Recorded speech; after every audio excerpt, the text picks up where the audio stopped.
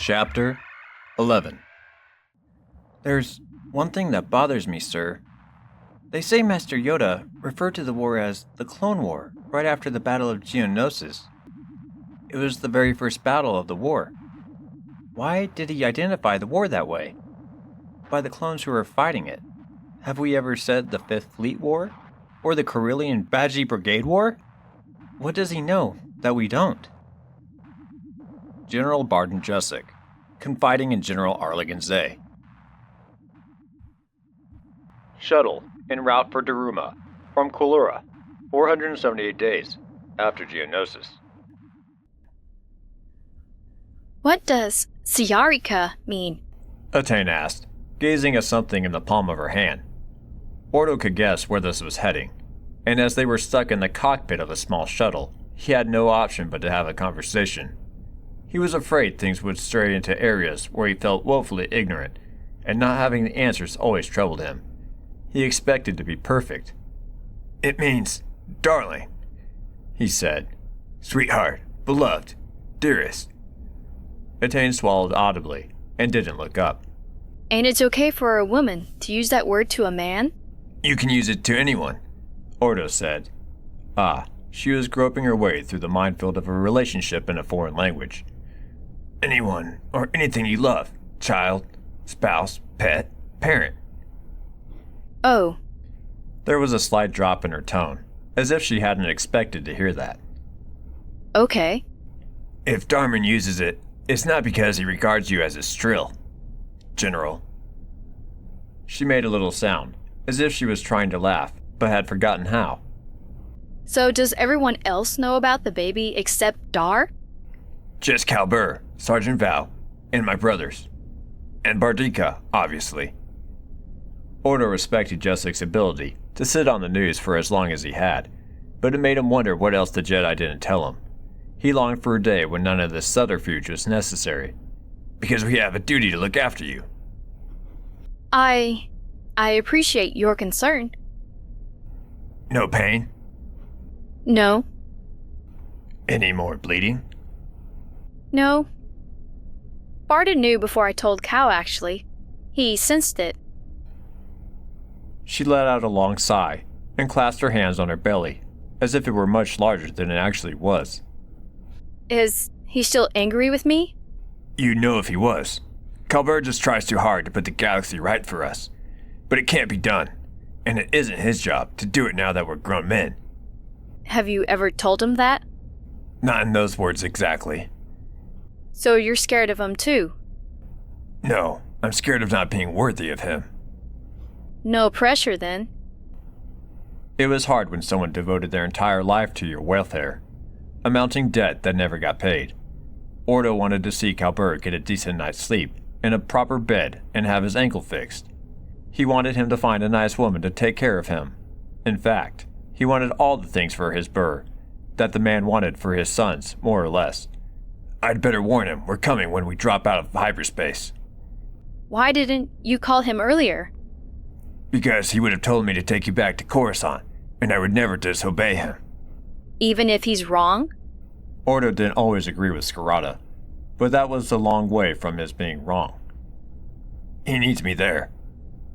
And am I going to be any use like this? "You don't have to be useful." What's the big deal with Daruma anyway? Because I know Cal would never take a leave, let alone in the middle of a war. There was no point keeping it from her. She'd find out as soon as they touched down. "Go say."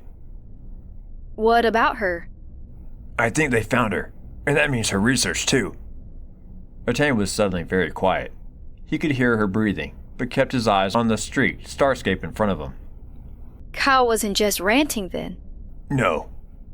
She didn't understand him at all. "Maril has been tracking her for months. Unfortunately." Ordo wondered whether it was wise to tell her that Jussic had tipped off Scarada. It wasn't.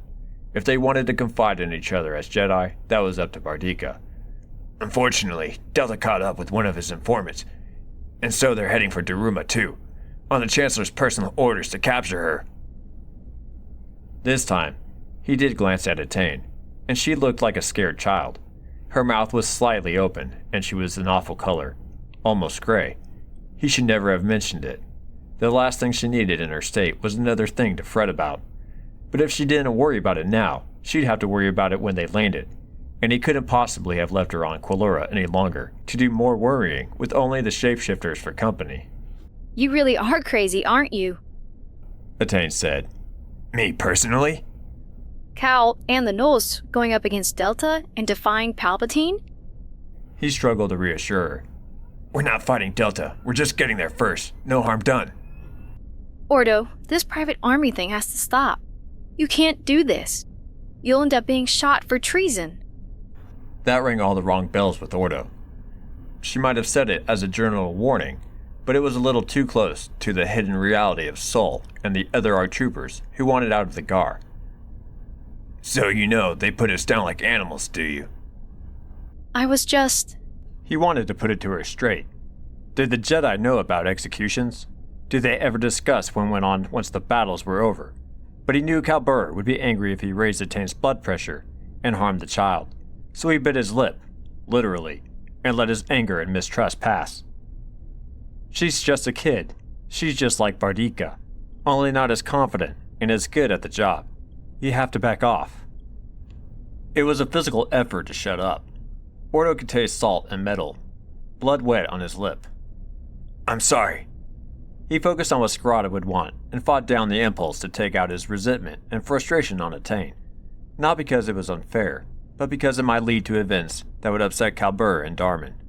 He wanted to ask her why only a handful of Jedi objected to a slave army, and why they could claim to believe in the sanctity of all life, and yet treat some life as being exempt from that respect.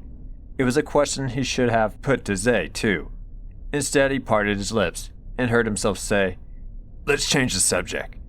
If Bethany's offered to cook dinner for me, does she mean dinner, or... He trailed off.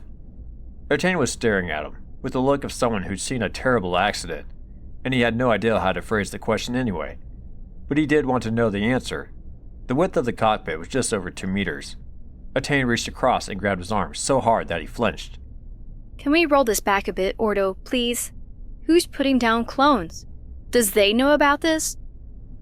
He didn't have to be force sensitive to know she was disturbed by what he said. Seeing as it's ARC troopers being hunted down by covert ops troopers, maybe Zay authorized it, even if they're not all in his chain of command. He wasn't slow to give the nod to Cal Burr to carry out illegal assassinations that can't be traced back to him, was he? Ordo wiped his lip on the back of his hand.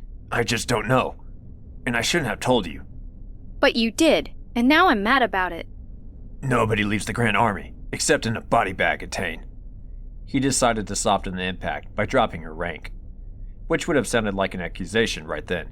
Once that story gets around, what do you think that'll do to loyalty, let alone morale? Etain seemed to be framing difficult words. Ordo, I can't help being a Jedi. I never had any more choice than you did. And I can't turn off my Force abilities, any more than you can switch off your brain. So you scare me, because I can sense the dark side in you. All the violence and anger, but it's all pushed down. And I just wonder when you're finally going to erupt and lose control. It was nothing he didn't know already. Cal Burr said you couldn't breed men the way the Kaminoans did, and expect anything else. And the Awabate had no interest in producing happy, well-adjusted clones, just lethal and disciplined ones. It wasn't as if they were going to be around long enough to ponder the meaning of their existence, and work out that they'd had a raw deal. Is that what Bethany sees? A psycho? She was never afraid of me. Would she say if she was? Etain, you're not responsible for the whole Jedi Order, he said. But I don't feel much when I kill, because it's just something that needs doing, and I don't kill for fun. I don't even think all life deserves respect.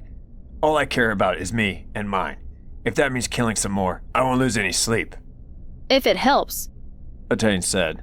I reached the point where I didn't care how many farmers got killed on Quilura, as long as no more of my troopers did. I don't think the Jedi Council would approve of that, but I'll learn to live with it. I think they justify turning a blind eye to the reality of the army by the inverse process. As small talk went, it was one of the worst experiences Ordo had ever had. He had nothing more to say, and swiveled a few degrees in his seat to check the course and revise the deceleration point to drop out of hyperspace. No wonder Mandalorians had generally taken the Separatist side in this war. The Republic was rotting from the core outward, soft and corrupt, detached from everything outside the orbit of Coruscant, unless it could milk it dry. But taking out his disgust on a frightened, pregnant girl who was as disenfranchised as he was disenfranchised, that was it. Wasn't the Mando way. Ordo felt deeply ashamed, as if his anger had been an entirely separate person for those few moments, not even part of him. He always did when it got the better of him. Attain had a point. "What are you going to do if Venku turns out to be force sensitive?" he asked, striving for a truce. He will be. Attain patted her belly. I can tell. And I won't let him be taken like I was. I'll teach him how to handle the powers he develops, if Cal will let me. But he won't be a Jedi. I don't need Cal to forbid me. Did you realize he'll probably have a normal lifespan? Sorry? Morell's been slicing the data from Tapoka for a while, to see which genes they were targeting in the accelerated aging process. I had no idea you were doing this. Not something we'd want to advertise, is it? Tell me, please. I need to know. Some of the genes they use to accelerate aging are recessive, and others have to be switched on and off chemically. The Kaminoese tailored us at every stage. You see, if we were hybrid plants, they'd say we didn't breed true. That's the interesting thing about epigenetics. Ordo stopped dead because Attain had put her hand to her mouth, and her eyes were screwed tight shut. His immediate thought was that she was miscarrying, and while he would never use the word panic, he was stuck between systems in a small shuttle with just the first aid kit and his eidetic recall of the medbay manual. Then he realized she was crying, and trying not to sob out loud. She never struck him as the crying type. Cal Burr would have rushed to comfort her, but Ordo wasn't quite up to that. Eventually she opened her eyes and wiped her face with the sleeve of her frayed brown Jedi robe. I'm sorry, she said. I've worried about that so much. Cal's right. Outliving your children is the worst thing imaginable. I can handle whatever comes down the line as long as Venku gets a normal lifespan. Trust me, the Iwebate wouldn't want their rivals to be able to just breed clone characteristics like that. They'd want total control over their product, but Morell's getting very adept at this, so he knows what to test for. The relief was transformational. Attain's pinched little face softened into something approaching prettiness, and she settled back in the co-pilot seat with a beatific smile on her lips. Ordo thought of all the times that Cal Burr had told him how being a father to the Knolls had been his salvation. Maybe it would be the same for him. Although he had a range of mountains to climb before that could even be mentioned to Bethany Whitten, who he had never even kissed, despite the strong bond between them. Do you think Cal ever wonders where his first family is? Attain asked. It seems so unfair on him. He'd been divorced for years. It was a delicate point. The one secret that Cal had kept from his Knoll boys.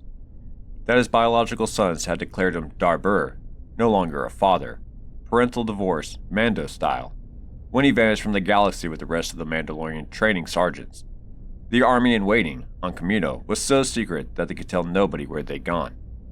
Yes, Scarada's sons still denounced him for vanishing, even though they would have been grown men themselves by that time.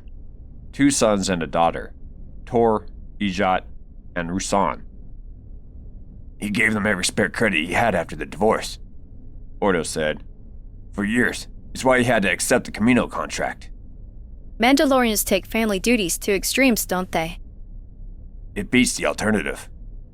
Ordo, whatever arguments I've had with Cal, I respect his commitment to you all. I'm not sure I'd have the guts to let my kids denounce me rather than tell them about the clone program. It's hard to live with being the cause of that. Maybe, but to have someone care about your welfare that much is a wonderful thing. Attain and Jessic were the only Jedi Ordo had met who seemed to yearn for the imagined family they'd been taken from, because they, Kamas, and Mas Monsieur seemed perfectly content with their lot in life, and so did all the little Padawans who danced attendance on them. For all Attain knew, her mother could have been a religious fanatic, and her father a domineering brute. Like Wall and Val's parents. Maybe the Jedi had done her a favor. She'd never know. Not much farther, he said, struggling to learn unfamiliar social skills. Then I can calm Cal Burr, and we'll find you somewhere relaxing while we get on with the business. You know what would make me feel better, Ordo? Ah, a lifeline. He grabbed it. Just say. I'd like to know exactly where Darman is and what's happening to him. I used to be able to call him or at least get information from Brigade HQ, but it's hard to talk to him without feeling that urge to tell him about Venku. I'll check as soon as we drop below light speed. Thank you. No trouble at all. And she doesn't just mean dinner. Who doesn't? Bethany, you asked. Ah, so I did. Ordo debated whether to call in advice from Maril, who was the expert on that sort of thing, and suddenly found that the neon indicators on the shuttle's console were absolutely riveting at times like this. Eventually, he brought the vessel down to sublight velocity to drop out of the Corellian run, and the galaxy came to a crash stop as the stars snapped back into points of light. However many times he did it, he still felt as if he was falling forward for a few moments afterward. He corrected the course for Daruma and took out his comlink. Before you ask, Kalber, he said, "Attain's better. No more bleeding or pain." Scarada sounded breathless. Where are you? Not on Quilura. Did something go wrong? No, but Attain can rest more comfortably on Daruma than she can on Quilura. Levette's finished up there, and you need all the help you can get. You're a naughty boy, Odika. I'm sorry, Burr. Come on. There was a loud grunt, if someone had winded Scarada in a fight, then a series of hollow thuds.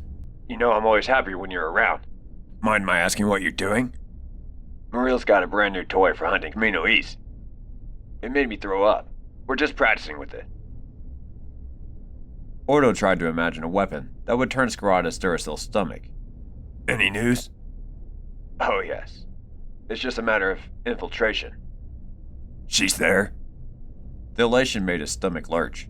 Is that confirmed? High probability, not certainty. When are we going in? Right now. But the shuttle was still a couple of hours away from Daruma.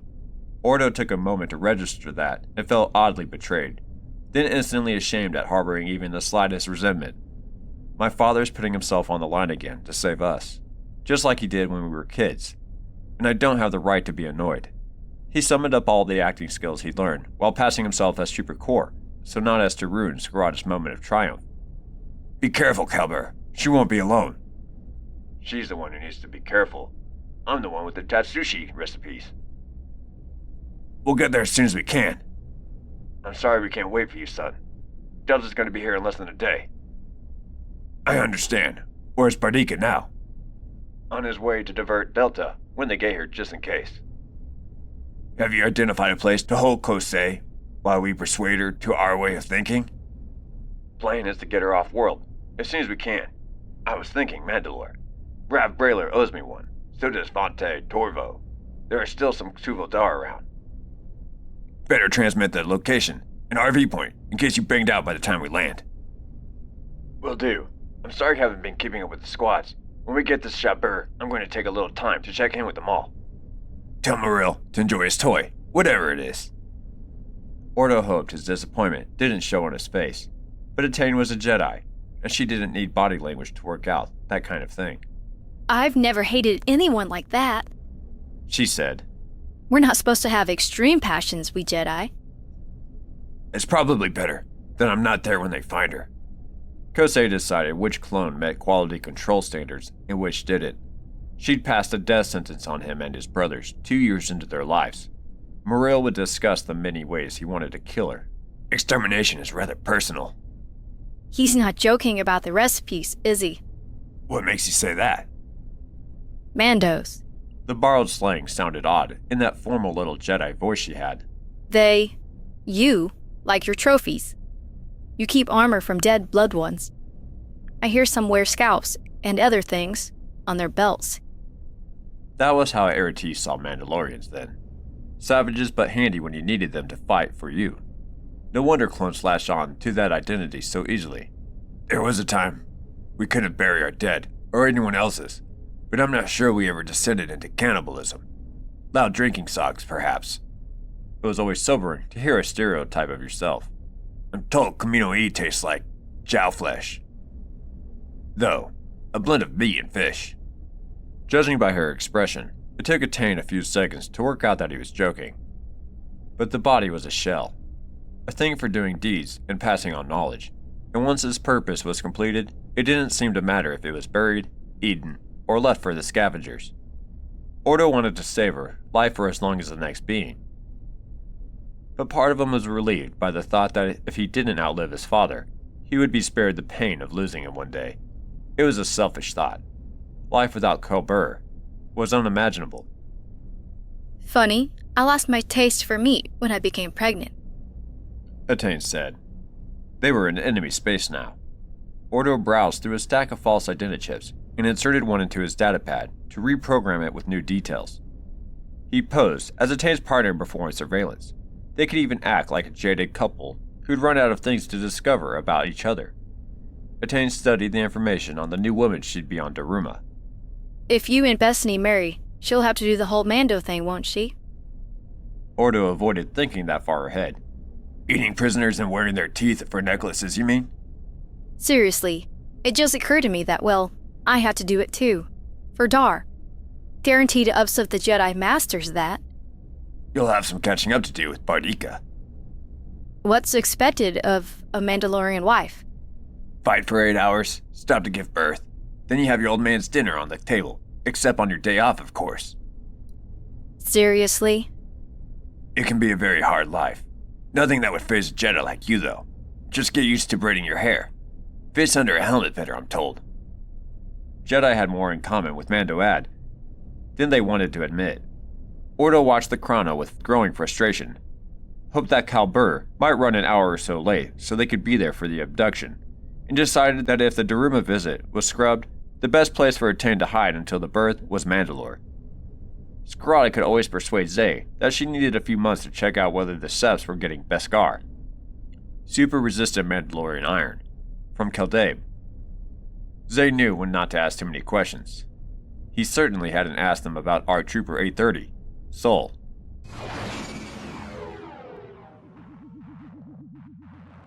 Island Shelf, approximately 9 kilometers from Tropics Island, Daruma, 478 days after Geonosis. Skirata checked his weapons, with a ritual that had been unconscious habit since he was 6 years old, when Moon and Skirata had found him cowering in the ruins of a bombed building on Surcaris, clutching his dead father's 3-sided knife. The weapons had changed over the years. Technology, credits, and experience meant that he now favored a small and silent kit, especially if working in Aerote's clothing. But now he was armored for combat. He wanted Kosei to understand that she was dealing with a Mando Ad. There was also the possibility that she had protection. Those droids that the Twi'lek had transported had to go somewhere, and there was no telling what countermeasures were waiting down in her lair. Assume the worst. If it did turn out to be just a Dianoga lurking in a sewage vent, he was determined that the disappointment wouldn't slow him down for one single heartbeat.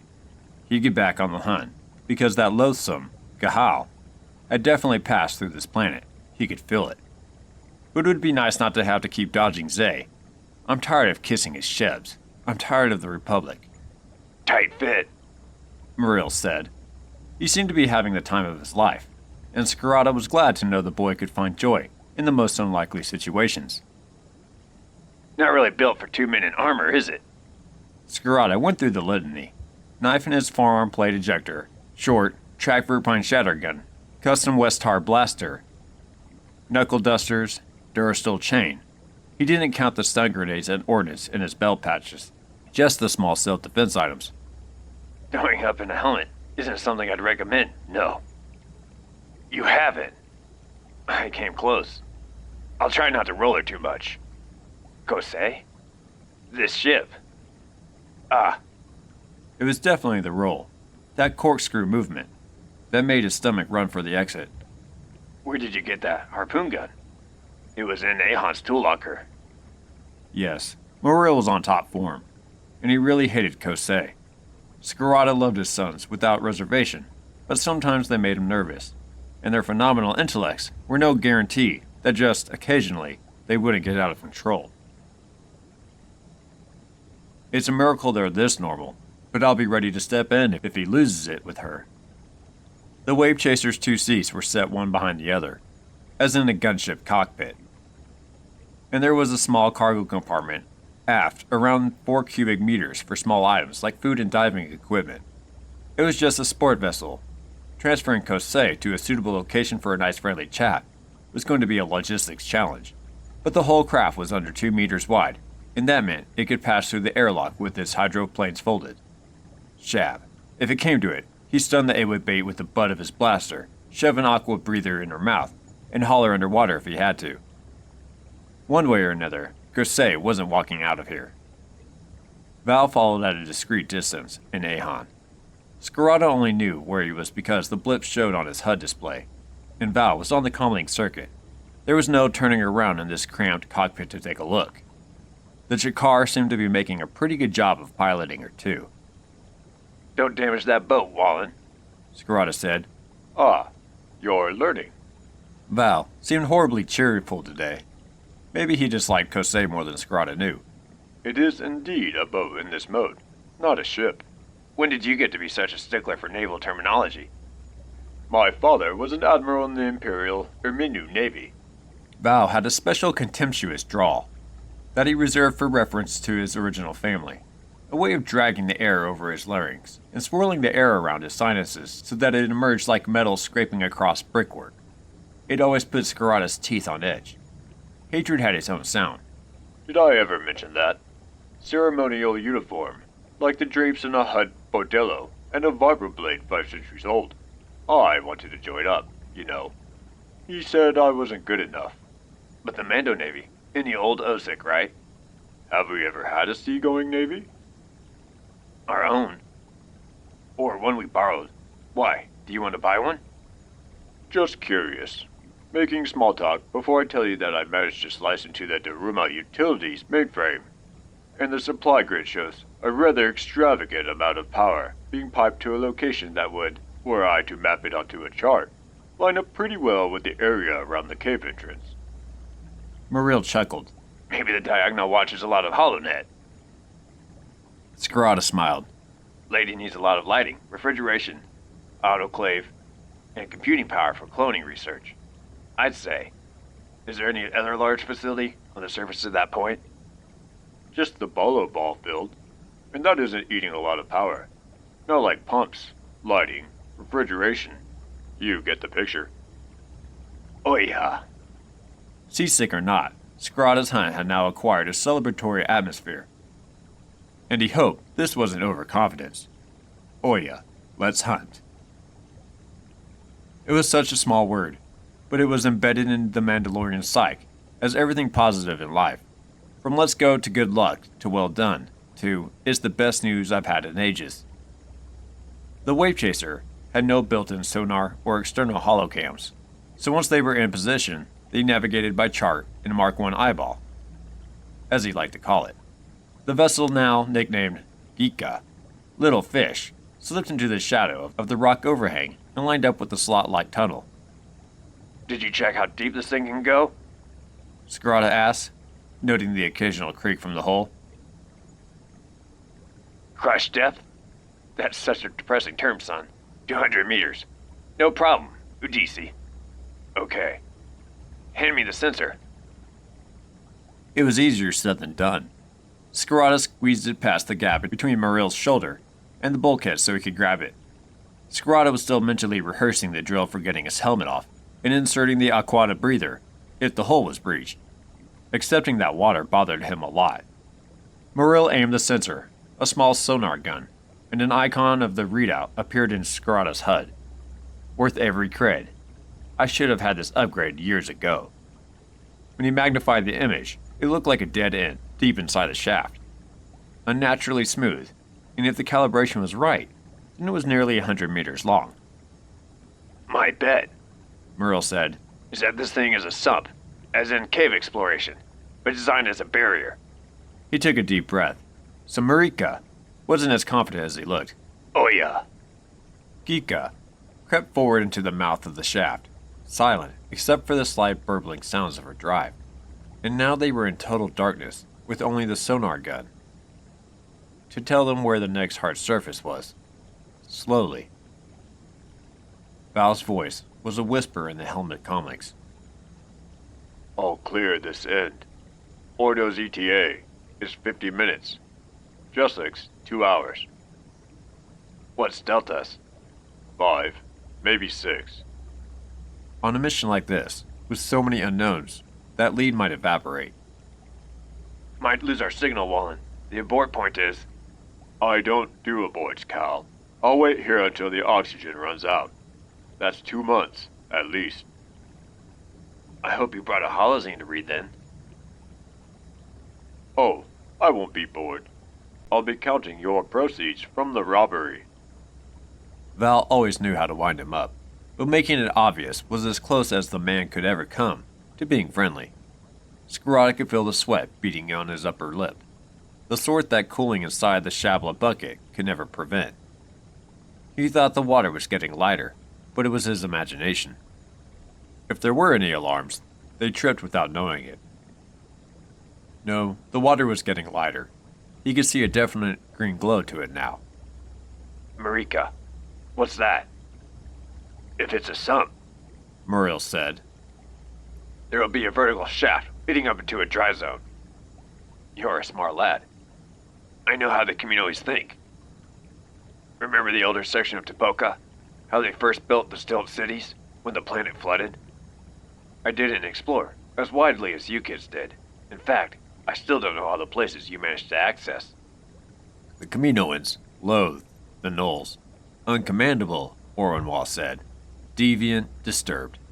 Kosei even sent Jango Fett an apology for how inadequate her product had turned out, promising to put it right in the Alpha batch after they'd reconditioned the failures. It would have been good to see her again, and show her just how her product had grown up.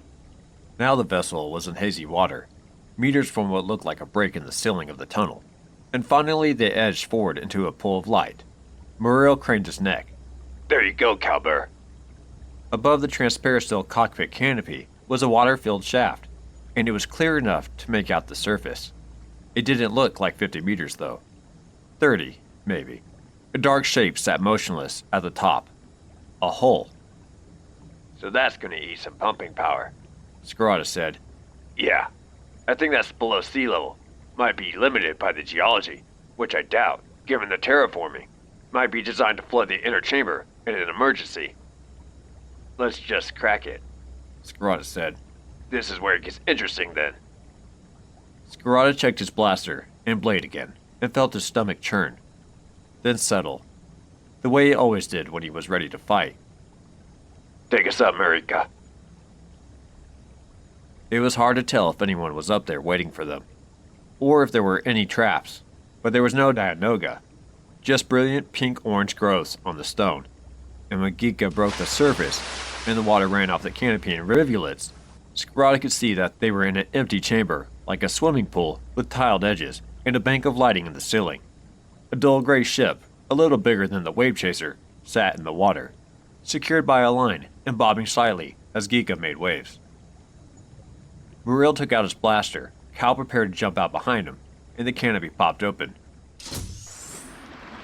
Gika wasn't stable on the surface.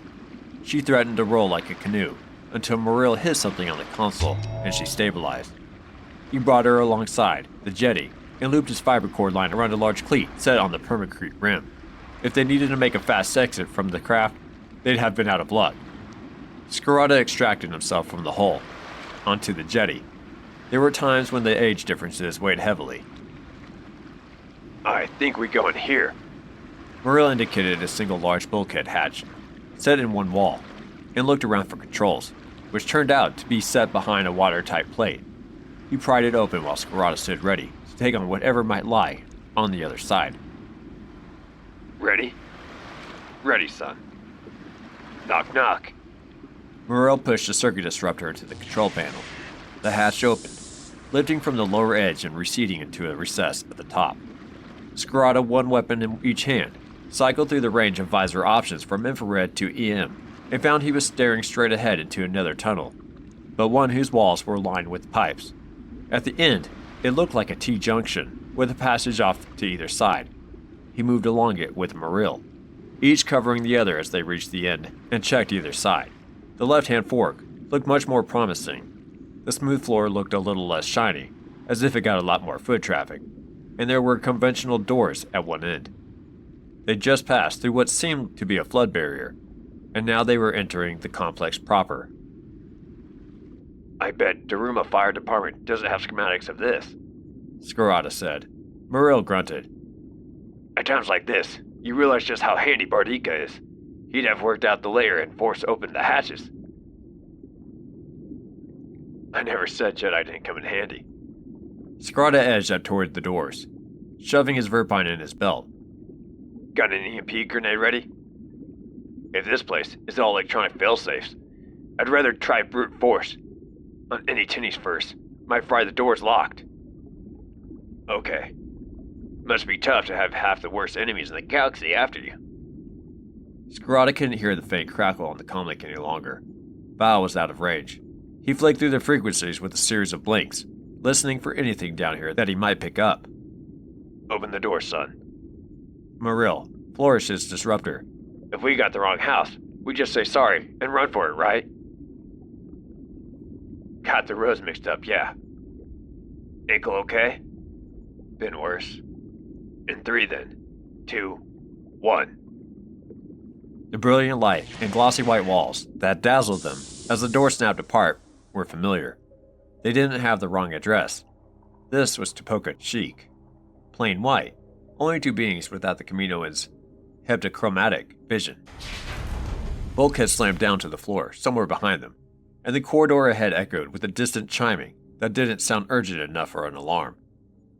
Then there was a silence that didn't sound silent. Scarada could sense someone nearby, an animal sense that made his nape prickle. He almost didn't need his HUD, sensor's grainy image, to tell him that there were figures on the other side of the archway, just 6 meters away, 2 pressed against the left-hand wall, and 1 to the right, rifle shapes raised, their arcs of fire overlapping. Shab. If both of them died here, where they stood, Bao was waiting and Ordo was on the way, so there was still no way out for Kosei. Scarada's mouth was dry. He steadied his verp one-handed and felt for a laser-dissipating aerosol grenade. In this tight space, an instant fog of LDA would reduce blaster fire to a painful slap, even on Durasteel armor. And we've got verps. Projectiles. Nothing LDA can do to stop that. In this confined space, it was going to be a close-quarters melee. Personal, dirty, and desperate. Maril nodded in the direction of the bottleneck and took out a detonite grenade. Might need to cook off, too, he said on the helmet comlink. He meant detonating the grenade before it hit the ground. Hold on to your boost, Calber. Scarada resigned himself to more than a few bruises when the thing detonated. It's only pain. Cooking off was risky, but he and Maril had Beskar plates, so they'd take their chances with percussive injury. The Null darted to the opposite wall. This was damage limitation, and the least damaged guy survived. In 3, 1, 2. Scarada lobbed the LDA canister. It snapped to life with a loud crack, fogging the air right at the moment that the blue beam sliced through the mist, at crisscross angles. Dissipated blaster bolts hit Scarada in the chest, but only knocked him back a pace, like a drunk in a cantina who couldn't land a punch. He returned fire to cover Maril for a few extra seconds, hearing the Verpine slug shatter the wall tiles. They'll have to close the gap. They'll have to come forward now. Cover! Maril lunged forward and tossed the dead into the cloud. Down! Scarada fell, more than ducked, feeling a cold, searing sensation in his knee and tasting blood in his mouth. But he was on his feet again somehow, crashing against Maril's armor as they stormed into the LDA fog. He tripped over something solid on the floor. A body, a man down but kept his verp level. Then the image filled his visor. At the same time, his HUD slave targeting showed him the outline of a T-slit visor. Shab, they're Mandos, like us. His body did the thinking, and he fired at close range. Maril cannoned into a figure that was just an outline of Scarada's HUD. Scarada heard the padak, padak of 2 slugs smacking into metal, but the Mandalorian blocking his way. Fire effect. They're Vode. They're our own, just reeled as if punched and came back at Scarada with a spiked gauntlet. Their blades clashed chest to chest. Beskar had a sound like no other metal, all heavy dual solidity, no high tuning frequencies like Durasteel would hit. Scarada took a punch under the jaw that filled his sinuses with what felt like molten metal. His knife dropped from its housing onto his hand, and he brought it up hard under the only really vulnerable spot in his suit of Beskar Gom. The toughened fabric sealed between the gorget and the chin.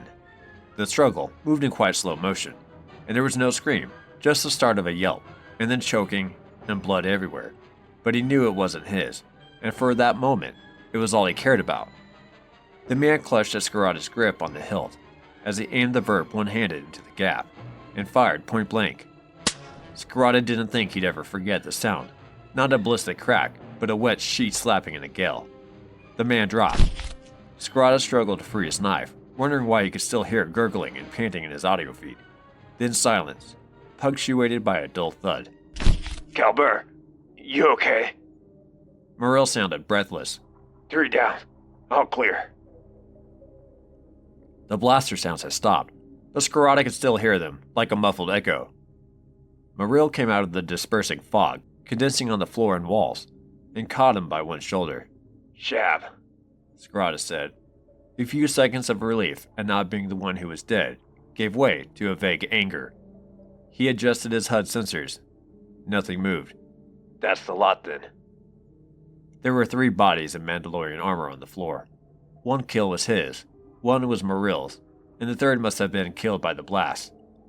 Where was Kosei? We shouldn't be killing each other. This is insane. Morrell backed along the wall, rifle raised, checking visually. I'm not picking up any more activity. Okay, door by door now, Marika. Scarada put his self-disgust aside. She's here. I bet the place locks down when the alarm kicks in. Morrell said, trying the first door. He took out a sensor and scanned for security circuits while Scarada listened for signs of life. Maybe he should have yelled for Kosei to come out and face them. She must have known they were there. A firefight among Mando'ad wasn't the kind of thing you missed because you were making a pot of calf, and it was definitely a laboratory. It reminded Scarada of Tipoca City, all clinical white surfaces in sterile areas, doors with hermetic seals, a temple to order and perfection, in disregard for life. He couldn't smell it with his helmet on, but he knew that if he took it off, he'd feel that slight tingling in his nostrils and smell the sterilizing fluid. The doors are on 2 circuits, Kalber, Morrell said. I'll fry 1 set at a time. That means all the doors open at once. Then she can make a run for it. Scarada said. Or wait for us to drag her out. There was nowhere for her to go.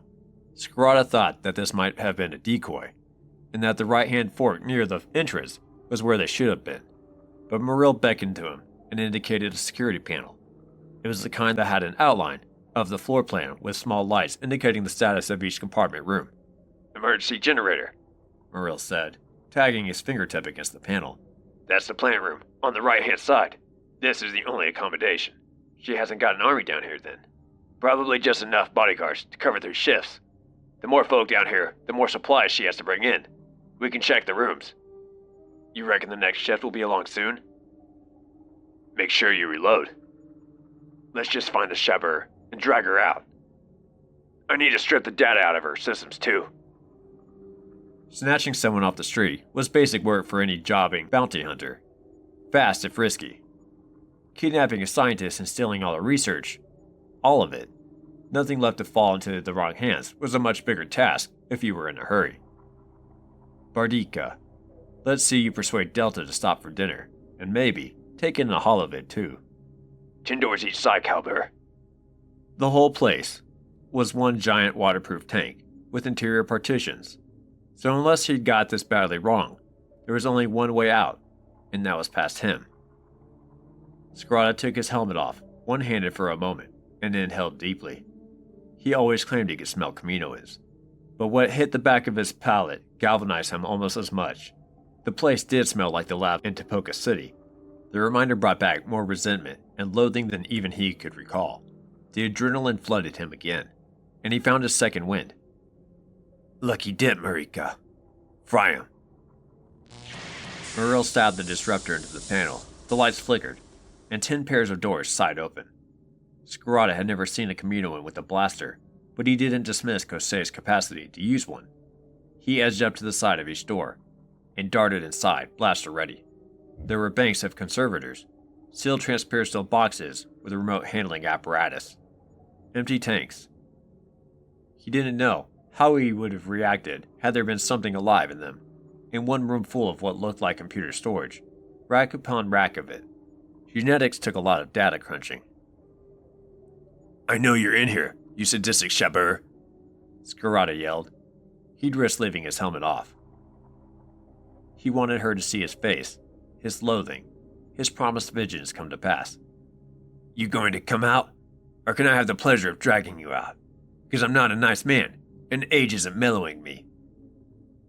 Moril opened a pouch on his belt with one hand, taking out data blanks, ready to strip the information out of Kosei's lab, right down to the last spreadsheet and shopping list.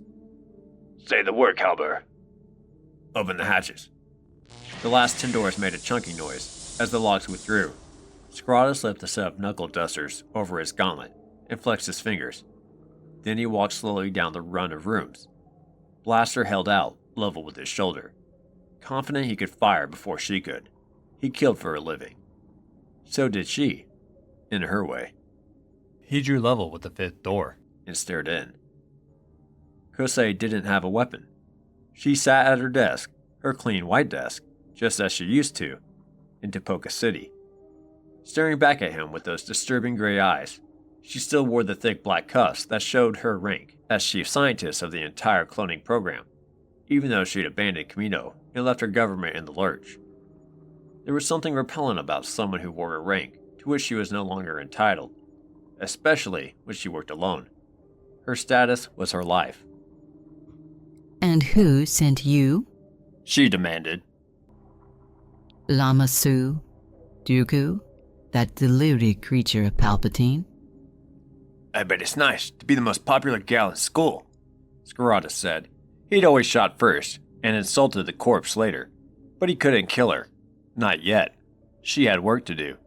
Can I pick none of the above? It'll be credits, she said. There was nothing Scarada could find to like about Kaminoans. Where others heard gentle fluting voices, he heard condescension and arrogance. How much do you want to go away? Scarada couldn't believe she didn't remember him. But then he was just another lump of human meat. And maybe she really didn't know him from Val, or Gillamar, or the Mandalorians dead on her shiny white floor. I'd like your research, please. Oh, Arcadian Micro. Of course. Cut the Osik. You know exactly who I am. For a moment, I thought you were one of Palpatine's thugs. Everyone hires Mandalorians. You're such a cheap people. Easily purchased.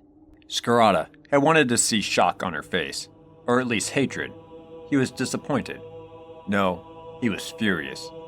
He beckoned to Moril. Buck it off, son. Say hello to the nice scientist. Moril paused for a moment, but when he lifted his helmet off, he was smiling. A wonderful, artless smile that made him look like a harmless lad who didn't know the first thing about the weapons he had slung about his armor. He walked forward and leaned against the doorframe. Scarada could see her pupils dilate. Her head jerked back. Oh yes, it's all flooding back now. Let's all get nostalgic, shall we? And Moril remembered because he had a perfect recall. Way, way back to when he was a baby before Scarada had even met him. Moril's perfect white smile never faltered. He took a short rod from his belt, an electroprod of the type farmers used to herd nerves. Hi, Mama, he said.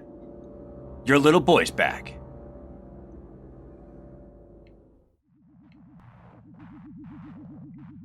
Treasury Offices, Coruscant, 470 days after Geonosis.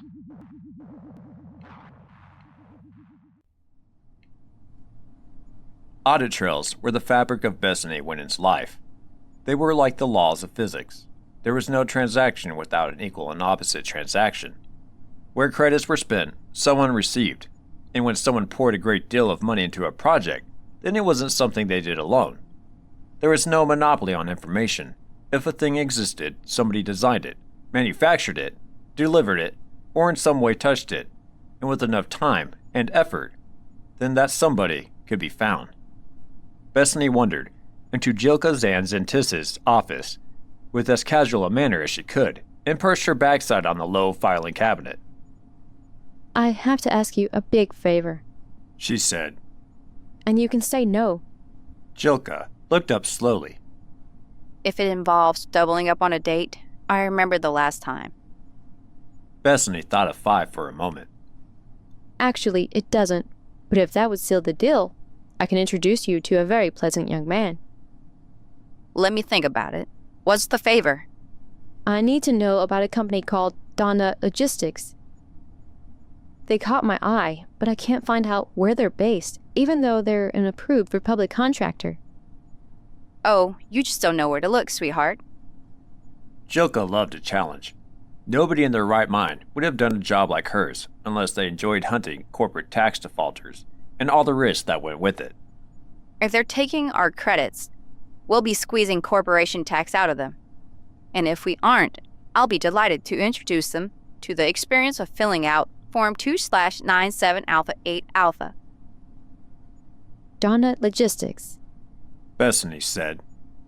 DHANNUT. They probably build medical facilities. And how much has poured into their coffers from the unfortunate taxpayer's pocket? I can identify about 50 billion. Jilka's eyes lit up. She had her funny moments. Maybe Phi would like her. That's just the teeniest bit over the taxable revenue threshold, isn't it? Let's see what I can find. Bethany only wanted a lead. She didn't want Jilka to start digging too far, because the fewer people who knew, the better. But Jilka was off and running, scrolling through records and even consulting another computer screen. You're right. She said, sounding a little disappointed. No street address. But they paid their tax in full, and I have their accountant's details here. Odd. Why? You shouldn't be able to file a tax return without the address of your head office, but this has gone through the system.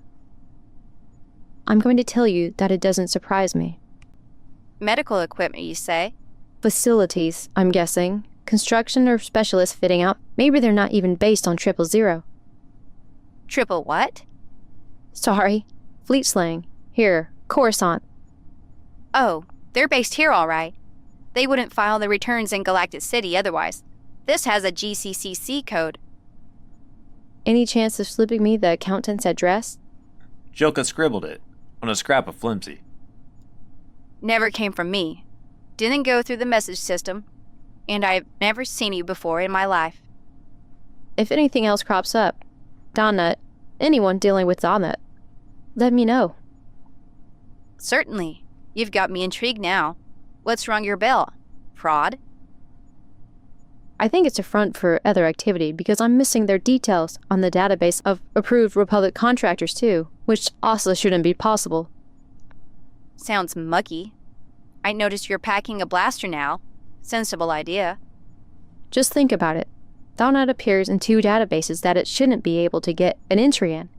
If it's not legit, and they haven't sliced into the system, then someone with the government access has let them in. You just can't get the staff these days. And folks think we just shuffle files all day. So do I get the very pleasant young man? Is he tasty?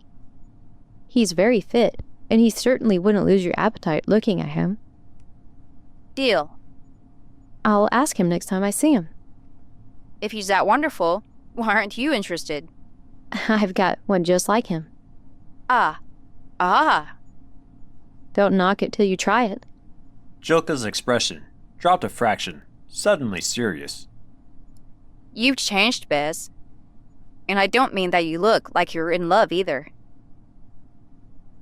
Bethany did her non-committal smile, the slightly chilly one that she reserved for suspects when she hadn't amassed quite enough damning evidence, but was certain she would given time.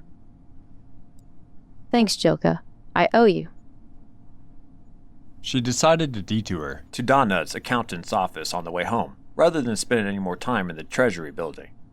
She wasn't on an investigation at the moment, just tied up in annual reports for the Senate committee, and attention from her bosses was the last thing she needed now. And she'd gone a lot further than Muriel had ever asked her to go. Quadrant T15 was well outside her area. She stared at the flimsy, worked out a meandering route, a couple of taxi changes interspersed with walking to blur the trail, and tried to forget about it until it was time to leave. But when things started eating at her, she found them hard to drop. It was her single-minded persistence that made her good at her job. It also kept her awake at night. Her problem was that she was conspicuous. People remembered her. She was tall, very blonde, and striking. Sometimes that was an advantage in investigations, because people tended to underestimate her, but it also made it hard to do undercover work. She needed to dull her shine a little. Scarada called it going gray.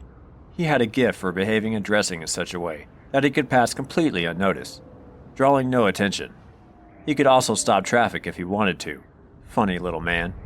Ordo worshipped him. He certainly had a ferocious charisma. As she crossed the walkways that connected the catering district from one of the retail zones that all looked the same, now wherever they were on the planet, she took care to keep an eye out for trouble. The Chancellor's office. Well, if the taint goes that high. No, this was stupid.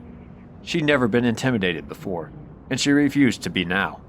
One more taxi hop and a 10-minute walk brought her to the Quadrant T15. She thought she found the road, but then realized it couldn't be the right one. It was a long run of textile manufacturing units, not offices. She walked on, but the sector numbers were getting higher, so she was heading the wrong way. She retracted her steps. It still didn't look right. Bethany fed the address into her datapad to check the coordinates, but it was adamant this was definitely the right place. She walked the entire length of it, both sides, and found herself staring at Unit 7860, which should have been an office tower, but was very obviously a textile mill. Some of the walkway-level doors were open. She could see the machinery and occasionally some workers passing the doors. Non-existent accountant, non-existent company, real credits. What was going on here? Whatever it was now clearly illegal, although she still had no idea how trivial or how serious it might be. Regulations said that she should have logged it right away, but she couldn't, not now. She wasn't even sure whether to tell Jilka, because knowledge like that could put her at risk too. Bethany kept her hand on her blaster, deep in her pocket, all the way back to her apartment. When she slipped her identichip into the lock and her doors closed behind her, she felt able to breathe again.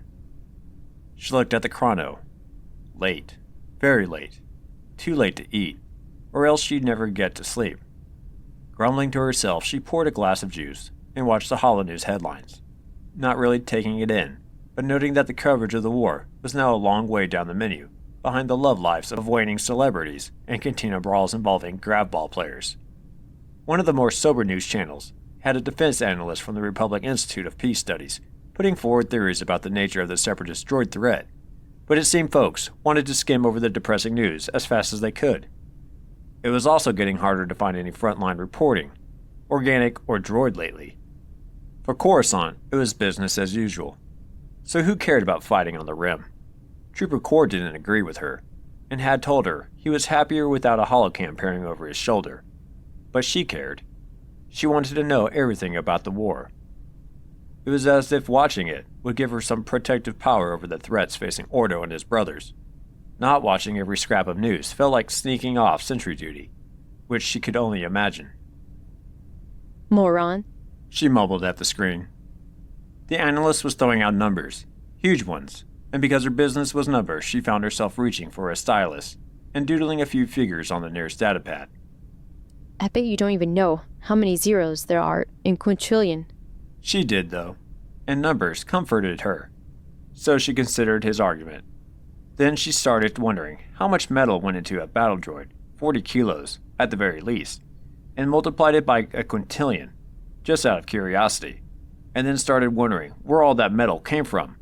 If 90% of the average rocky planet was silica, and not all the remaining 10% was the right kind of metal, or could be mined anyway, and mining and ore processing ate up a lot of resources.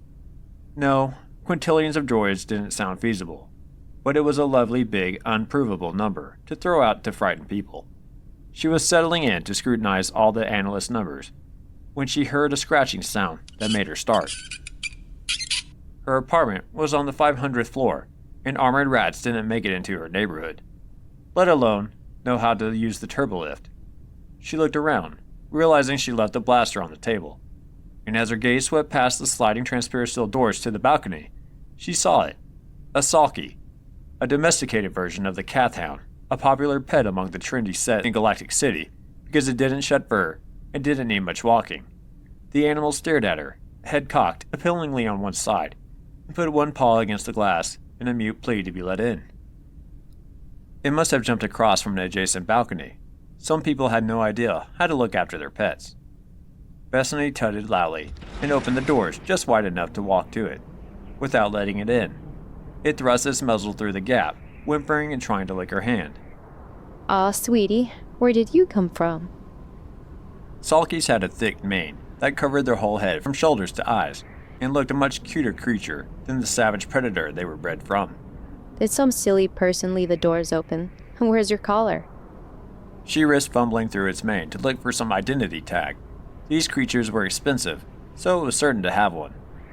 We'll get someone to collect you, sweetheart. You just hold still. "What is this?"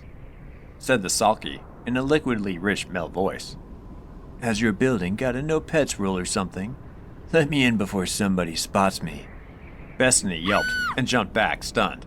Before she could even begin to panic about hallucinations, the Salkie deformed into a smooth, shapeless mass and squeezed through the gap like molten metal before changing color. Now Bethany was looking at a pool of black, glossy material that resolved into a four-legged, faint creature like a sand panther. Firefeck. She said, and that wasn't a word she used often. It's you. The Gerlanan narrowed its brilliant orange eyes and padded over to the sofa. "I'm not Jannard, but I suppose we all look the same to you. Am I allowed on the furniture?" Look, "Don't worry about the name." He sniffed around the room, as if checking for something. "Your people kept your side of the bargain. The last human has left Quilura, so as a parting gesture of goodwill to those charming soldier boys, I have some information for you." The Gerlanans had said they could be anywhere, and nobody would know. She almost asked this one if he thought about a career in Treasury audit, then had a chilling thought that a Gerlanan could have been working right next to her, or following her in the street at any time. What did you say to a shape-shifting spy? that's very kind. 1. Make sure you keep that blaster with you at all times, because your meeting with Senator Skina did not go unnoticed. And you're under surveillance by Republic intelligence. And I don't mean Sergeant Scarada's men. I mean the highest level of government. He shoved his snout into the kitchen and snuffled again. 2. You won't find Donut Logistics, because they don't exist. They're a front for moving credits around inside Republic finances. You did well to find the connection with Syntax too. But if you keep crashing around, you're going to get caught. So I'll save you some time. Yes, there are clones now being produced in facilities outside Camino. Some here, most on Syntax. And a lot of them. No, the Grand Army Command hasn't been told, because those Jedi generals will want the extra men to deploy right away. But they won't get them, so you can pass that on to your contact. Bethany didn't think she'd been crashing around anywhere. She was mortified. Why should I believe you? Because Quilura has a fragile ecology, and we know Scarada is a vengeful little piece of vermin, who really could persuade the fleet to melt it to slag. We want to be left alone now, really alone. I see. We'll maintain a presence here, by way of insurance, said the Gerlanan. Not that you'd notice. Okay, but can I ask? No. Just the... I said no. And don't be tempted to dig further, because you have no idea what you're really dealing with. The Gerlanan sat back on his haunches and looked as if he was shrugging his shoulders, rippling long muscles, and then she realized he was changing form again. Things can always get a lot worse. Did I really crash around? Actually, you did exceptionally well for a human. But that's not going to be good enough, and things might be getting too dangerous, even for us. He lapsed into silence without explaining what that meant, and then became a shapeless lump of marble before extruding. There was no other word for it, into a man, upright and all too familiar. Gurlanins were perfect mimics. She'd seen one posing as a civilian employee she worked with, and never spotted it. They could pass as anyone and anything. It seemed they could also pass as clone troopers. Bethany stared back at a man in white armor who could have been Ordo, except he wasn't behaving like him, and he didn't have a helmet. The replica smiled coldly at her. Her stomach churned, and it took every scrap of strength to stop herself from thinking through the implications of that chilling little trick. I'll let myself out the front door, he said. It's not as if people don't know about Ordo now, is it? For a long time, after the Gurlanin left, Bethany couldn't bear to sit on the sofa or even use the refresher because she no longer had any idea what was real and what was illusion. She paced around horribly awake, with no prospect of getting to sleep tonight, and wondered what she could safely do and say even within her own home. But she had her secure comlink, and she needed to trust something right then. She keyed in Ordo's code and tried not to think of the Gurlanin who could metamorphose into him so fast, so easily, and so convincingly.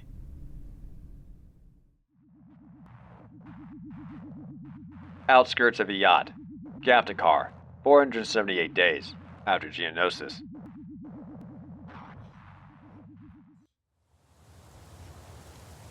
A cluster of blue-lit T-shapes wobbled toward him in the darkness, and Darman checked the cron in his HUD. Lights out, boat. Niner said, and the blue lights vanished. Omega Squad were now invisible to infrared and EM scanners, and very nearly invisible to the naked eye as well, although it was still easier to see them than detect them with sensors. Torrents approaching from the south. Time on target, 8 standard minutes. I'm shifting the remote, said Atten. There's activity on the eastern side of the city. Vehicles moving. Has Leveler got any high-altitude scans online yet? Darman's HUD display was a mass of image icons. The views from the remote they'd sent up to observe the positioning of the mobile anti-air cannon, the point-of-view screens from each of his brothers. Fives was shaking slightly, in a definite rhythm, showing he was back in his private world of deafeningly loud glimmick music, and a composite feed from Leveler, currently displaying a Torrent pilot's view of low-level approach over the unspoiled countryside. Darman never liked having to think too much, especially now. He kept seeing the restaurant and the mini-mall in the Unirail station.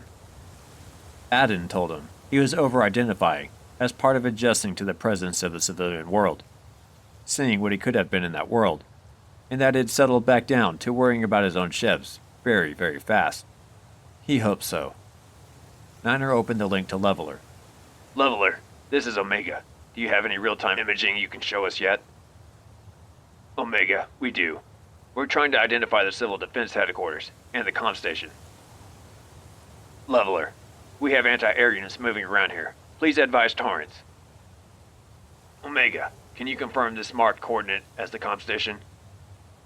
Leveler, affirmative. But is that now a target?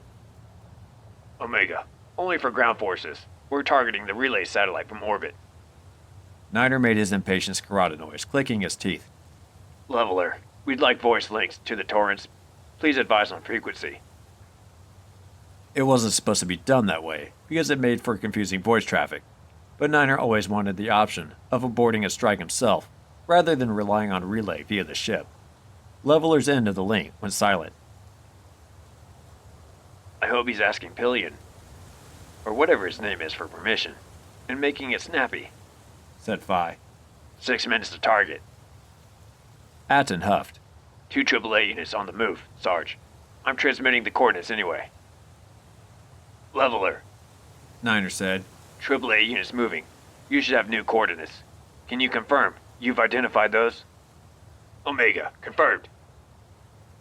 Leveler, I'll run through the frequency range and identify the torrent channel. Omega, please avoid direct comm because of risk of conflicting orders. Stand by for sitrep. Niner snapped over to the closed squad link for a brief, angry moment. In your dream sight cut, if I lock on, You can't block me. Then he flicked back onto the ship's link. Leveler, understood. Omega out. Morosic. Five muttered. We're the ones on the ground. Niner checked his Ds. We're going to have to teach them respect for special forces someday. Attain thinks Commander Levette is a good bode, Darman said. but I still feel happier if I can interrupt and point out if they were hitting the wrong target. It gets a bit frantic in the comm center sometimes. Heads up, Lardy's incoming. Adam's voice cut into the circuit. The knoll was 1,000 meters or so east of them, with one group of Merits, who'd brought up an impressive range of cannons and artillery, as well as thousands of troops.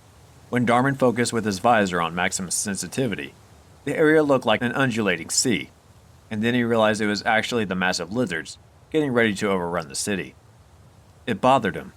He didn't know or even care who was right in this planet's oddly restrained dispute, restrained up to now anyway. But helping it happen didn't sit well with him, and it was the first time he'd felt that so clearly. He could hear the LAATI gunships now, the Lardies, a wonderful reassuring chonker sound that said extraction, air support, and friendly faces. This is like using thermal jets on insects. Vi said, more to himself than anything. They might knock out a few torrents, if they're lucky. We don't often have this much of an advantage, Nervad. Said Niner. Enjoy it while you can. The chonking note of the Lardies was overlaid now with the higher-pitched drives, that equally familiar sound of V-19 Torrent fighters that rose to a deafening crescendo as they streaked low overhead. Darman's helmet audio shut down briefly to protect his hearing. Seconds later, the first fireball rose into the night sky, above the eastern approach road, and the battle started. Darman found it unsettling to stand waiting while other troops went forward. Omega were used to being the first in, softening up position, sabotaging, preparing the battlefield. Forward air control, if they were fulfilling that role at all, with Leveler in orbit, was something a droid could do. Observing, confirming, relaying accurate coordinates and data. They didn't need scarce resources like Commando Squad to do it. Adrenaline, without an outlet, was a bad thing. Darman fretted. 50 meters west of them, one of the Lardies landed, and a squad of 35th Infantry jumped out. You want to ride in? The sergeant said. We're securing the HoloNet Center. Don't want to break it before we can send out all those uplifting Republic messages, do we? We had an op order once, Niner said, mock wistful. but obviously some officer lost the thing. Shab, why not? We're just watching the show otherwise. He opened the link to Leveler. Leveler, Omega requesting confirmation that you want us to take the HoloNet Center. The comm officer on the line didn't sound like a clone. He did sound under a lot of pressure, though. Omega, confirmed. Niner jogged after the 35th sergeant. Darman's tally scanner showed him as Tell. He's a man of few words. That's because he doesn't know many. Tell said. We've got mongrel officers now, for Firefang's sake. And that only got through the academy, because his dad's some ranking captain. If he could read a chart, he'd be dangerous. You should hear Palion. Having a go at him. Tell paused.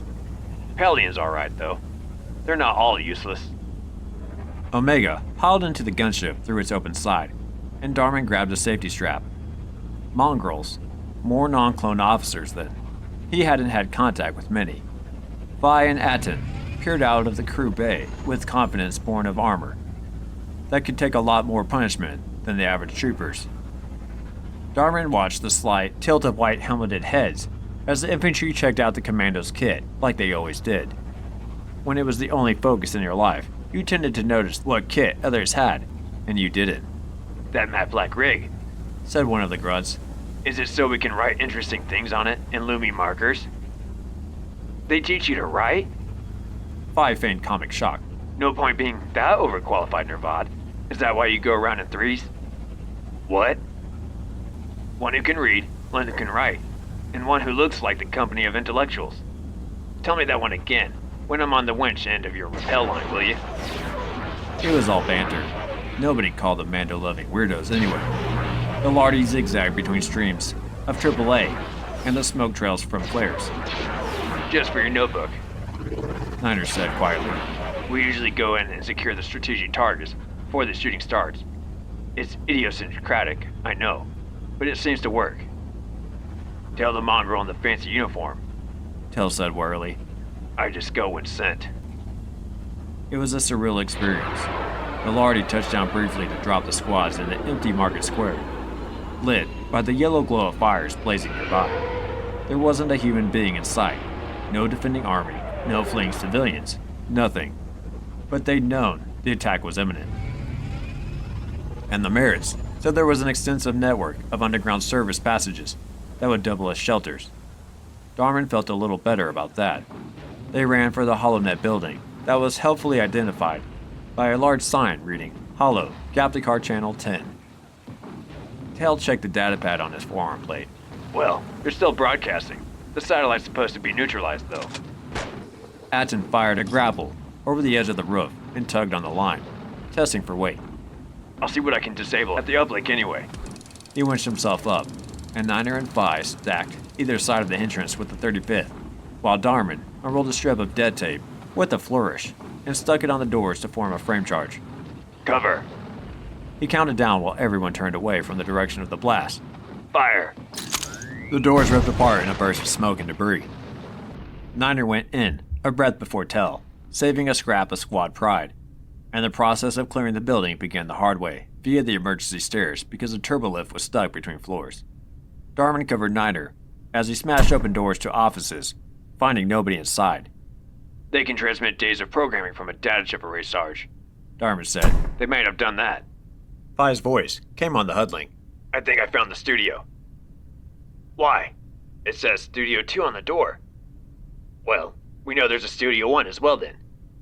Darman consulted the meticulously mapped construction database the Merritts had given Omega when they arrived, but it wasn't clear from the floor plans which were recording areas and which were transmission. Maybe it didn't matter. If the satellite relay was compromised, an Atten could disable the uplink. If this place is still staffed at all, he said. There'll be the obligatory lone hero keeping the patriotic resistance messages going while we kick down the door. Try not to damage the kit, that's all. Tell said. Otherwise we'll have to ship in replacements before the propaganda and psyops spooks can move in. Darman had another moment of wondering how this all fitted in with his overall mission, then ran up the stairs to find Phi. He was crouched outside the studio doors, holding a sensor against the metal. There's a transmission signal coming out of here, he said. Might as well knock. Darman looked up. Red light. Means live to air. Don't go in. And so on, doesn't it? Yeah. Phi agreed, and put a few D-spokes through the control panel at the side. It does. Darman never found out if there was the last brave broadcaster in EOT still sitting at the console, spreading defiant messages to repel the invaders. The next thing he knew was that he was being thrown upward on his back, hurtling toward the ceiling, and that his audio circuits cut out with a snap as a ball of light lifted him. Somehow, he was expecting an explosion to be much louder. The ceiling rushed to meet him, and he smashed into it, feeling motionless in midair for a moment before crashing back down and feeling his chest plate hit something very hard as he fell. He was aware of bumping helplessly down a flight of stairs on his back, flailing to grab anything to stop his fall. When he finally stopped moving, he couldn't hear a thing except the rain of falling debris hitting his helmet. The HUD was still working. He just didn't have audio. He tried the comlink channels and got nothing, but he had Niner's POV icon and Atten's, and they were moving. They were shaking like the view of someone working frantically to move something. It looked like smashed masonry and Duracell beams. There was a filter of dust around him, as thick as smoke. But Phi's icon wasn't moving at all. The horizontal was canted at a steep angle, as if Phi was lying on the floor on one side. Debris was visible, blurred as if it was too far inside the focus range, pressed in the input cam of the visor. Phi. No good. He wouldn't hear him.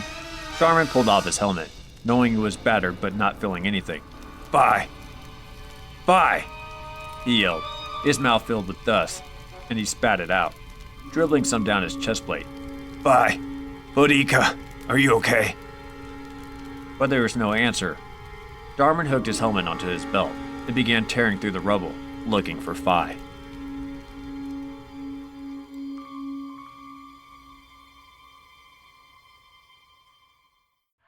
Chapter 12. They grow up loyal to the Republic, or they don't grow up at all. ARC Trooper A-17. Preparing to destroy Tapoka City's cloned children during the Battle of Camino, 3 months after the Battle of Geonosis. Kosei's research facility near Tropics Island, Daruma, 478 days after Geonosis. Scarada had taken an instant dislike to Caminoans the day he found himself stranded on an indefinite contract to train a secret clone army in Tapoka City. After that, the relationship with them got worse by the day. But compared with Maril, no, he hadn't fully understood the depth of the Null's loathing until now, and it was the first time he'd heard a Caminoan scream. It was a long, high shriek that went off the audible scale and made his sinuses ache. Easy, son. Scarada kept his voice low and caught Maril's arm, applying just enough pressure to show he meant it. Not yet. Maril looked like a stranger, face drained of blood, knuckles white, pupils wide. He'd always seemed the most carefree lad of the 6 Nulls, the one who could be most charming, sociable, and entertaining.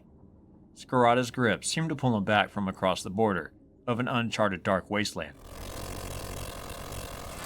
He flicked off the electroprod with his thumb. I'm not gonna kill her, he said, voice hoarse.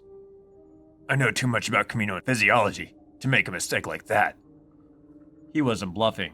Kosei slumped in her chair, seemed more skeletal and fragile now than elegant. Her long gray neck was curved down like the stem of a wilted flower. It was amazing what a few volts could do. I said you were savages, and I was right. She raised her head and fixed Maril with those awful eyes. It was the black sclera that did it. If the areas of pigment had been inverted, dark iris on a pale sclera, she might have had a serenely benign expression.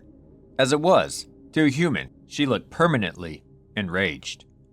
Torturing me won't make you any more worthy of survival. You're genetically inferior. You weaken your species. Her gray pupils marked her as the ruling caste, bred to rule. Maril flicked the electroprod back on and rammed it into her armpit. The convulsions weren't a pretty sight. You created a recipe for my genome, sweetheart. He sounded a lot more controlled now. And just look at what you made me do. Maril pulled back and stood flicking the switch back and forth with his thumb. Scarada still hadn't heard every detail of what had happened to the Nulls before he first met them 2 years into their development, the equivalent of 4 or 5-year-olds. But he knew far too much already of the way they'd been mistreated, and the botched attempt to improve on Jango Fett's genome had given them a whole raft of problems beyond being traumatized and disturbed. Kosei was finally getting practical evaluation of her experiment. We had a dirtbag geneticist like you once, Scarada said. Yes, a mad Mando scientist. Liked experimenting with kids. He's been dust for millennia, but we still know what the name Damagol means. The irony is that it can either mean sculptor, of flesh, or butcher. So I reckon you two would have had a lot of cozy chats about how to screw up living beings. I find the idea of an academic Mandalorian quite amusing, Kosei said, all venom and syrup. He hated that voice. You're not a culture of thinkers. Shame on you, Chief Scientist. Have you forgotten the erudite, Wallen Fowl? If you think Maril's a bad boy with the nerve prod, you need to meet Wallen. Your threats are predictable. Scarada gestured to Maril. Start stripping the data, son. Clear the mainframe. Arcanian Micro will know what to do with it. Kosei said. They don't have the expertise. So who does? Who's bankrolling you, Awa Bait? Nobody. All this came from charitable donations, then? I was given credits to carry on my research, yes. But I work for nobody now. Science can't breathe with a paymaster pressing down on it. And that's why you've got the Seps and your own government after you. You stiffed them, hence the Mando bodyguards.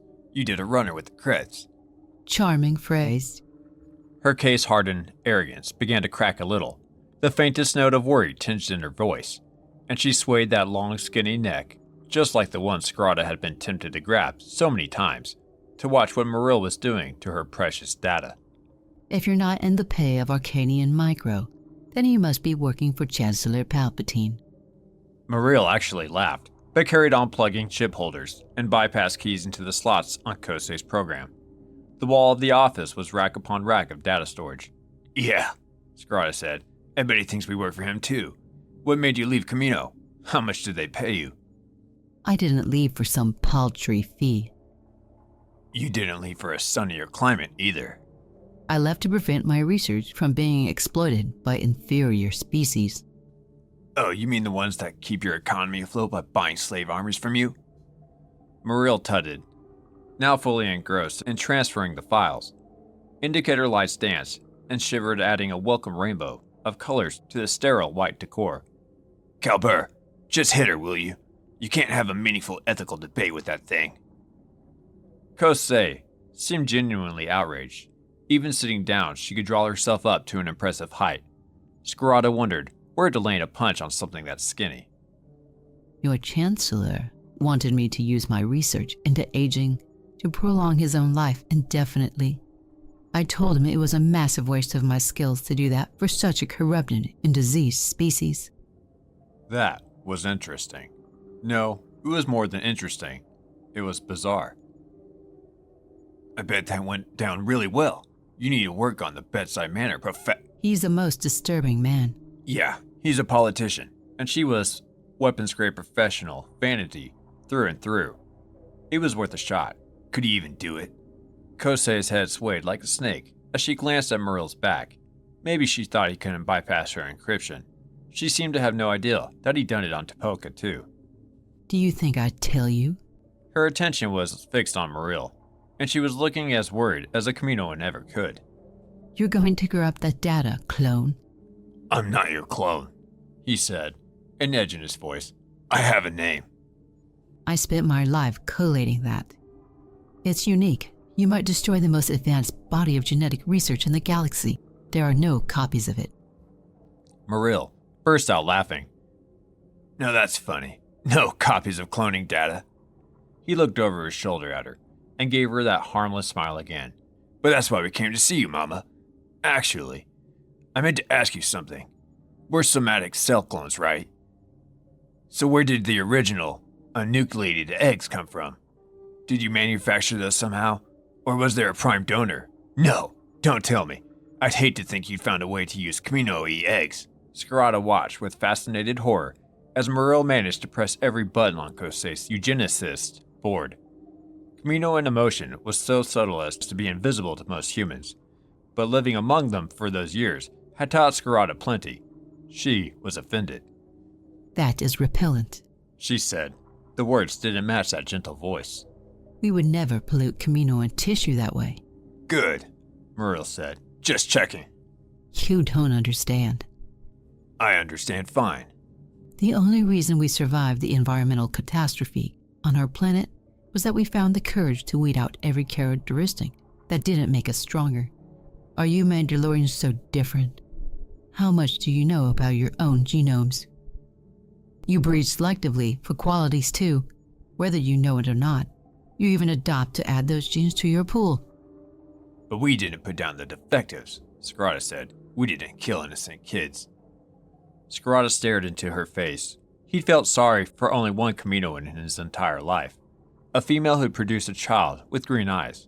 He'd found her hiding in the clone training area, sneaking out to find food during the downtime hours.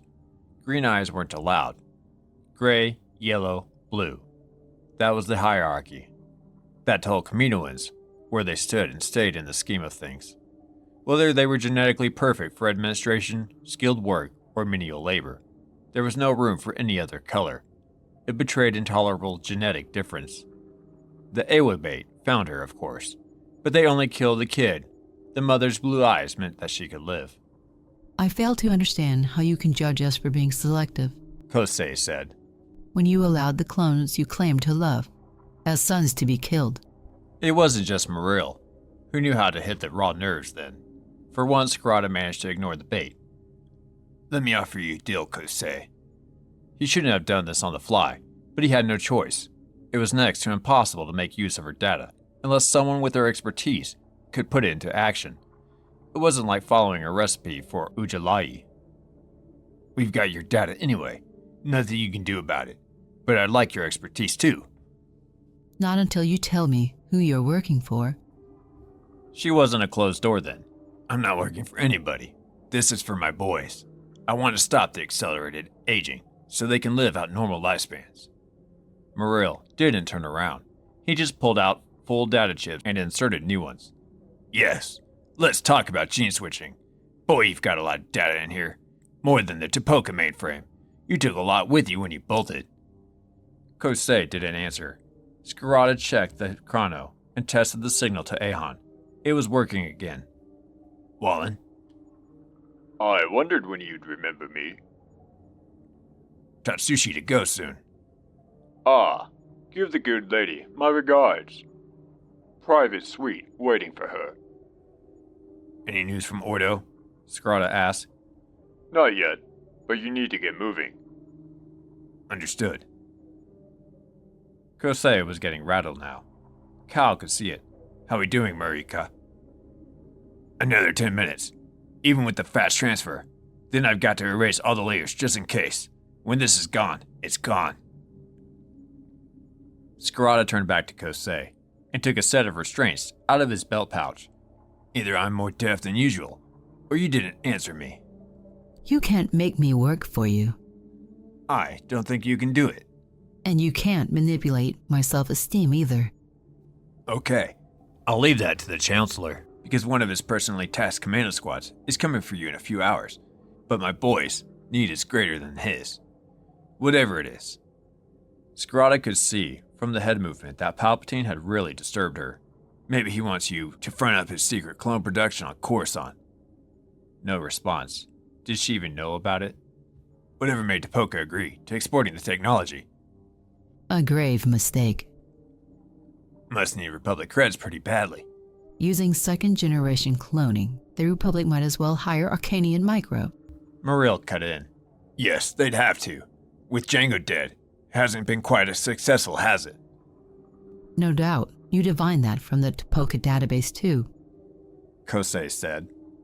But I can't think of anything you could offer me that would persuade me to cooperate with you. What's it to you if clones live or die? Scarada decided to let the Gnolls exercise their demons on her if she proved useless in the end. You might even learn something from stopping the process. Her head stopped, that slow swaying. He had her attention for a moment, which suggested it was a challenge that might lure her. I don't have to beat it out of you, of course. Scarada said slowly. Plenty of folks around who can extract the information by pharmaceutical methods. And if they were expert enough to understand Kaminoan biochemistry, you wouldn't need me to unlock the aging sequence. Let's see. Scarada gestured with the restraints. Now be a good girl and let me slap these on you. And don't tempt me to make you wear them. She paused for a few moments, then offered her wrist with the grace of a dancer. It wasn't the time to negotiate with her. There was a mountain of data to assess before he could be certain he needed her at all. And if she was driven to do this research without wanting to make a profit on it, then the prospect of being able to carry on with it might prove to be enough. But he could test that. You done now, Marika? Muriel had a small pile of data chips in one hand, jingling them like creds while he waited. Just waiting for this erase program to run through the whole system. I don't think anyone's going to recover the data after we've trashed the place, but no point being careless. It had always been part of the vague plan. Asset denial. But Scarada wasn't sure if Muriel was playing the psychological game. It was as good a time as any, though. Scarada took a couple of thermal debts out of his belt and examined them, adjusting the controls with his thumbnail. 20 minutes should be enough time to get clear. Muriel shook his head. Make it half an hour. We don't want to still be on the planet when this blows. It's going to attract attention. Good point. Kosei watched them like lab specimens. You're bluffing. Scarada set the debts for remote detonation, then placed one in the center of the floor, and the other by the exit. Kosei wouldn't know the difference between a timing device and a remote trigger. Muriel watched him with faint amusement, then put his helmet back on. Firefang. No, I can't afford to leave anything that Delta could recover. Come on. Scarada hauled Kosei to her feet She was more than 2 meters tall, so it wasn't an elegant maneuver, and shoved her out ahead of him, blast her in her back. If she reacted now, fine.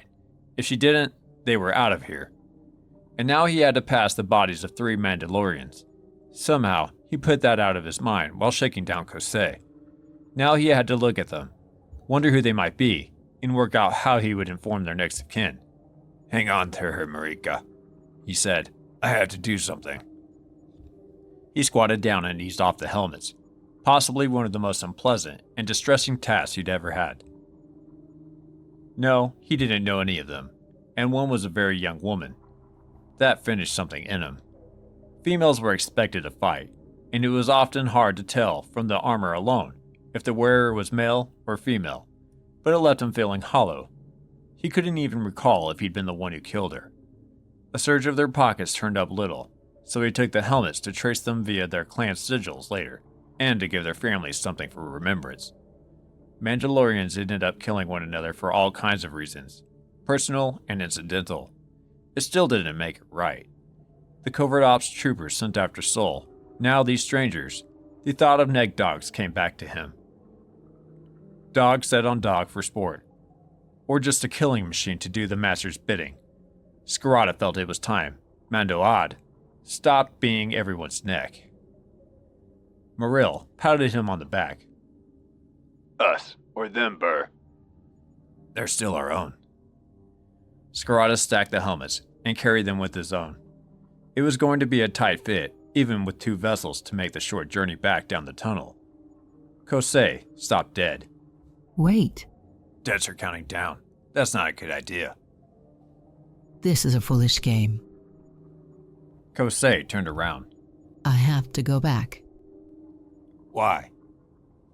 I have materials I need to remove. Terrific, said Scarada. You could have mentioned that earlier. But Morrill pushed her along. If it doesn't help me reach a ripe old age, then it can stay here. But Move it. no, I insist we retrieve it. Scarada walked ahead to the jetty area.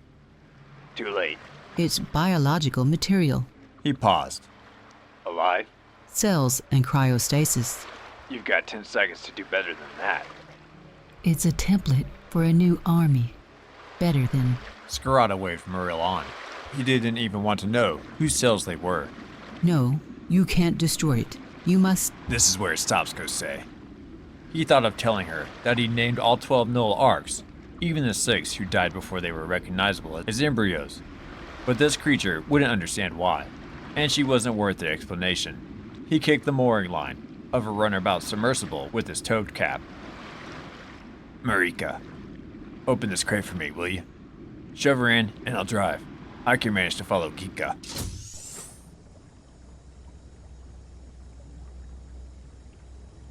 She was still berating him as the 2 submersibles emerged from the tunnel into sunlit water, and Scarada wondered how he'd ever stood in Ocean Planet for years. Kosei's vessel was too big to dock in Ahon, so they surfaced and did a hurried transfer through the top hatches. Val smiled silently at Kosei, pointed to one of the cabins, and ushered her in. Mud, he said. Keep her there, understood?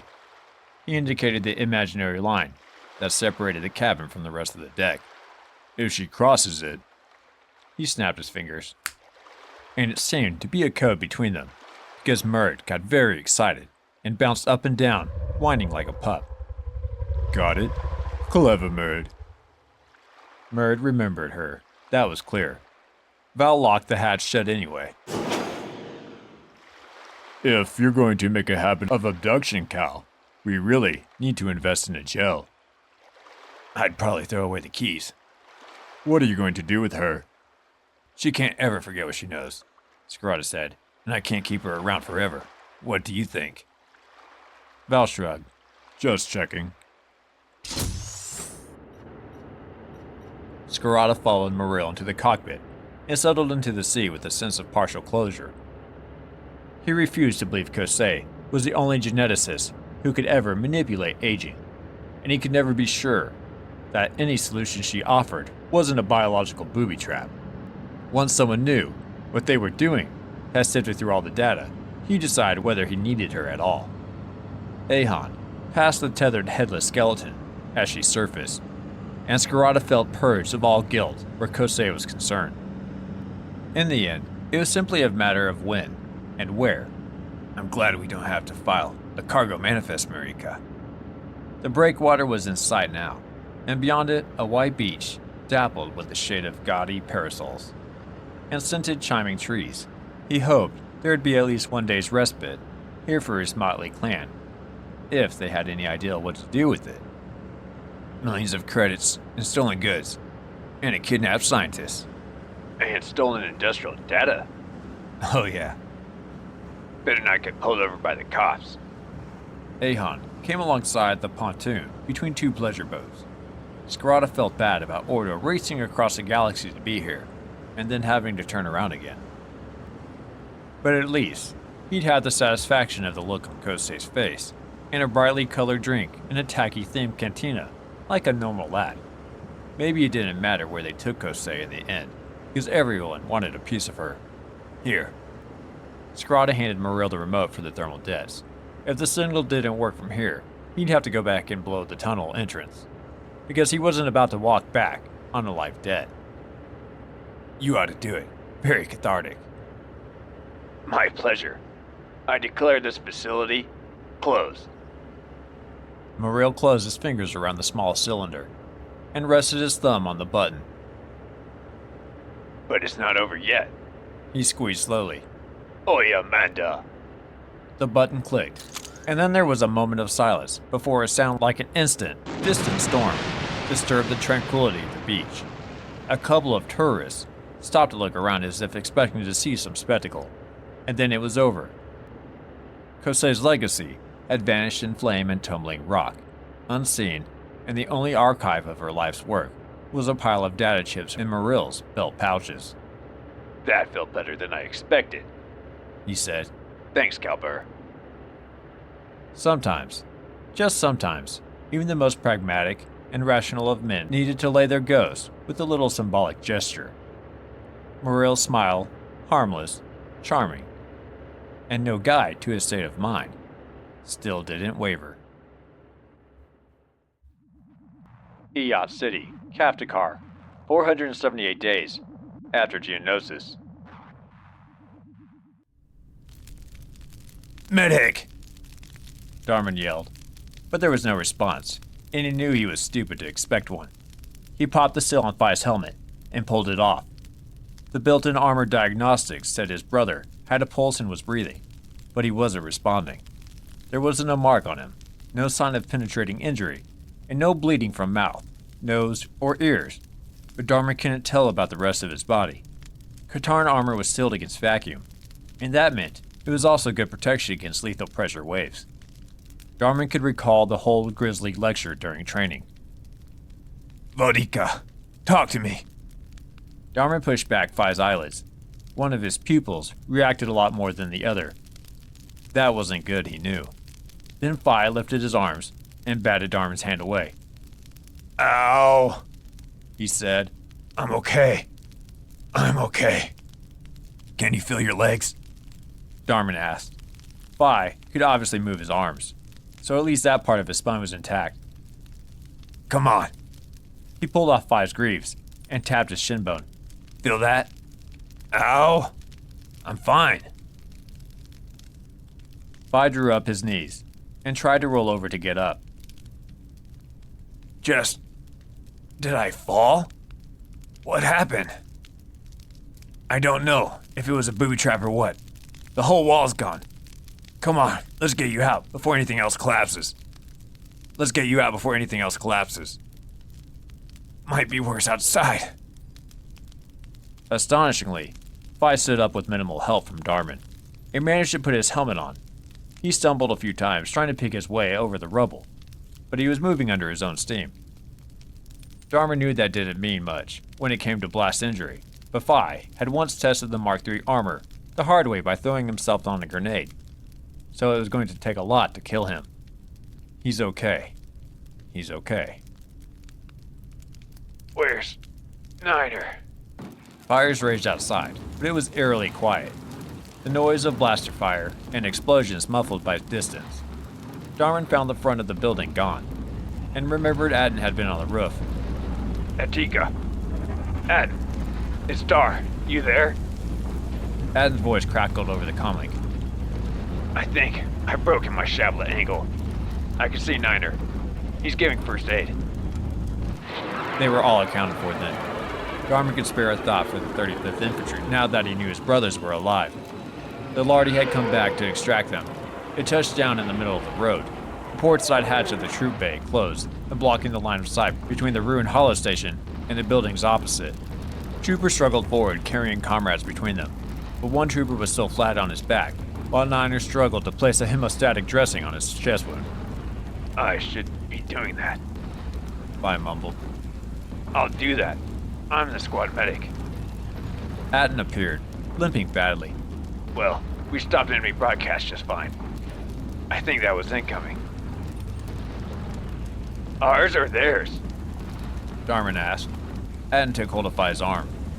He stumbled and Darwin had to catch him. Hey, you okay? Vi swayed a little. Just dizzy.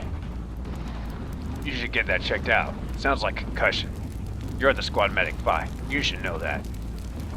That's what I said, didn't I? Vi. Okay. What's wrong, Vi? I'm going to throw up. Darwin started to get scared at that point. This wasn't Vi. He'd seen Vi under stress, in pain, and at every other extreme, but nothing like this. Vi managed to get within 5 meters of the Lardy, and then stopped to tear off his helmet, throw it aside, and brace his hands on his knees to vomit. That was as far as he got it on his own. Darwin and Aden managed to haul him into the crew bay, and Niner was briefly forgotten as they propped Vi on the narrow bench seat along the aft bulkhead and tried to keep him talking. Sergeant Tell was yelling at Niner to get the chest injury case aboard. Whatever else was happening in the yacht and the surrounding area, Omega Squad's stay on Gaptakar was over. Darwin tried to calm Aden, to update him, but didn't get a response. He's probably busy, not dead. Worry about Vi. Vi's the one in trouble. Both blast hatches dropped down to seal the crew bay, and it was a full casevac to Leveler now. Only minutes from liftoff to docking. Always minutes too long. Darwin relived the extraction from Quilura, Omega's first mission as a reformed squad, which had nearly ended in Aten getting killed. Aten made it. Vi will too. That's what happens, isn't it? We all lost our squads the first time around, and it can't happen again. Come on, Vi. Aten tapped his cheek to keep him conscious. Keep talking. I've never had to ask you to do that before. Vi was barely coherent now, mumbling about something he left behind in the camp, and complaining that everything was blurred. Against the opposite bulkhead, the onboard IM-6 droid was busy with a chest injury. Niner couldn't move across the deck because of the number of wounded, and stood, hanging onto a safety strap. They'd all done the basic training. They knew what was wrong. Almost nothing penetrated Katarn armor, but it was a sealed box, nothing more. And being shaken around in a box hard enough was still going to cause brain injury. That fitted the uneven pupils and the puking. Darwin looked on the positive side. At least he now knew that he had to make the triage team treat Vi as a priority. The helmet comlink clicked. Dar, I don't care who I have to kick out of the way, Niner said. but he gets seen first, as soon as we dock. You got it.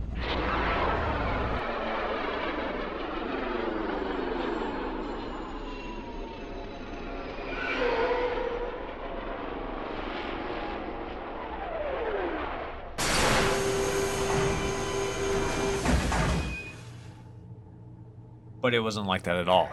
When the Lardy disgorged its wounded, the hangar deck was almost empty, because they weren't taking heavy casualties on Gaptakar. Leveler had already crippled a SEP assault ship and taken minimal damage. The battle on the ground seemed completely artificial, divorced from the size of the engagement or the importance of the planet below. It was a pathetic, pointless skirmish for Vi to get injured in. It felt more like senseless bad luck. Niner and Dar pounced on the Medroid at once. Head trauma. They chorused. Loss of balance, headache, vomiting, gradual loss of speech and coherence. Vi, unmarked and looking like he was simply settling down again, after thrashing around in a nightmare. lay on the repulsor as the droid mapped his skull with a small scanner. Addon tried to limp across to join them, then gave up and hopped the rest of the distance. Correct, The droid said. intracranial pressure is increasing. We'll chill him down and insert a shunt to drain the fluid before we put him back in the Bacta tank. That'll reduce swelling in the brain. Darman felt instantly deflated. Faced with cooperation when he was pumped with adrenaline and fear, primed to fight. The repulsor moved off to the medbay, and Darman kept up with it, telling Fai it was going to be fine, even if he couldn't hear him now, until the twin doors closed in his face and left him helpless. Niner put a hand on his shoulder plate and steered him back to the hangar. Don't worry, He said, accurate diagnosis and quick treatment. He'll make it. Now let's look after Etika. And get yourself checked out too. Yes, Sarge. Nothing more we can do right now. There was one more thing, but Darman didn't want to call Scarada and get him worried when he only had half a story to tell him. Ordo, though, would kill him if he wasn't kept informed. He'd taken a shine to Phi, in that blindly devoted null sort of way, and he'd want to know.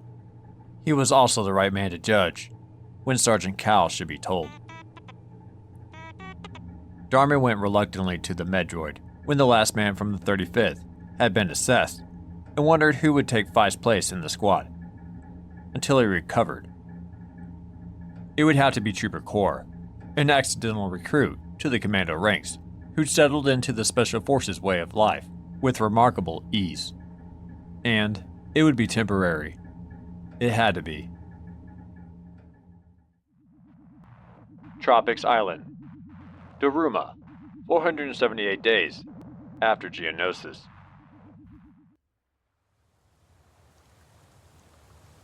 Attain felt something scared and abandoned rippling through the force, like someone running after her and calling her name, but who was never there when she turned around.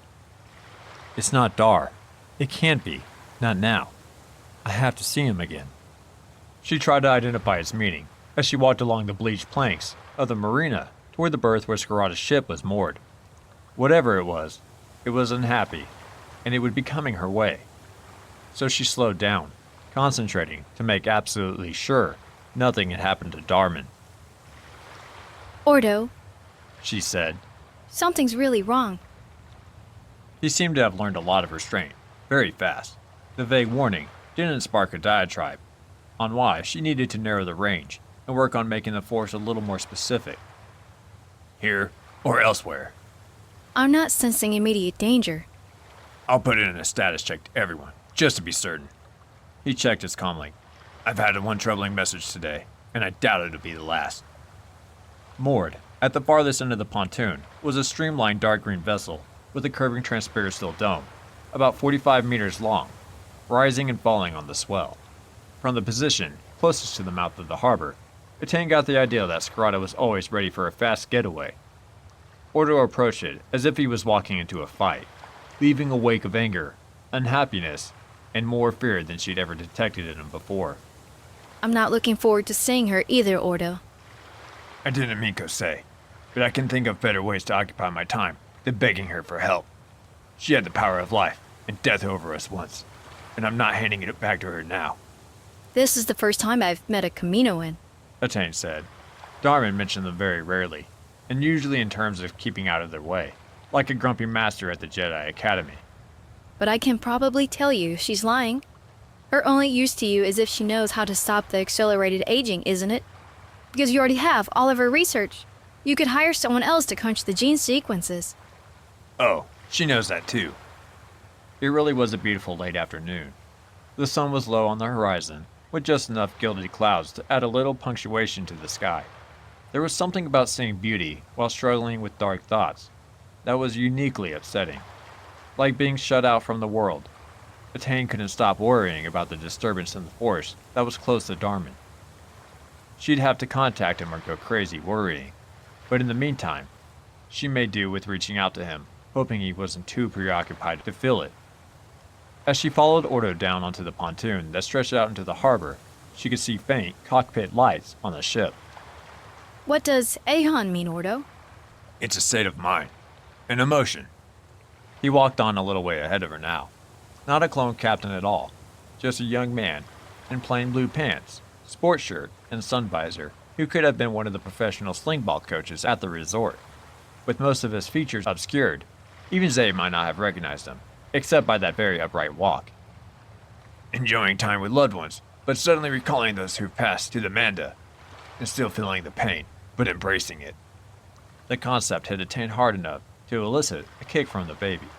She wasn't sure whether Ahon upset her or if she craved that emotional intensity, but it seemed the polar opposite of the Jedi avoidance of attachment, and gave her an insight into why the ancient mistrust between Jedi and Mandalorian never healed. The two communities seemed only to have areas where they were identical, and areas where they were diametrically opposed, with no regions of neutrality or apathy. It made for uncomfortable relations. Ordo jumped onto the flat section of Ahon's casing and reached into the open hatch. Someone she couldn't see past him a long strip of Duracell sheet, and he hooked the curved end over the hatch combing to form a brow into the pontoon. Up you come, He said, gesturing to take her hand. Can't have you leaping on the decks at the moment. Atene could have easily force jumped across the whole pontoon and landed safely, pregnant or not, but it was such a touching gesture that she accepted it graciously and walked onto the hull. Ordo had his moments. On the other side of the cockpit dome, Maril and Scarada sat with legs outstretched, leaning back against the transperistyle and passing a carton of some drink back and forth between them. Both men were staring out to sea, lost in thought. It wasn't quite how Atene expected to find them, given what Ordo had told her was waiting below. And this was the first time she'd seen Scarada since their blazing row. When she told him, she let herself conceive without Darman knowing, and he'd exiled her to Quilura. She felt stupid and selfish now, looking back on how she expected him to be the instantly doting grandfather. But one thing remained certain. The Force showed her she was right to have this child. She braced for either a frosty reception or a renewed rant on her shortcomings, one of which was being a Jedi. Scarada looked up. Adika, He said, not a hint that they'd ever argued. how are you, girl? Oh, I'm okay, Cal. All things considered. Look, I'm sorry Quilura went to Osik. I never had suggested it if I thought the vet were going to put up a fight. He stood up and faced her with the awkward air of someone trying not to notice or comment on her bump, but it seemed to trigger some anxiety in him. Maril still looked as if he was meditating. Jessik's intercepted Delta. He can't steer them away from tropics, not since our chatty Twilight buddy mentioned it to them. But he's giving them a very rambling and unspecific briefing on the geology of the islands. Ordo's comlink chirped, and he walked a few meters aft to sit on the cowling of the port drive to answer it. Maril got to his feet and went to join him. Atene had expected Scarada to get as far away from Daruma as he could. Aren't Delta going to be a little conspicuous in their full Katarn rig on a tropical island in SEP space? Have you seen some of the fashions we've seen parading in Pai in the last hour, Adika? I'd say they might get away with it. I don't understand why you're still here. You think we'll be any more secure on Coruscant? Maybe. Guess who Kosei was running from? It took Atene a few moments before the light went on. Oh, our respected leader? Head of the queue. Plus the Camino government, the Seps, and us. Coruscant's the last place I could stash her. Atene didn't think that would be a problem for Scarada, given his business contacts. Can't your Wookiee associate find her a soundproofed apartment where Val can beat the living daylights out of her without upsetting the neighbors, like last time? She's scoping out other locations, Adika. Besides, Val won't get a look in. My boys don't have happy memories of Kosei. I'm missing a few details in this, aren't I? That's why I think we should go down below and have a quiet discussion. All of us. The hatch set abaft. The cockpit turned out to have a ramp rather than the ladder Atene was dreading. A pungent scent of strill wafted up from below. She thought Scarada was right behind her, but when she looked, he was still up top, and Wallen Val was waiting for her with Murd, who seemed to remember her, if the excited grumbling and snuffling were any guide. The crew cabin was oddly unship-like, with a square of scruffy sofas facing one another around a low table bolted to the deck. She sat down and Murd laid his head in her lap, slobbering happily. But there was something else on board. Ettain's force senses detected what she could only articulate as a cold void. The three-dimensional shape it conjured up somewhere behind her eyes was a smooth concave, not the rippling multi-layered and colorful impressions she got from most beings. She didn't need to be told who or what was in one of the crew cabins that opened onto the main crew lounge. Kosei was in one of the compartments, disdainful and unrepentant, as she awaited her captors. My father would have called this the mess deck, Val said. When it suited him, he had an effortless patrician charm that was hard to square with how he disciplined his men. I admit I still flinch when I hear Cal using terms like backward and on a ship. I also admit that it's confusing to have a vessel that's both a maritime and air asset, though. So what do you plan to do with her? Kosei or Ehan. Kosei. It's rather like watching a cragged rat chase a delivery speeder in the lower levels. If they catch one, they realize they have no idea what to do with it, and just sink their fangs into the fender. Oh, I think Cal knows what to do. Attain, I'm quite used to judging who'll want to divulge their innermost thoughts to me after a little persuasion, and I don't think her cooperation is likely. What's she holding out for? Attain was now distracted slightly by the delay up top, and the foreboding she'd felt earlier was now solid and spreading like an oil slick. What does the lifespan of a clone matter to her anyway? Professional ego, my dear. She can create life, or shape it to her design, or snuff it out. That godlike power warps anyone. She's not bargaining with us. You've got everything she ever worked for. Yes, it must be sobering for her to realize that we only need a fraction of it, and we don't care about the rest. Attain noted the we. Cal's not going to sell it, is he? Absolutely not. He's pretty cavalier about the property of others. But this has become his life's cause. It's literally do or die for him. Val frowned slightly and went to the foot of the ramp to peer up into the fading light.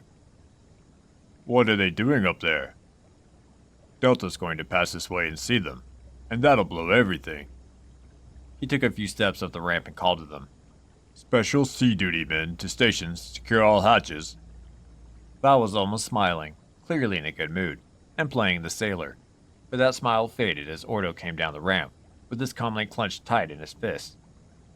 Morel and Scarata followed him, all of them with that same dazed look.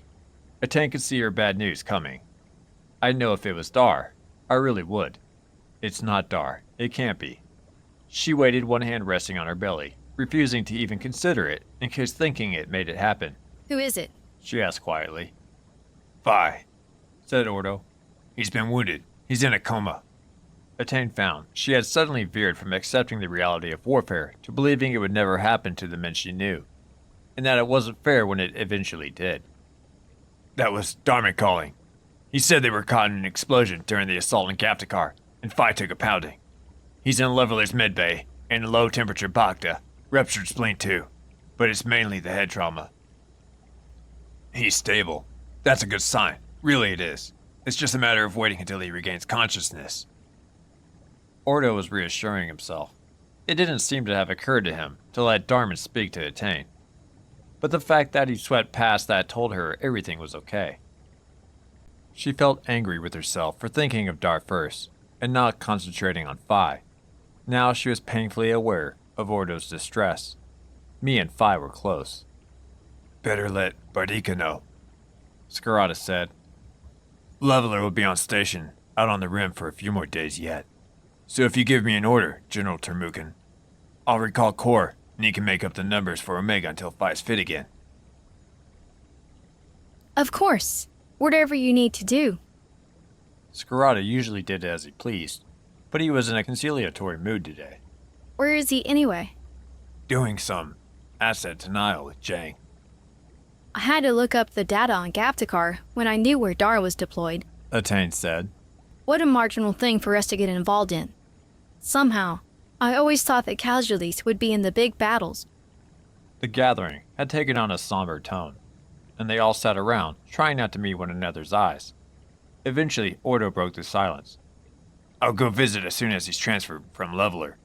Which facility do troops get taken to? She asked. Does Phi end up in a neurological unit? I don't know. The look on Ordo's face said it was more than just being uncertain which of Coruscant's many hospitals would receive him. Men normally get treated by mobile units or in theater. They either recover or die. Atten was treated at Ord Mantell base last time. Scarata said. He's got a chipped bone in his ankle, by the way. Dar's fine. Niner's fine. Atten's fine too. I hadn't forgotten them, Cal. He sounded a little pointed. Aten was still processing the previous sentence, feeling uneasy. But I don't understand the medical system. Do they have that level of care within the Grand Army? Jedi gossip as much as troops do, and I hear that the mobile units are seriously under-resourced. I'd hate to think of Phi waiting in a long queue to be healed by one exhausted Jedi. Attain didn't know why she hadn't asked the question before. She'd asked what happened to the bodies of those who died in action, and had no answer. But from that point on, she'd been working with Special Forces, and after the initial disastrous casualty rate, when they were deployed badly by novice Jedi generals, they didn't lose many men. The question went away, but now it was back. Ordo glanced at Scarata, as if asking permission to mention something, and got a barely perceptible nod. There's a Senator Skina, who's made a nuisance of himself by demanding answers on what happens to badly injured men, and about long-term provision for troops in general. Ordo's impression of the Force was still tinted with fear, but it was more like anxiety for the welfare of others. Attain knew him well enough to work out who was at the top of that list. But somehow, I don't think his well-meaning campaign to set up charity homes for us when we're basket cases is actually addressing the problem. Of course, says Karada. We don't know if he's aware that the Republic sends out hitmen to execute clones who want to try their luck in Civi Street either. Val was watching the conversation with an air of boredom, which usually meant quite the opposite.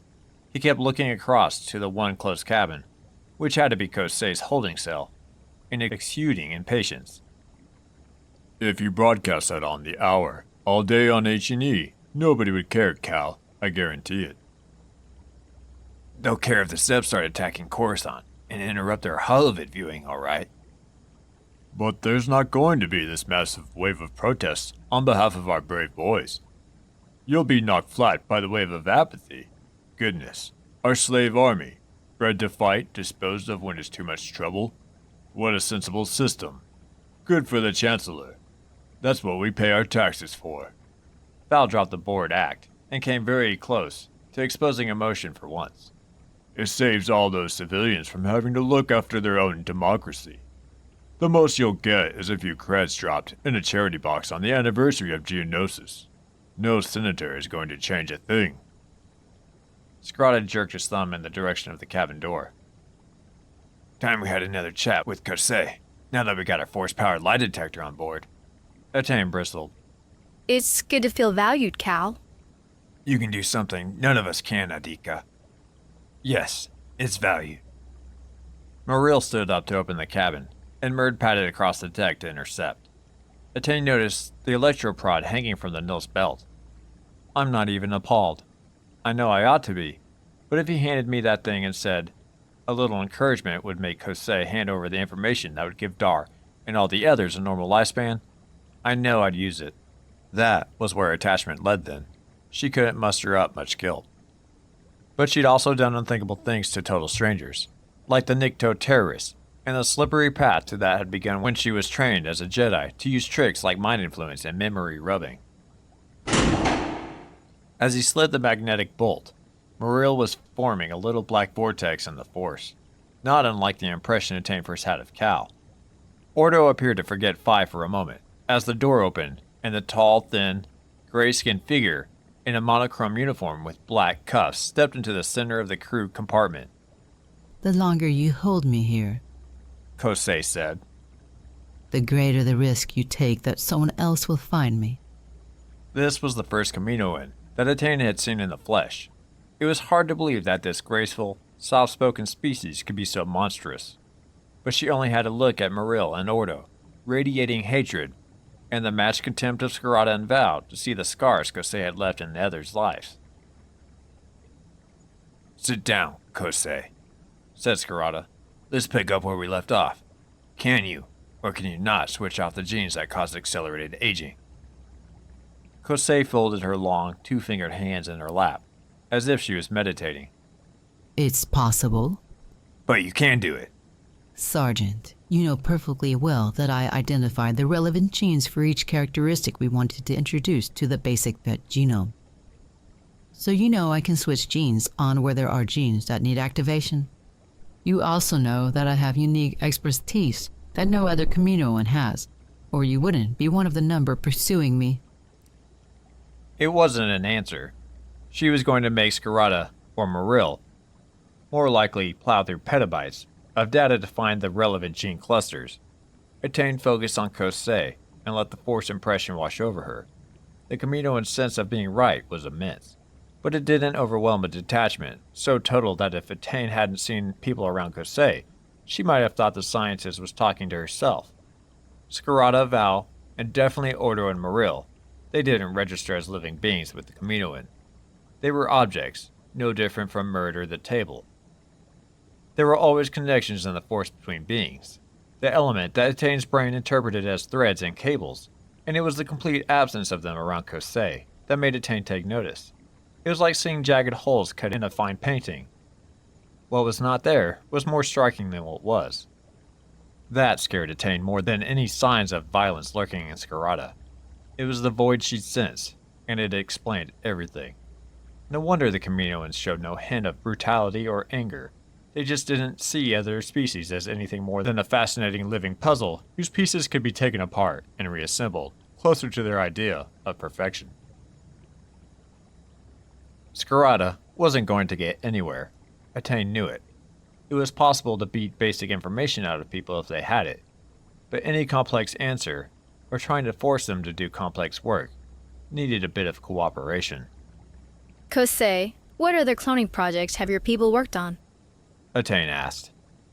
A number of armies, as well as civilian workforces, miners for Subterrel, agricultural laborers for Fulende, even hazmat workers. Our specialty is high specification, large volume production for labor-intensive industries where droids are inappropriate, and a product that's tailored exactly to the client's needs. Is that all sales babble in your brochure? Merle asked. Because I think I'm going to puke. Perhaps you'd like me to leverage your synergy with my vibroblade. Ordo put a restraining hand on his brother's arm and said nothing. Attain caught Scarata's eye. He shrugged and let her continue. Kosei would never see living beings in her hatcheries, only product, and so she could never feel pressured by guilt or shame. She was, however, indecently proud of her reputation as the finest geneticist in the galaxy. That was a great height from which to climb down. So what would your personal reputation gain or lose if you just told us how the aging process could be normalized? Said Attain. Or is this about protecting a secret, industrial process? Every cloning facility knows how to mature clones rapidly, Kosei said. but there's no advantage in adding a feature that the client doesn't ask to have incorporated. Attain's temper had never been brought fully under control by Jedi discipline, and hormonal upheaval in the last few months didn't help. Isn't it your role to advise them on the options? Life expectancy at war is compromised for everyone. If you want to create any ideal army, though, I can understand rapid maturation, but it seems odd to allow that deterioration to continue once the product is at its peak. Attain threw Kosei's detached business speak back at her. Wouldn't you want the product to maintain optimum efficiency for as long as possible? Preserve them at their best? I think you didn't halt the process because you have no idea how. And in that case, we have no use for you. It was out of Attain's mouth before she could stop it. Scarata didn't twitch a muscle, but Kosei wasn't looking at him anyway. She was blinking and swaying her head slightly, all ethereal grace, and Attain would never have picked her out in a crowd as a supremacist and a sadistic tormentor of children. Our client wasn't concerned about their longevity, She said. just that they could be ready when he needed them. Attain sensed the Kaminoan's defensiveness and resentment. She pushed carefully, trying to steer that arrogant intellect into thinking and believing what she suggested. Jedi mind influence was a legitimate weapon. And your product isn't as reliable as you tell your customer, is it? You don't manage to identify all the defective clones for cooling. They're not blindly obedient anyway. Some even desert. You oversold the genetic factor and failed to mention that human beings aren't that predictable. Kosei didn't respond. Maybe she was considering the idea that she was less than perfect, which must have stung a bit. But this wasn't about winning, a playground argument. Attain had to help Scarada establish whether Kosei could undo what she'd done, and then if she could be made to do it. What did Kosei really dread? Where could that lever be placed to shift her? I think we've had enough, said Ordo. He got up from the sofa and walked around behind it, then leaned over Maril with his hand held out. Give me the data chips, Nirvan. Maril opened the pouch on his belt and handed over a tight-wrapped block of storage media, huddled together in a small, colorful brick. Attain watched Ordo cautiously. He walked a fine line between self-control and chaos, far more often than anyone seemed to realize, and news of Phi's condition hadn't helped. Are you going to collate the files? Maril asked. No. Ordo unwrapped the brick of plastoid cupped in his hand. Just having a moment of clarity. He looked across to Kosei. Your entire life's work contained in 1,000 cubic centimeters of plastoid, Chief Scientist. Not unlike mine, in fact. Ordo folded the wrapping tight again and walked into the passage that separated the cockpit from the crew compartment. Attain thought he was heading for the computer terminal in the storage compartment, but she heard the hatch mechanism hiss open and the thud of his boots as he walked up the ramp. Ordo? No answer. Ordo. The realization must have hit Scarada at the same moment it hit her. Everyone bolted for the hatch, cramming into the short passageway, even Kosei. Looking up through the canopy, Attain watched in horror as Ordo drew his holdout blaster, threw the package of data chips high into the air, and fired at it like a clay disc shoot. Fragments of plastoid flared and rained like a pyrotechnic display. She couldn't see Scarada or Maril from this angle, but Kosei let out a long gasp and slumped against the bulkhead, weaving her elegant head from side to side in shock. Every precious line of research was gone. Oh, Shab, said Val, hands on hips, and hung his head. Attain was too stunned to speak. Shab. It wasn't just Kosei's entire life and purpose that had just turned into embers hitting the water. It was Darman's too.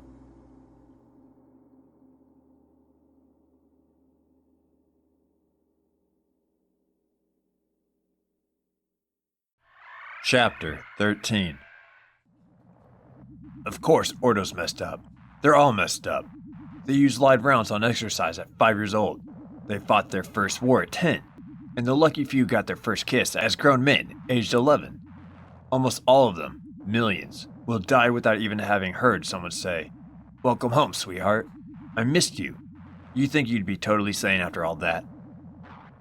Cal Scarada to Captain Jailer O'Brim, CSF Anti-Terrorist Unit, discussing life in uniform. The Marina, Tropics Island, Daruma, 478 days. After Geonosis.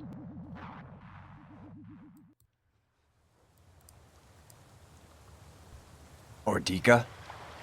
Scarada tried not to show his shock, but it wasn't working. His voice jammed in his throat and struggled to shake loose. Ordo stood forward of the hatch, looking out to sea in the growing dusk, and folded his arms. I'm sorry, Kelber. What am I going to do? How the Shab can I start over now? We had it. We had it all. We were so close. Just tell me why, son. How could he do this to me? What did I do to tip him over the edge? I know you're upset. I know you're worried about Phi. Maril caught Scarada's arm. Nothing you can do, Burr. Let's start again. And shake everything out of Kosei. Scarada resisted Maril's pull at his sleeve. Give me a minute, son. You go warm her up for me. I need to talk to Ordo. Scarada knew there was no point in being angry with the lad. This was all his fault. It was so easy to see only the clever, courageous, loyal side of Ordo and his brothers. All their wonderful qualities, and forgot how badly damaged they all were at their core. No amount of love could erase what had been done to them at a critical time in their development. All he could do was patch them up, and he was willing to do that until the day he died. He stood beside Ordo and put his arm around him, not sure now if that would result in a flood of tears or a punch. Son, you know how much I love you, don't you? Nothing will ever change that. Yes, Burr. I just need to know why you did that, after all the trouble we went to in getting that data. Ordo's jaw muscles twitched. He didn't look Scarata in the eye like he usually did. This is all about having a choice. That's what matters, isn't it? But even now, we're still under Kaminoan's control, because she's got information she won't give us. Well, I'd rather live 50 years on my own terms than 100 on hers. And now she'll know it. The information she's withholding is worthless. I've taken her power away for good. But I just wanted to give you a full life. You deserve that. But we're men, Kelber, and I know you've given up everything for us, but you can't keep making decisions for us like we're kids. That hurt. The physical pain in Scarata's chest, like a heavy stone pressing down inside, got a little worse. But what about your brothers, Ordika? What about all of the Odike, who didn't get to choose? There'll be other ways around this. No point arguing. He'll feel bad enough about it when he comes to his senses. Sure, we'll forget it for the while and concentrate on Phi and Attain's baby. And then we'll have a rethink. Kosei isn't the only geneticist in the galaxy, is she? But even the Kaminoan ones need to get her back. And they're the best. It's over. I'll keep trying. But unless there's a miracle. The galaxy didn't do miracles. It only gave you what you took from it. Scarata was persistent to the point of wasted obsession, and maybe even beyond. But even he reached a point where he sank beneath the weight of a task. There had been just too much bad news today. Perhaps tomorrow would be better. They still had a fortune to fall back on. Ordo turned around, looking like a scared little boy again for the first time in ages. There was nothing Scarata couldn't forgive him. I've hurt you, Kalber, and I can't undo that. But I'll make it up to you, I swear. You don't have to, son. I forgot they hadn't seen Kosei up close since she finished testing them and told them they were going to be put down. I stuck abused kids in front of their abuser and expected them to cope. What was I thinking? You don't owe me a thing. Down below, Kosei was in bad shape. Scarata wasn't shocked to find himself satisfied to see it. She was behaving like a bereaved human, head bowed, making a little cooing sound, whimpering in fact. If anyone thought Awabate were emotionless, they were wrong. It was just that different things mattered to them. She looked up into his face, and he knew that for once, they understood that they shared the same emotion, if for very different reasons. Irreplaceable loss. Attain and Val had retreated to the seating on the opposite side of the crew compartment, leaving Muriel to deal with the Kaminoan. He stood in front of her, arms folded. Sooner you stop wallowing in self-pity, the sooner you can start rebuilding that work, he said. If you're nice to me, I'll give you a hand. She raised her head slowly. That was decades of my work, you imbecile. Decades. Oridush, Muriel said. Too bad. But that's what you get for building us crazy. Sure you don't want to make a star on recording it all again? Might as well do it while your memory is still fresh. I can't even access the material on Camino. Maybe I should make sure they can't either, next time I drop in. Taboka City security's no better than when I was a kid. You're savages. Why should I cooperate with you now if I didn't before? Because you're stuck in a ship with 4 creatively sadistic people who hate your great guts. And maybe the Shrill and the Jedi aren't too fond of you either. And all you've got is the clothes you stand up in. Not even a scrap of flimsy to make notes. See how long you last. Scarada met Kosei's eyes. She looked back and forth from him to Muriel, and ordered a few times as if calculating something. Don't even think about it, Aelabate. And then settled on Muriel again. And you'll starve me into submission, you think? Oh, you'll get well fed, Muriel said. I want you healthy for a long time, so I can watch you suffer. I might not get a long life, but seeing you go crazy is cleaning some Osik out of my heart that's been there for far too long. Cathartic, said Ordo. It really is. He turned to the cockpit. I need to check up on Fife's condition, and then we have to make a move. Calbur, any preferences? The one place Scarada could guarantee to find some set-proof, Republic-proof, Jedi-proof accommodation was Mandalore. He had business to take care of there as well. He turned to Attain. Want to see the home turf, Adika? Visit Mundaym? She still looked in shock. There were no fancy Galactic City doctors on Mandalore, but plenty of women who knew how to handle a pregnancy. What do I tell Zay? She asked. He was told on your story that I was staying on after Quilura was cleared to Helta Grelanis for a few months. I'll think of something. I always do. She shrugged. Okay, I've never seen Mandalore. What's it like? I'd like to say it's paradise, Scarada said, but it's as rough as a bantha's backside, and half as pretty. I never liked beach vacations anyway. Val held his hand out to Ordo. Better give me the code key for your shuttle. I'll take it back to Coruscant and meet you all there. As and when. Maybe Val had business to sort out. He had his inheritance after all.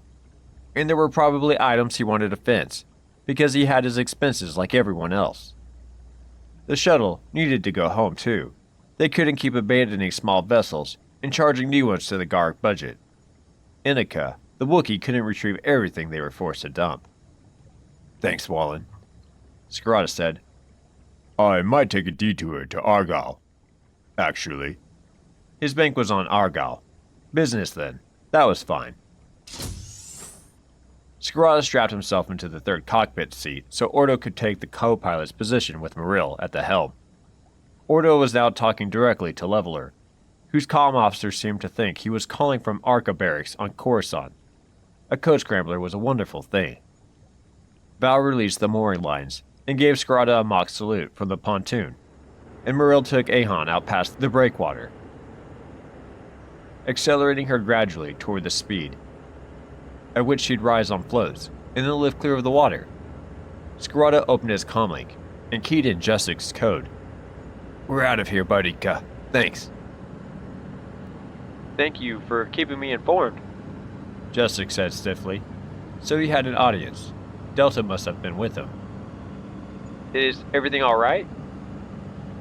No, but it will be. Niner informed me about Phi. Ordo's on the case. Don't worry. And you don't have to worry about Kosei any longer, either. Okay. Call me when you can talk freely. We're off to Mandalore. Jessik was a good lad. Scarada reflected. He'd been good right from the start. They were lucky to find a few Aratis with that kind of loyalty. Ahan took off in a storm of spray, lifting into the night sky. As she passed above the island that had once housed Kosei's base, in its bowels, Scarada checked the sensors and couldn't help but notice that there was now an area of subsidence on the sports field. A shallow bowl about 100 meters across. He could even see it. The shadow created by black illumigrids made it look like a big black lake. P for plenty, Scarada said. I think we brought the ceiling down. Muriel checked for himself. Oops.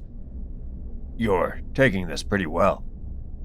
Scarada now worried what was happening behind Muriel's cocky veneer, because he'd badly underestimated what was going on inside Ordo. There's always a bright side, said Muriel. One day, we'll look back on all this and laugh. Scarada doubted it, but one thing at least was settled, and he didn't have to hunt for Kosei any longer.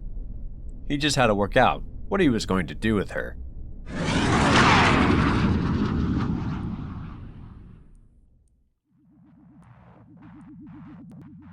Tropics Island, Daruma, 479 days, after Geonosis.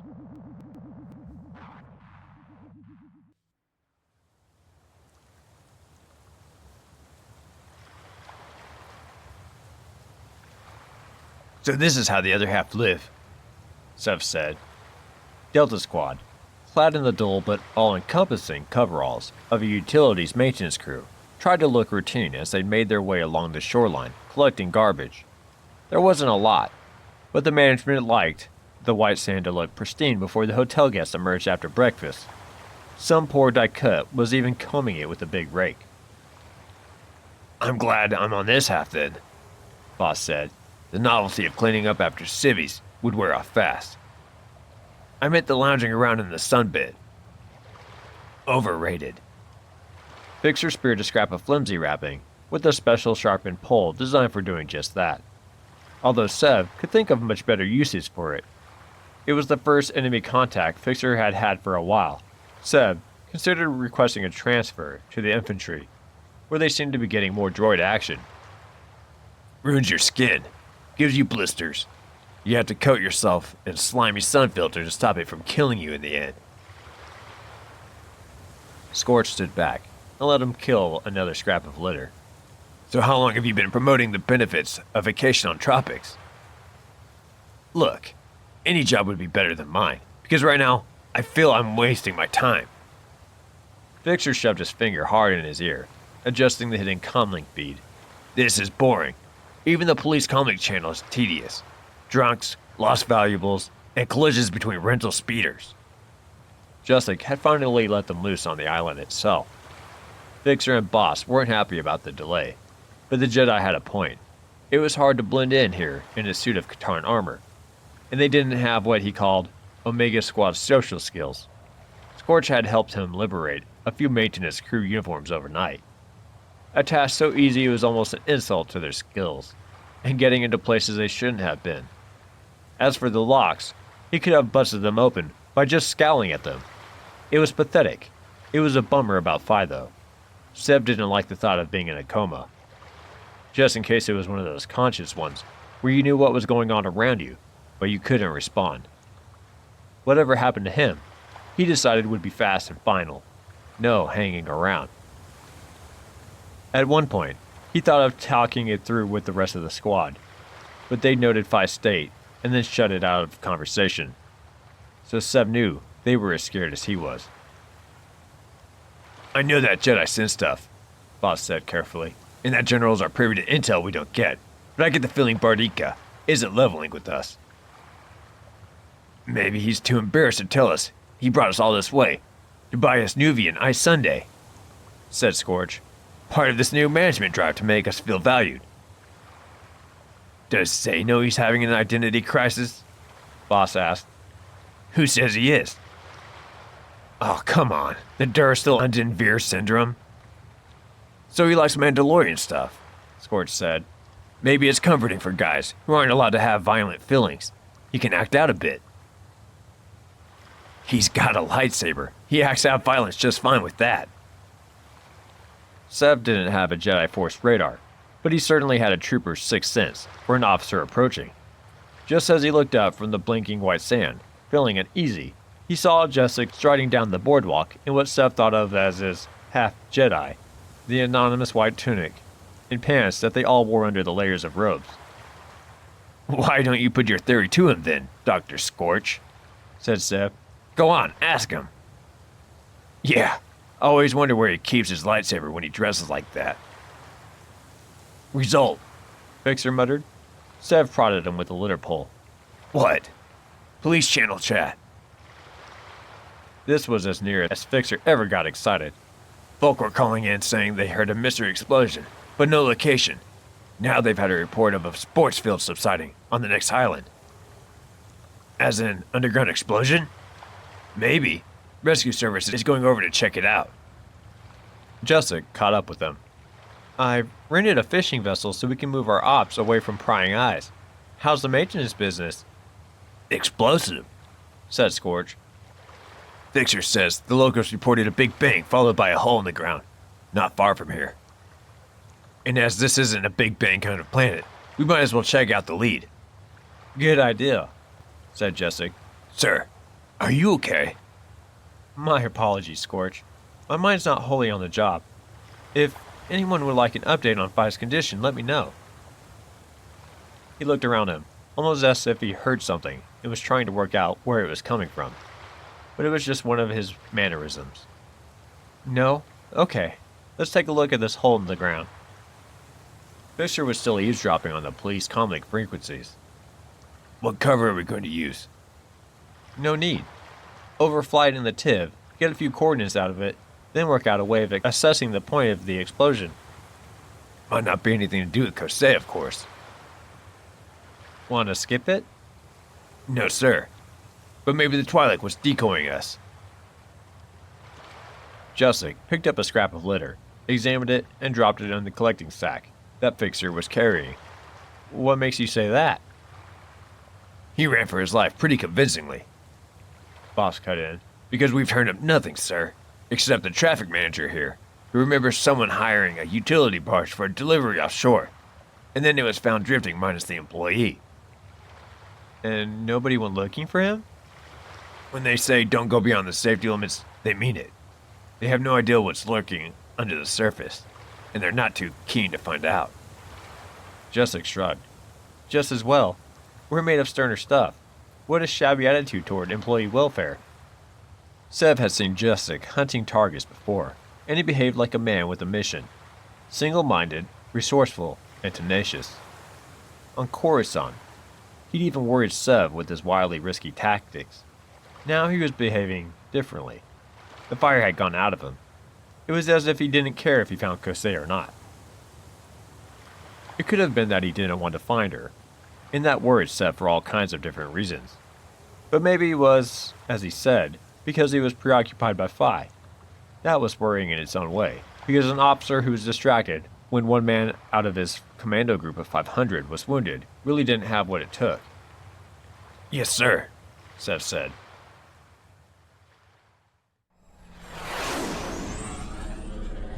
The aerial view of the island sports resort to the south of Tropics Action World, a name Sev found hilarious given its extensive array of visitor safety measures, was educational.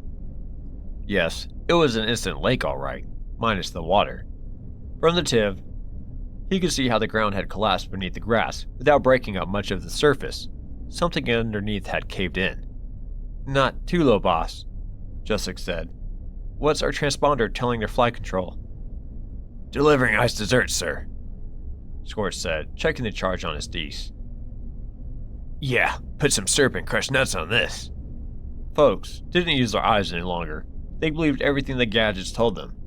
Sev studied the chart on his database, mapped in the position of the subsidence, and compared it with the diver's hydrographic chart. The hole might not be directly above whatever blew up, he said, but it's a fair assumption. That gives us the search area underwater. You're gagging to wear that scuba trooper's rig, aren't you? Said Scorch. Sev didn't answer. He was starting to wonder what he'd say to Kosei when he found her. She was still a figure of dread, a name that even the Kaminoans used to mention in hushed tones. And not just because of her expertise, she had the power of life and death, the authority to say who came up to scratch and who didn't. Now that Tipoca City was far behind him, he was starting to realize why that wasn't such a great idea. It was turning into a long, slow day. Transferring the kit from the TIV to the diving vessel without being spotted ate a couple of hours. And then they had to work out a search pattern, without even knowing what they were looking for, except maybe a lot of rock. And those scuba suits just processed oxygen from the surrounding water. There was no excuse for coming back to the surface because they were running out of air. Fixer and Boss took the first shift, transmitting optical and sensor images back to the vessel.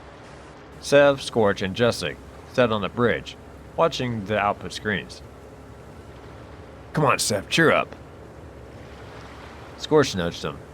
He was suited up, slapping his flippers on the deck, in a rhythm that annoyed Sev more with each thwack. This is better than most of the stuff they show on H&E. It's really interesting rock. Great weeds, too. If they didn't find Kosei, Val would have something to say about it. Okay, he didn't know they were on the case, but he'd find out sooner or later if they failed. Somehow that mattered to him more than coming up empty for Chancellor Palpatine. Boss and Fixer surfaced after an hour, and Sev and Scorch flopped over the gunwale into the crystal clear water. Sev had done the compulsory diving course as part of basic training, and why call it compulsory? He wondered when everything was compulsory for a clone. But just because he could do it didn't mean he liked it. He did it. Scorch did. Wow, this is amazing. Look at that.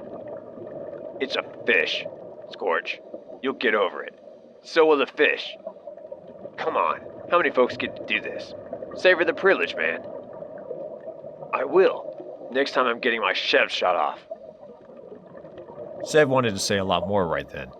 A terrible, unguarded moment ambushed him, and he wanted to blurt out that he was fed up with hearing that voice within him telling him he wasn't good enough, when he was almost bleeding from the effort. And that he wanted... Firefeck. He didn't know what he wanted, but he knew he didn't have it. That was when he realized why Phi wound him up so much. Because Phi asked the questions that he couldn't face, and Phi had a sergeant who was a father, who thought he was terrific whatever he did, or however much he screwed up. So the jewel-like fish and luminous coral around him had a long way to go to make up for that gnawing void in his chest. He ignored them and swam without jet assistance to avoid churning up silt, scrutinizing the seabed of the island shelf and the rock formations around him for signs of recent activity. Up ahead there was a sloping pile of rocks extending from the cliff that wasn't on the chart. As Sev swam over it, he couldn't see anything growing there.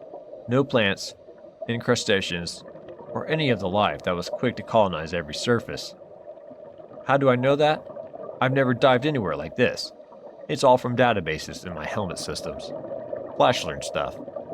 Things I've been trained to trust, unseen. The rock face opposite was equally scored, as if this pile had been the large chunk that had shattered and fallen away from it. General Jussic, sir. Scorch said. Is any of this showing up on your disturbance in the force meter? I see it. Sev picked up some of the smaller fragments and moved them, checking for any debris that wasn't part of what nature intended. This would take forever. He let the rock drop and swam away from the cliff to get an overall perspective, maybe even see some channel open to the sea. It was just as he was backing away that he brushed against something and turned, thinking he'd snagged weed fronds, and found himself looking at something white and vaguely familiar. It didn't have a head, but the rest of it was a humanoid skeleton. Firefeck. Sev? It's okay, Scorch. But they could all detect that his pulse rate had shot up, because armor always had a sneaky little system for monitoring life signs. Looks like the speeder bus has run really late here, judging by how long this guy's been waiting. Scorch swam across to him, rocks and big bangs forgotten for the moment. What is it? Jussic asked. I can't see. Scorch adjusted the unfamiliar helmet cam controls that linked his POV to the comm system. See it? Ah, Jussic sighed. any sign of what killed him, Scorch? Let's ask Sev. He's a dead bodyologist. Sev, feeling embarrassed by his reaction, examined the bones. The left arm came off in his hand. Yep, he's dead all right. Scorch sucked his teeth noisily. It was extra amplified in the scuba trooper helmets. Sure you don't want a second opinion, Doc? Nah, I'm prepared to go out on a limb. Sev dipped down and retrieved the arm from the weed around it. He followed the length of the orange fiber cord to its origin, which turned out to be a non-slipping Keldabe anchoring bend, tied on a mooring rig of some kind. But I can tell you, who made sure he didn't float? More or less. Can you see this, sir? It's a knot. Jussic said. A special one. Mandalorian. Used only by Mandos and folks trained by Mandos. Sev's first thought was the Twi'lek pilot, Leb, saying that he told some Mandalorians about his delivery route. There was a connection here, and it would have been a lot easier to make if Jussic hadn't scrubbed the pilot's memory a little too soon for Sev's liking. Retrieve the arm. Jussic said. We can at least try to ID the owner. Get what penetrating scans you can of the rock face, and we'll examine it later. Sev and Scorch looked back at the cliff face in silence. From here, the volume of rock brought down was apparent, and it was more than 2 or even 5 men could shift in the hope of finding anything behind it. If Kosei had built a hidden research lab back there, and she'd been home when the explosion happened, then she wasn't going anywhere. Ever. If someone else had found her before they trashed the facility, like the Mystery Mando ad. They probably had an offer to relocate her to a nice unit in the Kelday Business Park. It wouldn't be good news for Palpatine. But then, Sev wasn't the one who had to break the news to him.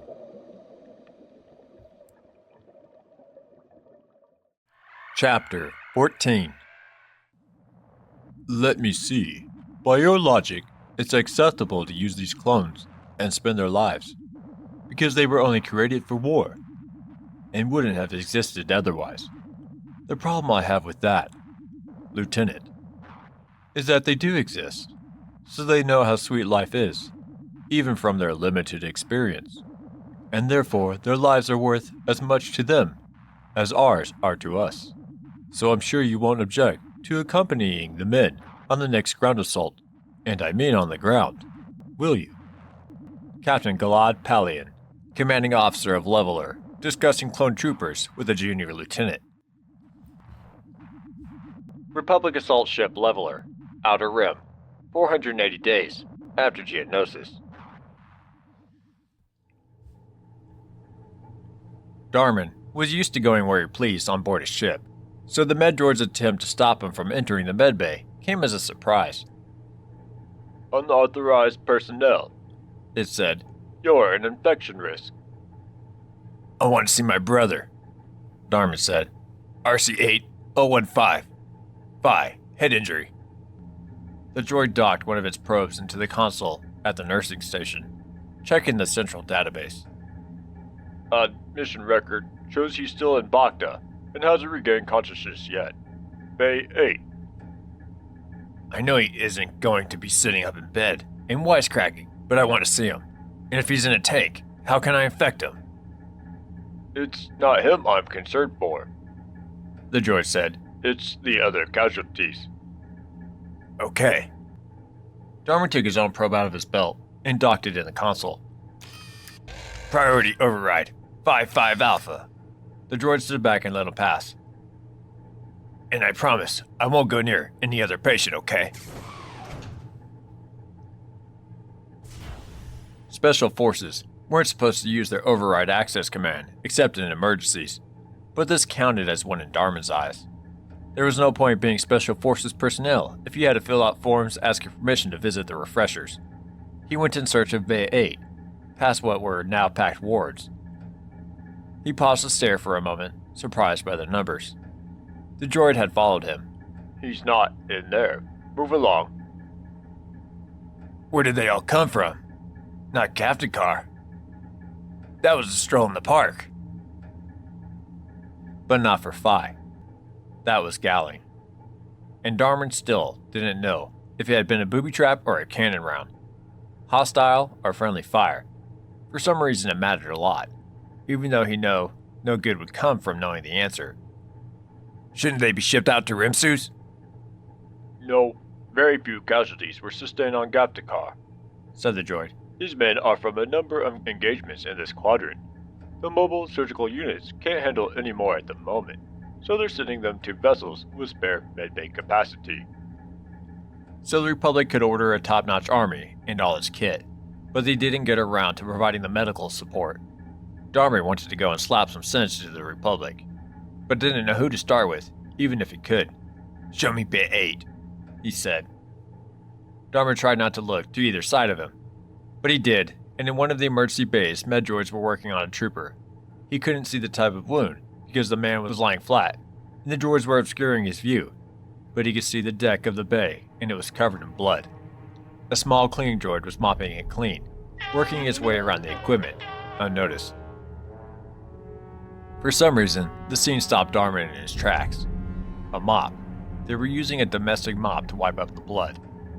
Somehow it summed up how routine this was, how much a part of the daily round, how mundane, that men bled out their lives, and the cleaning droids carried on cleaning the ship, spick and span. Where was H&E and its holocams now?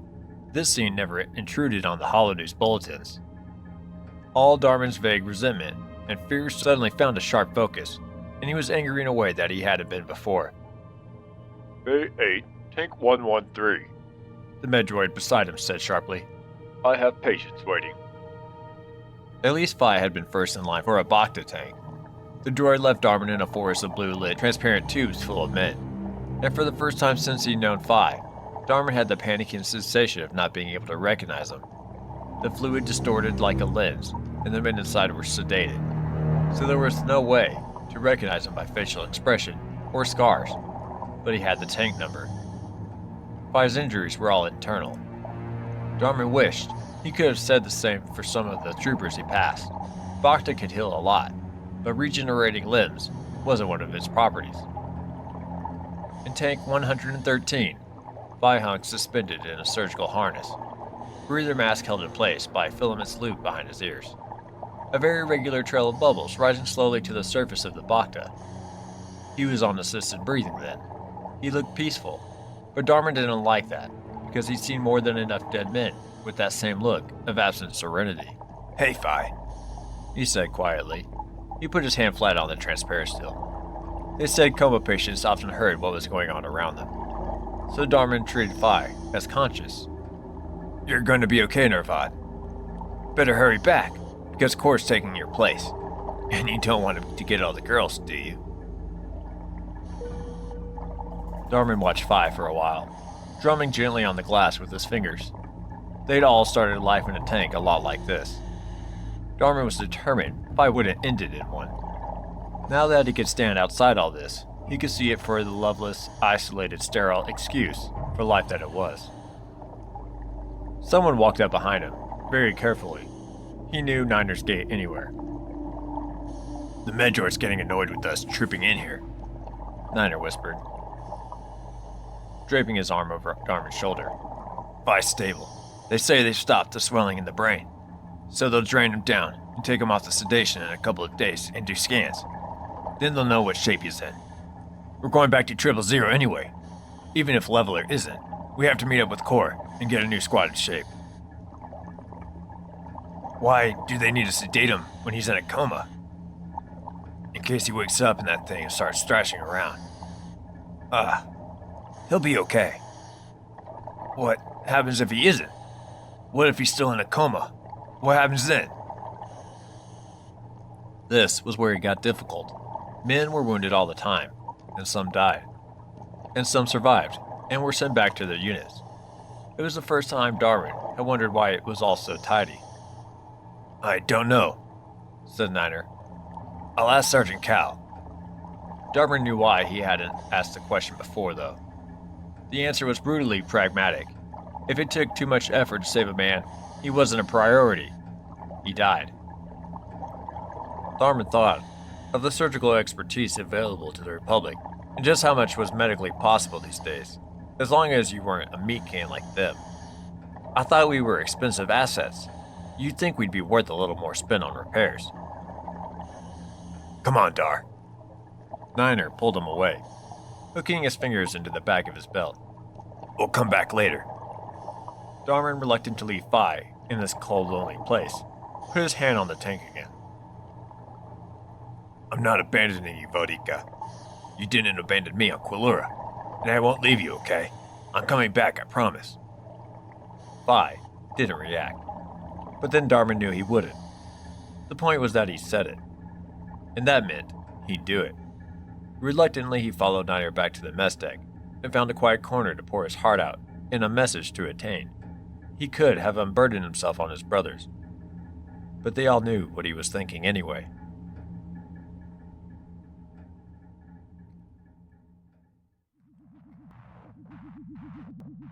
Karima Route, Northern Mandalore, 480 days after Geonosis.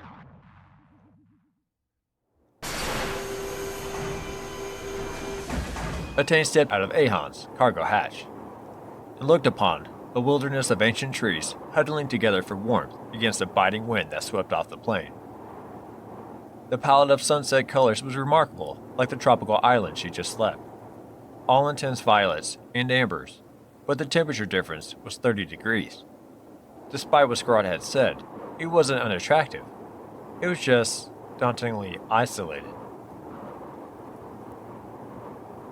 Okay, it's not Coruscant, Muriel said, offering her a hand down. You can't come the local Tavcat for a banquet to your door delivery, but in the warmer months, it's beautiful. It really is. Attain tried to believe him. It didn't matter anyway. She'd be out of here in 3 months, maximum. For some reason, freezing her shebs off here, that was the right word, shebs. She knew that now. Was a lot better than being exposed to the same temperature on Quilura. She had a connection with this place, however tenuous it was. There was something right about having the baby here. She understood all about bloodline and geography counting for little with Mandalorians, but it mattered to her because this was technically her son's home. But she couldn't see any houses. There wasn't a light or a road out here, just the wild landscape. They have tree houses here, don't they? She said, realization slowly dawning. Accessibility was an issue for a woman with a rapidly expanding waistline. Like Wookiees? Muriel laughed. For a man whose crazy brother had just junked his chance at a normal lifespan, he didn't seem too crushed. Only in some places. Here you need something a little more substantial in the winter.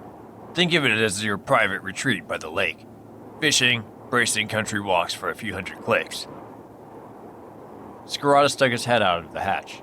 He had his comlink in one hand and seemed to be talking to someone who dumped more bad news on him.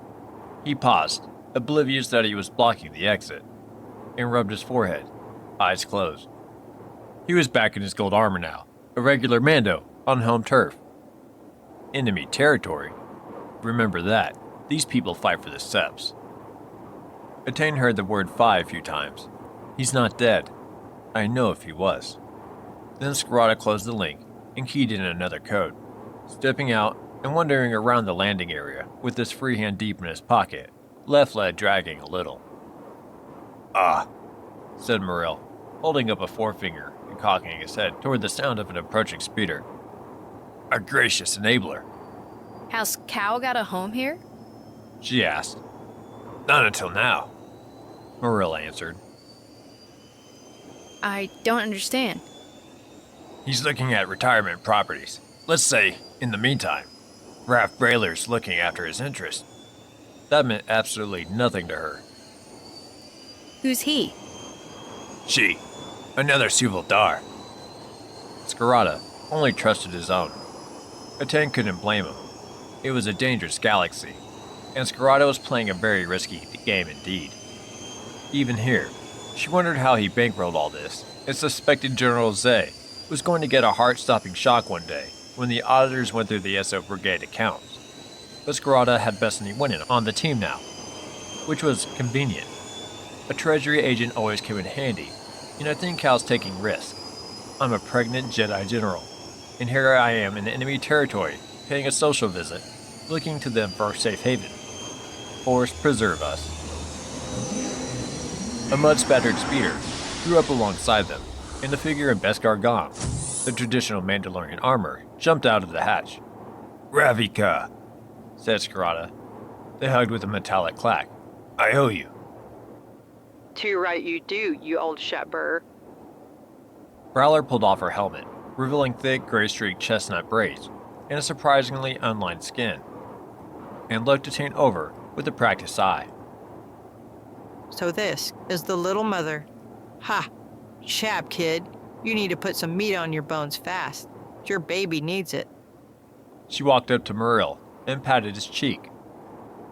You're looking fit, Adika. Good to see you again.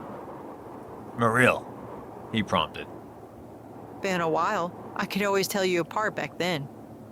Prowler was everything Scarada had said Mando women should be.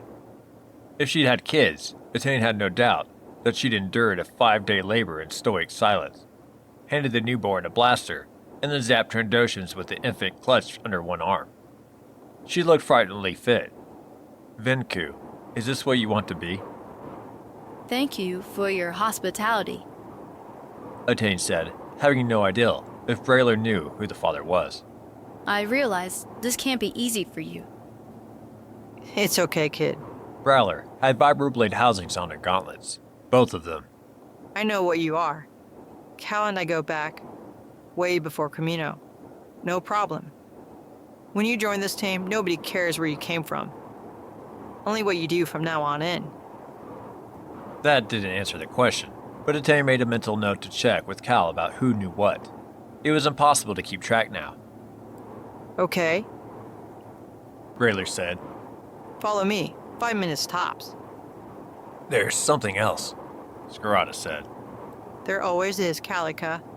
This. Ordo emerged from the hatch with the handcuffed Kosei. Growler's expression was a picture. She didn't quite gape, but she parted her lips, as if to speak, and then just laughed her head off. Why? Bringing meat for the barbecue? She held her helmet hugged against her chest, an oddly girlish pose for a veteran commando. This is something of a come down for you, Chief Scientist, isn't it? Slunning it with the cannon fodder? Well, well. Scarada looked suddenly exhausted, as if he'd been worried about Brayler's reaction and could now relax. Kosei was a little reluctant to accompany us. Brayler grinned. You kidnapped her? Yeah, I suppose you could call it that. Oh, yeah. Nobody can say you haven't got gets, Cal. You know what the bounty is on this Awa bait?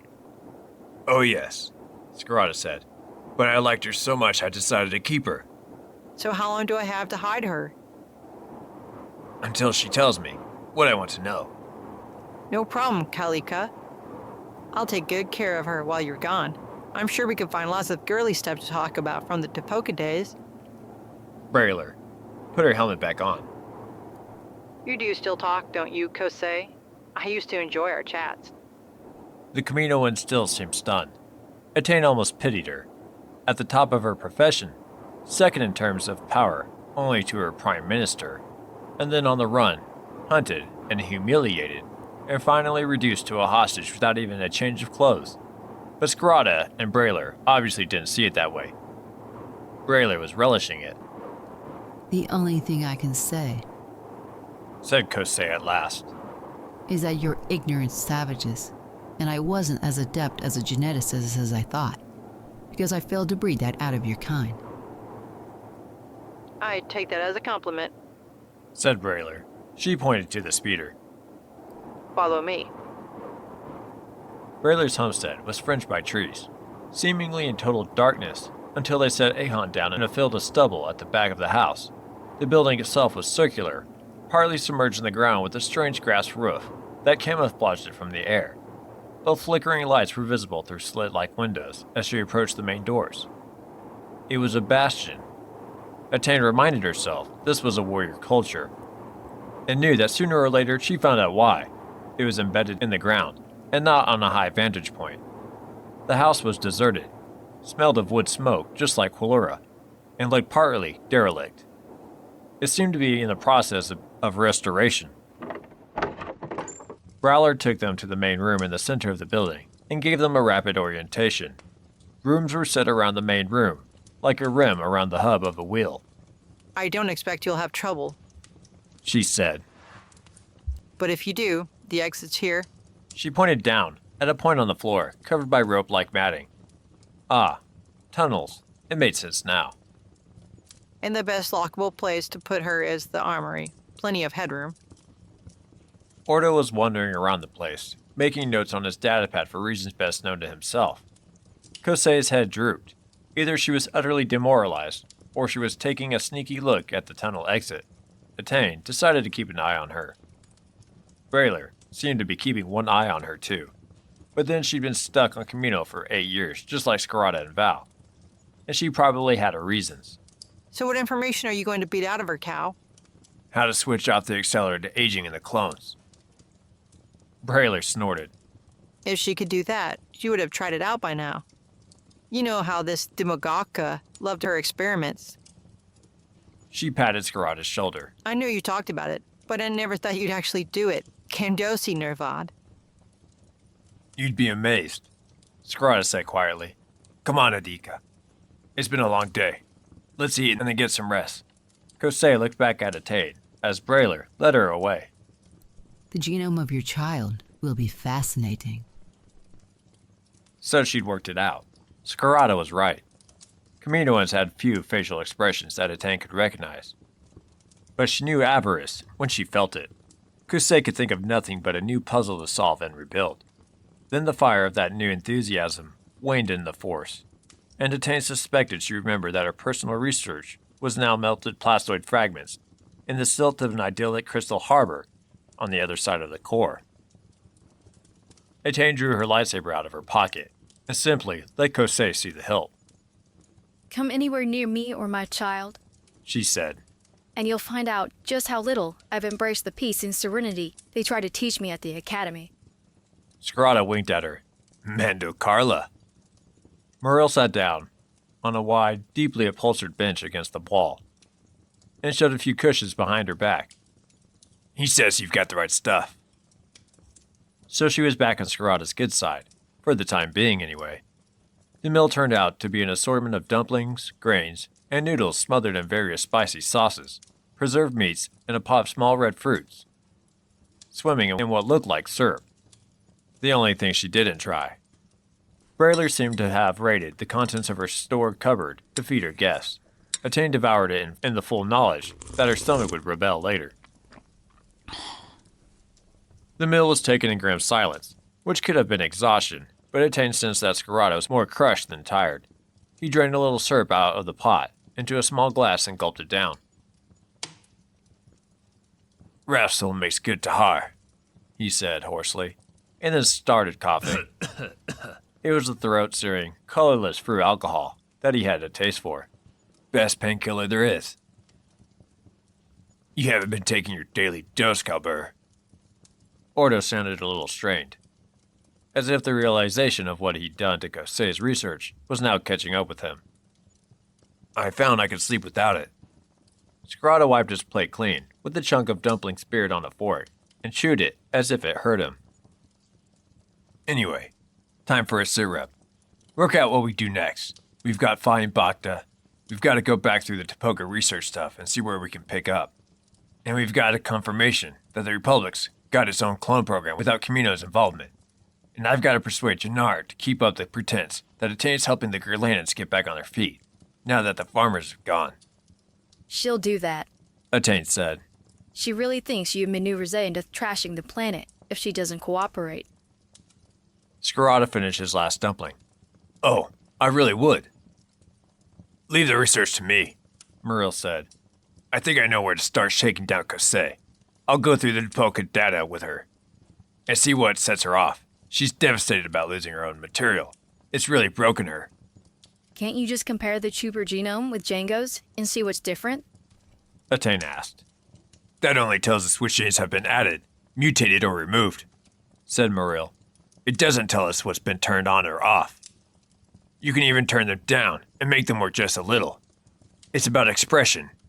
How the machine gets built from the blueprint, and that's messy. Because if you tinker with one gene, it can have an effect on another set. That's got nothing to do with the area you're working on. And then there's identifying what aging really is, because it's not just one factor.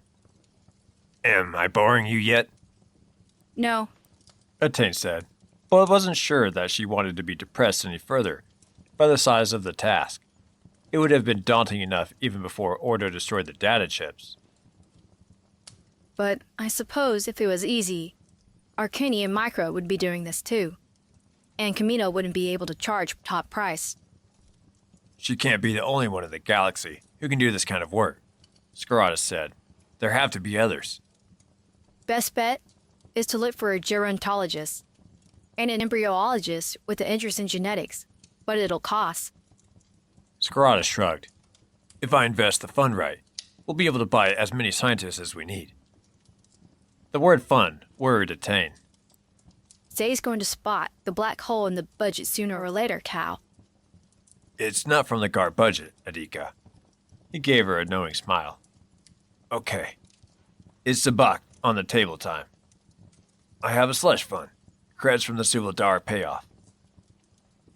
Invested sensibly. Credits the Jabimi terror cell paid me in that explosive sting.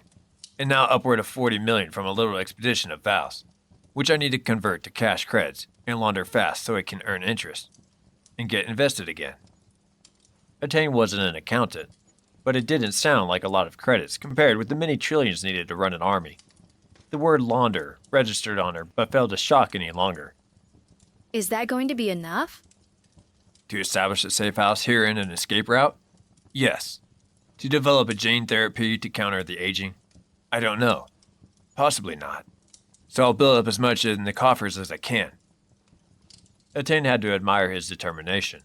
She'd had no idea that he'd moved from anger and I wish to calculation and action. The Force hadn't shown her the entirety of the man, just his headlines. Vinku kicked again, and she put her hand on her belly. You okay? Scarada asked, all instant concern. He's kicking. She said. Ah, he'll be a Limmy player. Meshkiroya, the beautiful game. I think he's permanently angry that I'm putting him through so much, actually. She thought of the way Kosei looked at her, that clinical curiosity, and understood Scarada's initial anger. It scared her too. Ordo and Maril took turns to pat Scarada on the shoulder before returning to Ahan for the night. Maybe because it was more comfortable, or they might have been guarding his valuables. And Scarada settled down in one of the chairs with his weapons laid out on a small table right beside him. He didn't use a bed. Attain had found, not since his first days on Camino. It couldn't have been good for him. No wonder his ankle played up so much. I'm going to wander around the place. Attain said, regretting wolfing down so much food on an increasingly cramped stomach. Give my meal time to settle. You should be doing plenty more of that now. Eating and resting. He opened one eye. Give the baby the best chance. She decided to risk it. I just wanted to say that I'm learning a lot from you about being a parent. You're so patient with Ordo. He's my boy. I love him. Even those times when he turns into a stranger. You'll understand when you're hold yours for the first time. Your favorite? You can't have favorites. But he's probably the one I overprotect most, yes. What are you going to do if you succeed with this scheme and they, well, leave home? I have no idea, Adika. Scarada rubbed his face warily with both hands. I forgot how to be Cal Scarada a long time ago. It's probably better that he never comes back. Redemption came from the strangest sources. Perhaps it was easier to find in the dark. Extreme places that forced a man to sink or swim. Attain walked around the homestead, which was even bigger than she'd first thought. More a chain of connected redoubts than a farmhouse, and when she pressed her face to the transparastil insets on one of the walls, she could make out the faint boundaries of fields backing onto the complex. It was the perfect spot for vanishing without a trace. It was exactly what the Civil Dar, soldiers so disconnected from normal life that they could step out of it indefinitely, at a moment's notice, would think of as a safe haven. It was a remote, well-defended spot on a remote planet, with a population smaller than most core world neighborhoods, let alone cities. It struck her then that this wasn't Rav Brailer's home. It was Scarada's. This wasn't the retirement property Merle had alluded to. Brailer was looking after it for him. If she lived there, it would have had all the trappings of a real home. Yaimla. That was the word. Lived in. Warm. Familiar. This was a construction site. Attain found she'd walked in a circle, and now was back at the main entrance, pulling her cloak up over her head and mouth to keep out the cold. She stepped outside to check if Ahan was still there. With Knowles, she could never predict anything, and saw Ordo and Maril. They were sitting on the combing of the open portside hatch, chatting in the faint yellow light of the cargo bay, their breath emerging as mist. They really are crazy. It's freezing out here. She caught a word or two of the conversation before they noticed her. Whatever they were talking about, Ordo was saying he almost wished he hadn't started it, because it broke his heart to see Burika like this. Muriel assured him Kalbur would understand. Burika. She could work out, even from her smattering of Mandalorian language, that it was an affectionate word for father. Everyone seemed to be wallowing in guilt tonight. I don't care how genetically superior you are. She said loudly. Go to bed like good boys. Muriel laughed. Ordo just looked uncomfortable. Yes, Burr. Muriel said. It was the same word for mother or father. Mandoa didn't bother with gender. We'll brush our teeth too. Attain waited for them to close the hatch before she shut the doors and made her way back to the heart of the complex. Scarada was asleep, or at least in that doze from which he seemed to wake so quickly. She found a blanket, shook off the dust, and laid it over him, as she'd once seen Niner do. Maybe it wasn't such a terrible thing to hand Vinku over to him after all. Med Bay, Republic Assault Ship Leveler, 482 days. After Geonosis.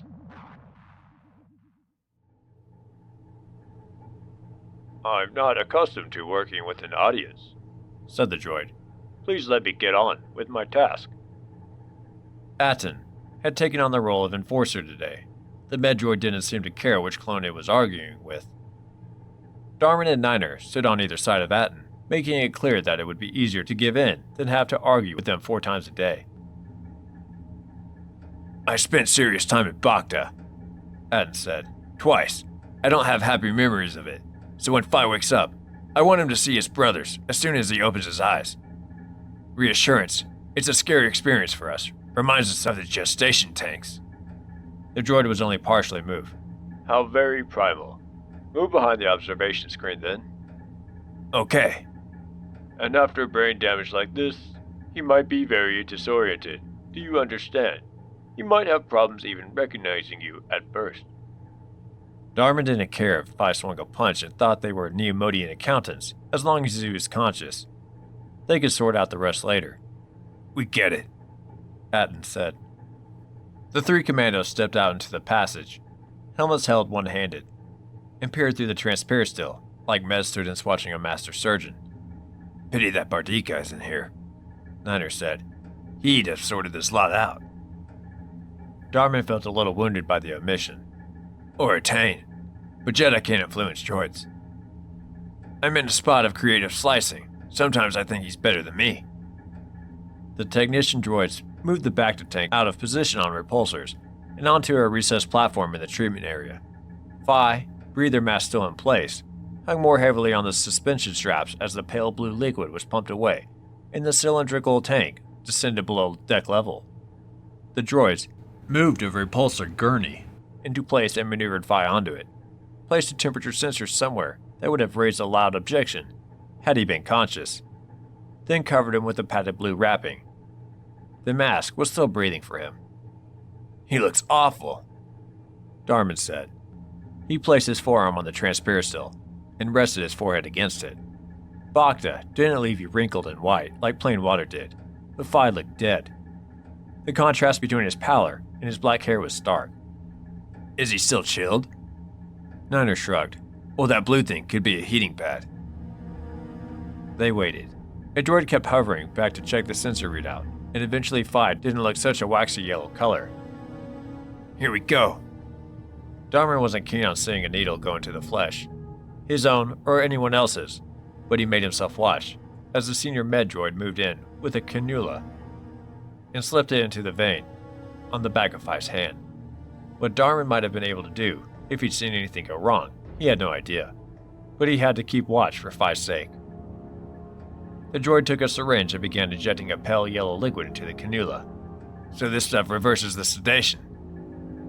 Aten nodded. I was all bright and breezy pretty fast. He might not be, remember? Darman's gaze darted between the chrono on his forearm plate and Phi, and the urge to protect him from what?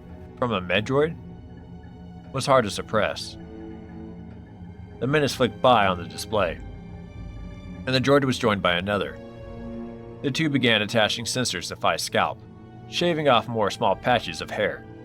Oh, he'd be really mad when he saw what they'd done to his hairstyle and sticking the disc in place. They seemed to be checking brain activity. How long is this going to take? Niner said. Shouldn't he at least be conscious by now? But he wasn't. The senior Medroid repositioned the sensors, checked the readout, and then stood back in processing mode for a few moments, the panel on its chest flickering through a sequence.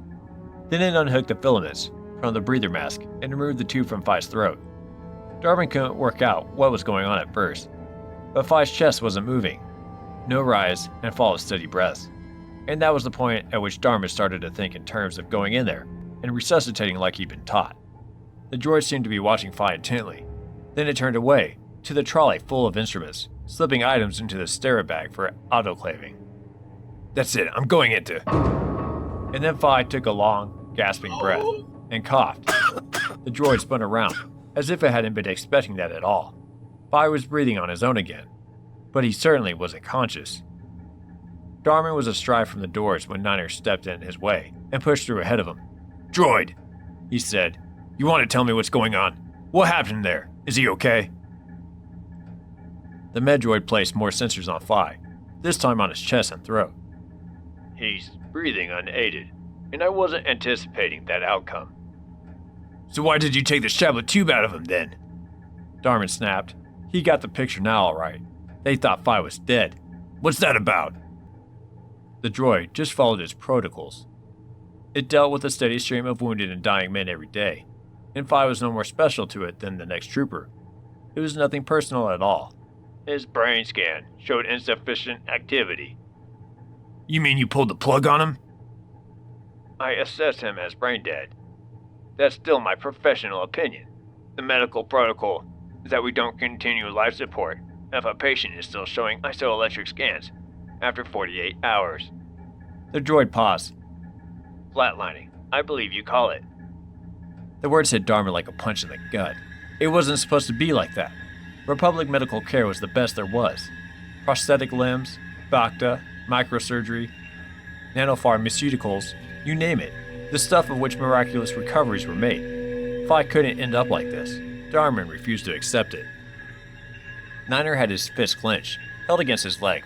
For a moment, Darman thought his sergeant was going to vibroblade the Medroid, like he'd done to so many combat tinnies. But Niner could always keep control. "What happens in a regular med center?" he said, voice cracking. They have separate medical protocols. The Grand Army operates under different terms. And Darman didn't need to be told what those were. He wanted to take it out on the Medroid, but it was just a machine, and had no more rights than he did. "You can't just leave him there. What are you going to do?" This has never happened before during my service. I have no instruction to keep a patient on extended life support. In these circumstances, this medbay is for emergency and acute care only. "I'll take that as don't know, shall I?" Niner said. "Put him back on life support." He's breathing unaided. Then keep him hydrated, because if you don't, that's basic combat first aid for us. If you don't put a line in the IV cannula, we will. Got it? The droid was genuinely perplexed.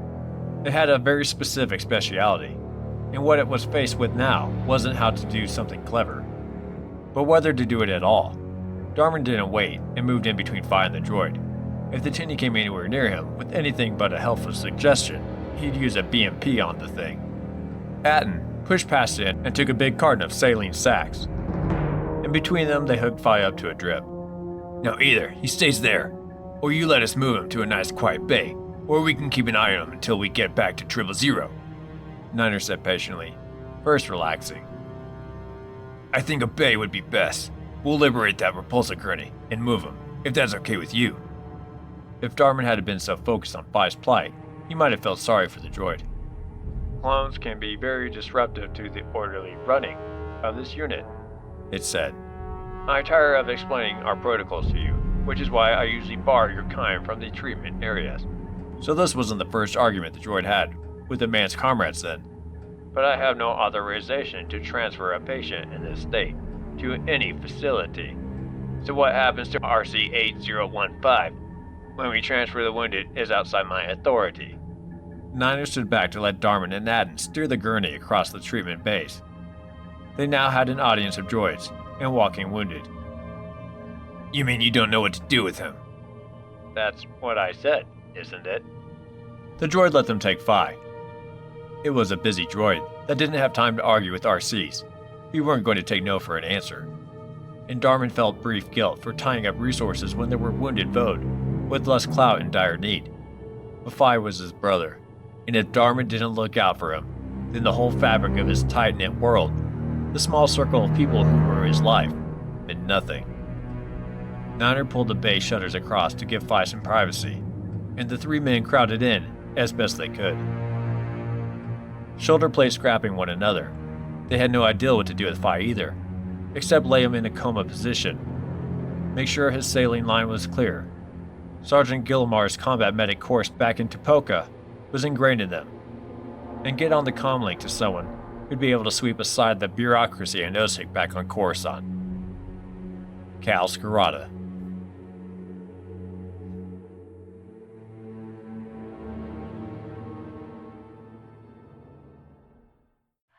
Chapter 15. The difficulty is knowing not who to trust. Nobody. Absolutely nobody. But who can be given allowed to know how much about a given situation? It's no secret that we hold Dr. Uthin in a Republic jail, and the assumption is that we need her expertise to prevent the Separatists from creating another anti-clone virus like hers, or even force her to create a countermeasure.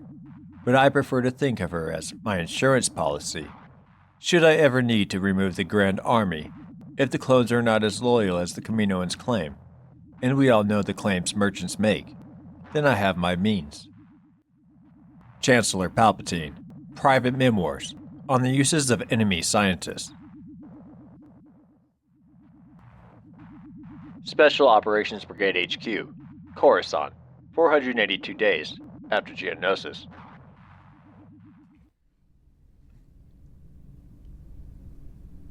So it was a big pile of rock, said General Zay. Yes, sir. Jessic could do calm like nobody else, and it seemed to be getting to his boss. I estimate a few tons. Jessic sat completely composed, fingers meshed as his hands rested on Zay's lovely blue desk. Sev, in I'll wait to be spoken to mode, like the rest of Delta Squad, sat to his right, helmet on lap, staring straight ahead, managing to feel that the conversation didn't involve him or his brothers at all. It was, Val said, probably like a Jedi being in a state of meditation. Aware but not distracted, it was handy to be able to do that when your CO was getting a subtle roasting from his boss right in front of you. But we don't have any confirmation that there was a facility under that island, Zay said, staring out the window with his back to them. Or that Kosei used it. And even if she did, we don't know if she was at home when Master Disaster came to call Dewey. We don't, sir. If Zay leaned on Sev, he wouldn't be able to tell him anything different from Jessic, even if he wanted to. That was exactly how it had happened. A very unsatisfactory outcome. And they were now back to square one and casting around for new leads. If Kosei had ever left Daruma, that was. No, they were back to -1. Before Daruma, they had at least known for sure that the Awa bait was still alive. It was funny how that phrase stuck. Awa bait. All the Mandalorian Suvaldar used it in the end. Even some of the non-Mando training sergeants did. Kaminoans weren't lovable when you got to know them. So, if the facility was blown up, to use the technical phrase, did someone else get to her before we did? Or did she do it to throw us off her trail? Zay asked. Because I'm getting a very hard time from the Chancellor, in that charmingly polite way of his, and if it's not him on my back, then it's Master Windu. And I don't know which is giving me more pain. We just don't know, sir. All we know is that she had one pair of bounty hunters after her, who were almost certainly tasked by the Kaminoan government, and that a lot of equipment that could be used for cloning was shipped to Daruma. Or that could have been used to pickle vegetables. And that we found a body with signs of Mandalorian activity right next to a very recent explosion. Anyone can learn to tie a Mandalorian knot if they want to leave a message, for the trusting, saying, "It's okay, she's dead. The Mandalorians got her," can't they? Jessic looked unmoved except for a slight twitch in his jaw muscles. Sev was at the right angle to see it. They could, sir, Jessic said at last. But we do derive some certainty from the Force, do we not? We do, but Chancellor Palpatine doesn't deal in Force certainty, or in the Force at all. He wants her, preferably alive, but he'll settle reluctantly, although I shall no doubt feel his reluctance for definitive proof of death. And I don't mean some half-wit Twi'lek saying he was pretty sure he dumped her body, but he can't remember where. Sev felt the force that time all right, and it was probably a largely spent shockwave compared with the one that Zay had to be getting from above. Jessic's calm almost deserted him, and he blinked a few times. Find me something solid. It means excavating. Then excavate. But if she surfaces again, she'll show her hand when she starts re-equipping a laboratory. She can't work with a datapad and a stylus alone. Unless she goes to work illegally for Arcadia Micro, or any of the other clone masters. Does she have any research that Tapoka isn't privy to, do you think? I have no idea. Zay turned to Boss. 3-8. Do you regard the corpse you found as significant? Just the nature of the knot, sir. Especially as it was a long shot that we would find the location based on what the Twi'lek told us. If anyone signposted it, they were subtle. They might have known you weren't stupid. Wow, the old man was in a real mood today. No option but to go back to the last good contact and start over.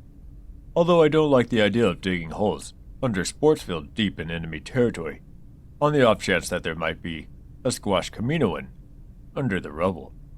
That's all we've got. Perhaps I should have brought Scarada into the loop on this after all. It didn't matter why he said it. He might have meant it benignly, or sincerely, or spitefully. But the end result was the same. It was a slap across the face for all of them. Jessic might have taken that as part of the learning curve of being a baby general, but Delta didn't fail. Dread crept through Sev, like the onset of a strained muscle. At least they weren't yet at the stage where Val had to find out that they couldn't cut it. No, that I couldn't cut it. Leave it with us, sir. Jessic gave every impression of being okay about the dressing down. Jedi never shouted or swore, although they did have a savage line and humiliating understatement. But he had to be bruised now. He'd already told them more than once that he was never going to make the Jedi Council. He didn't strike Sev as the type of man who wanted that kind of position anyway. Is there a deadline on this? Yesterday at the latest, said Zay. I can repeat the explanation. From the top, if you like.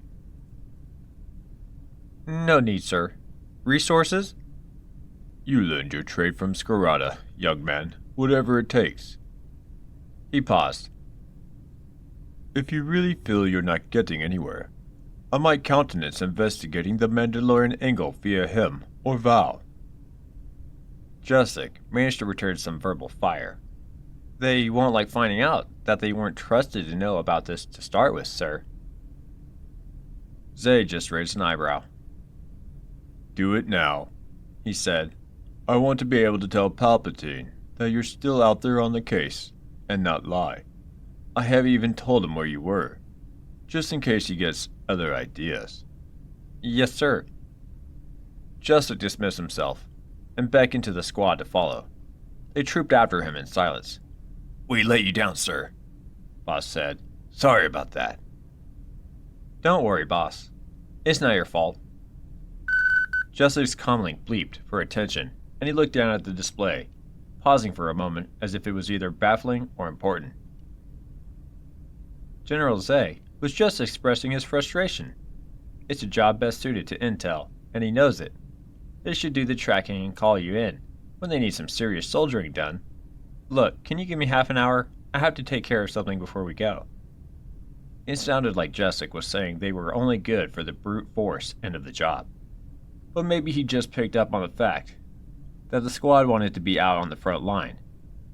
We'll have the TIV ready on the landing pad in 30 standard minutes, sir. Boss knew how to give Jessic a deadline in the kindest way. And an appropriate wardrobe.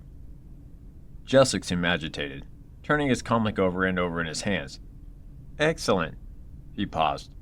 By mentioning that he might bring in Scarada and Val, has General Zay given me a nod and a wink to do that in a deniable manner? Not a question we're qualified to answer, General, Boss said. Although, if anyone can find out what a bunch of Mandalorians are doing, it'd be them, or the Knolls. You talk as if Mandalorians are foreign to you, Boss. Well, they are, some of them anyway. Sorry, I didn't put that very well. I meant, do you think of yourself as Mandalorian in any way? Probably as much of you think of yourself as a Jedi, sir. Raised that way, more or less. But the enthusiasm depends on whether your own kind are putting you in the line of fire or not. Ouch. Sev winced, waiting for the reaction. None came. Jessica nodded as if that meant something, and shot off at a run toward the administration area. Jessica was taking this whole Mando thing too far. The kid had no sense of danger. He dressed up in that Beskar Gom, and end up with his throat cut, Jedi or not. Because even if Skirata liked him and treated him like one of the family, the average Mando would take him for the Jedi spy he would certainly be. What's gotten into him? Fixer asked as they made the final checks on the Tiv. Hard to tell with the Jedi, Scorch said. I get the feeling there's something going on. And Zay knows Jessic isn't leveling with him, but it's all happening on some higher plane, while grunts like us just watch the outward show of business as usual. You can never tell what they're picking up in the Force, while they're smiling politely. That was it. Never knowing what Jedi could see, and you couldn't, really got to Sev. And it went beyond the different skill set, as Jessica insisted on calling it. The word powers annoyed the general, but powers they were. The squad carried on this conversation in hushed tones, as if Jessica might have some force method for eavesdropping on them. Scorch just confirmed Sev's bad feeling. He's going to get himself killed. Skirata and Val can play these games, but they've been around a long, long time. We're all going to get ourselves killed. Sev knew what that meant, though. It's in the job description, the line that says, don't take out any long-term loans. You think he'd rather be Boudica or General Jessic? Scorch asked. Are you asking me if I think he's loyal? I suppose so. Sev didn't enjoy the thought. He's loyal to us. They're great to have on our side, Jedi. Fixer heaved a crate of supplies into the Tiv's cramped cargo area. I liked it better when we just blew stuff up and splattered you notions. All this thinking is bound to end in tears. Yeah, but not yours, Scorch said, taking out his data pad. I'm going to work out how much thermal plasma it'd take to launch Action World into orbit. Or excavate a hole. You enjoy your hobby, Fixer, and let me enjoy mine. Sev set down one of the crates and calibrated his Ds again. Something that he'd begun to see as a nervous habit. Zay, he thought, was being way too hard on Jessic. He couldn't give a brand new officer that kind of latitude without support and still expect him not to screw up. Okay, everyone was thinly stretched lately, and every time Sev looked at the deployment chart and worked out where all the Jedi were in theater, they really were getting more and more scattered, more physically separated from one another. But that was no excuse for not picking up a comlink and giving Jessica "How are you" chat. Skirata called all his squads, all 90 men, or however many it was right now, at least once a month, just to see what they needed. He knew what they were doing operationally anyway. He said it wasn't enough to have an open door. If he checked on them regularly, they didn't have to worry if you think they were weak or whiny for raising a concern. And sometimes they just needed to know that someone still cared if they lived or died. That was probably why Jessic gravitated to Skirata.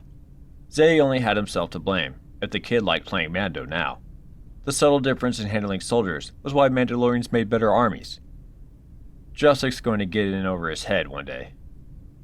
And if Zay hasn't got the time to keep an eye on him when Skirata's not around, then we'll have to do it.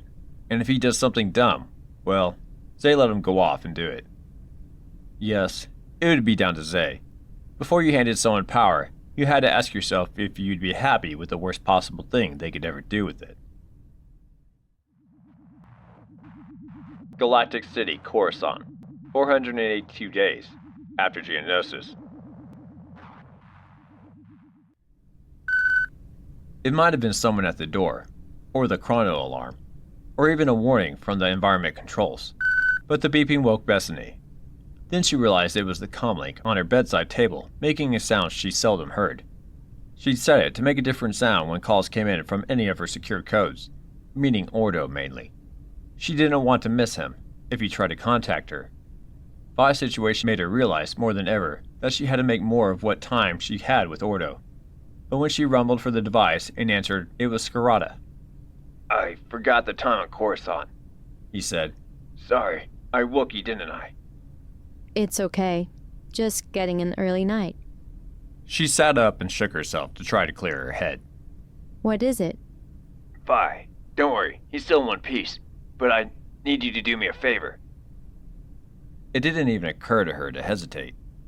Let me get my datapad. She felt around on the table for it and sent a glass of water tumbling over the carpet. Ready?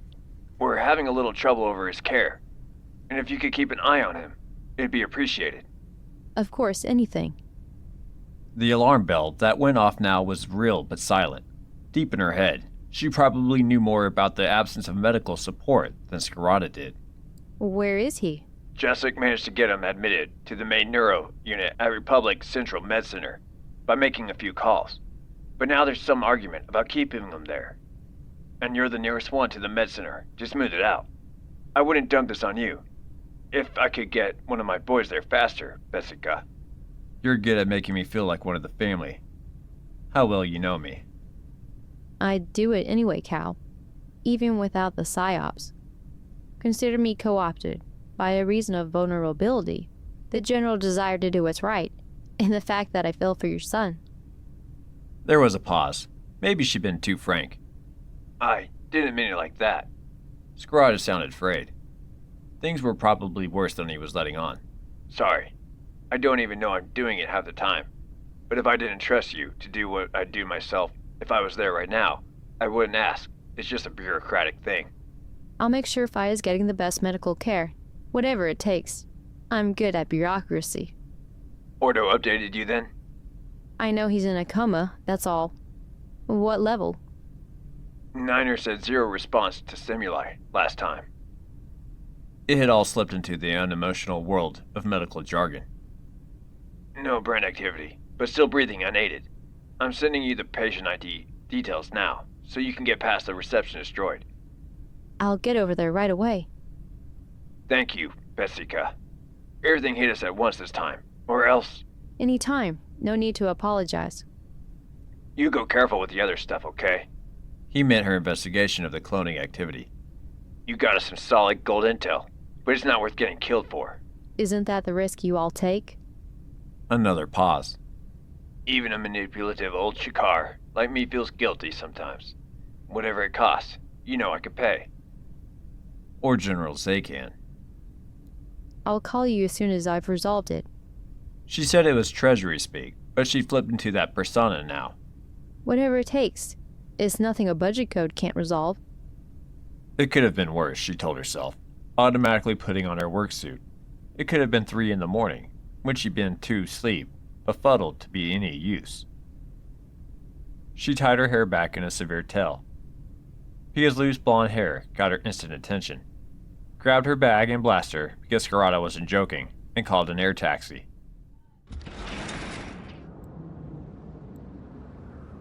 RCM was a small city of a med center with its own traffic system, and it took several passes around the internal skylines for the pilot to find the entrance to the neurology unit. Bethany didn't like med centers, and the moment she walked into all that bright-lit, antiseptic state-of-the-artness, she felt agitated. It was where her father had died.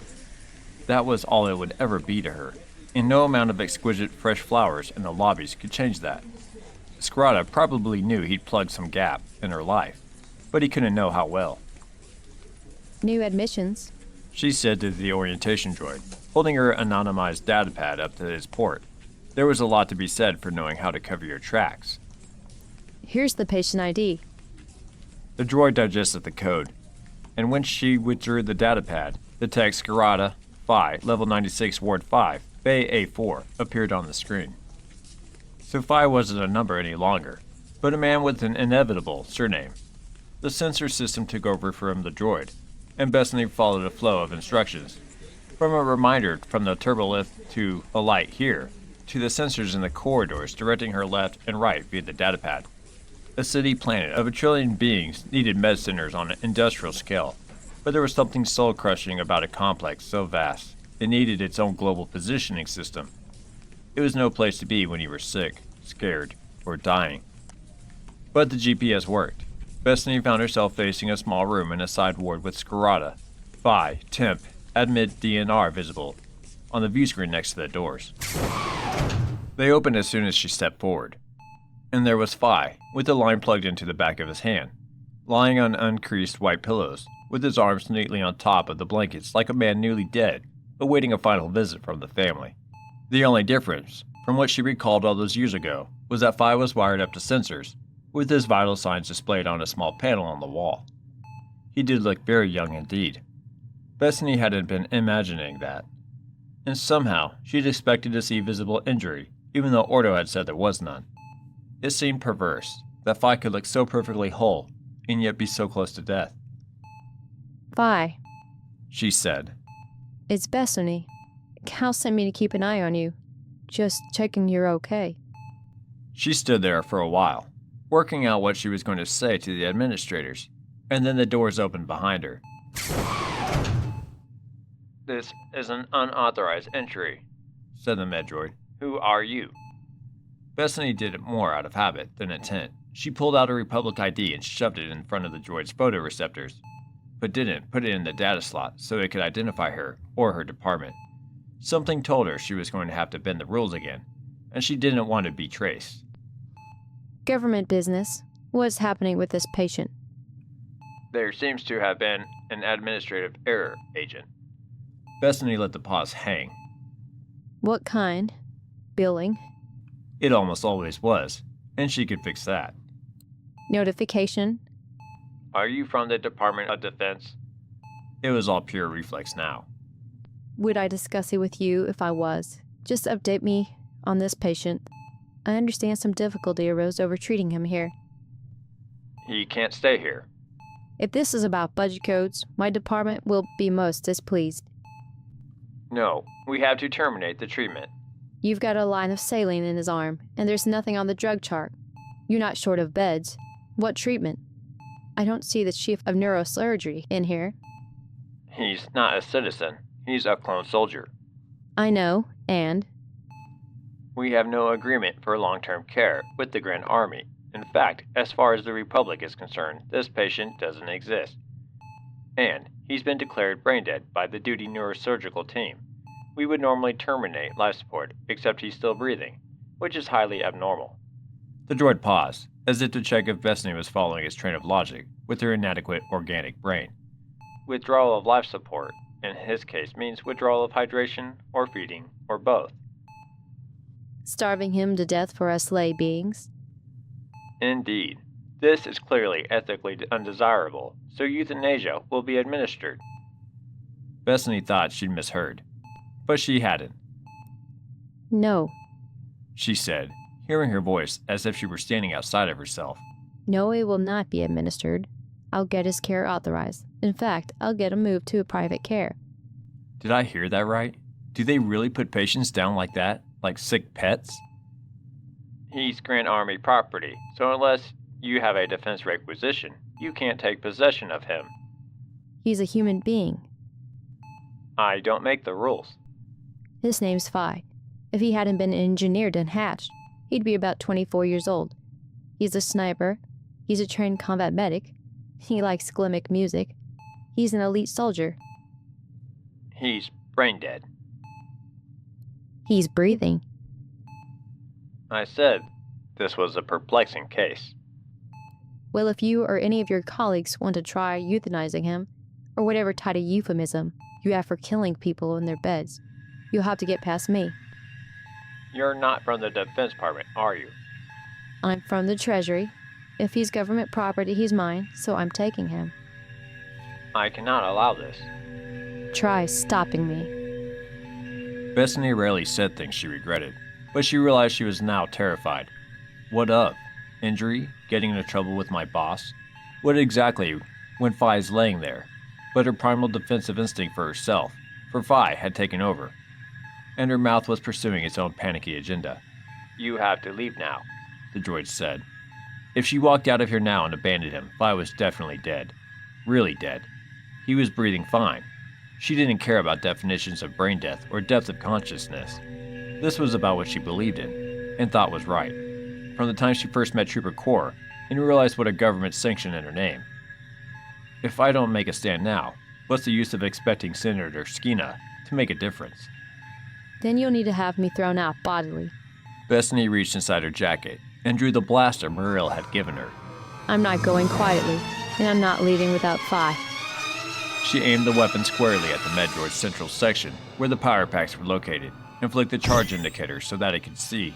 She was serious about using it. She had no idea how she was going to get Phi out of here. She had no friends or family to call upon, and her small band of Special Forces contacts were scattered across the galaxy. She was on her own. Ordo and precise planning had always been her watchwords, but there was no time for that now, and the best she could hope for was to stall for time. Time for what, and how long? Or make such a scene that they backed down. "I'm calling security," the droid said, and backed toward the door. Bethany could see that it already had, or had at least alerted someone to the argument. There was a small crowd of white-coated figures and droids outside in the corridor. She followed it to the threshold with the blaster aimed, and when the staff outside saw it, pandemonium broke loose. They ran for it. Some screamed. The security alarm boomed and flashed along the corridor. Bethany shut the doors and seared the panel lock with the blaster, something she didn't believe would actually work, but that Ordo had mentioned in passing. It worked all right. She was now stuck in the room with Phi. Okay, I've done it now. I'll get arrested. I'll lose my job. What happens to Phi then? But what happens to Phi if I just cave into them? It was sobering to think how fine a knife edge stood between an early night after a boring holovid and plunging into the abyss of anarchy, where she pulled a blaster on a Medroid and made a stand against a system that stank. Bethany pulled up a chair and sat at Phi's bedside, blaster still on the door, and put her free hand on his. It felt warm and surprisingly smooth. But then the commandos always seemed to wear gloves. Sorry, Phi, She said. but I asked Jilka if she wanted a date. She's nice when you get to know her. Chances were that he'd never see her, but he wasn't going to leave here with the rest of the medical waste. She needed help, and there was only one person she could think of who could give it. She let go of Phi's hand and opened her comlink to call Scarada. I don't want to worry you, Cal, She said quietly. but I started an armed siege at the med center. I've got my blaster, and Phi's okay for the time being, but if you've got any advice, I'd welcome it right now.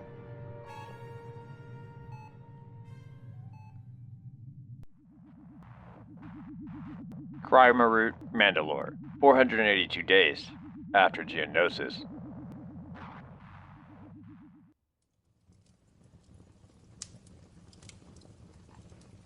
We've got to go, Atane.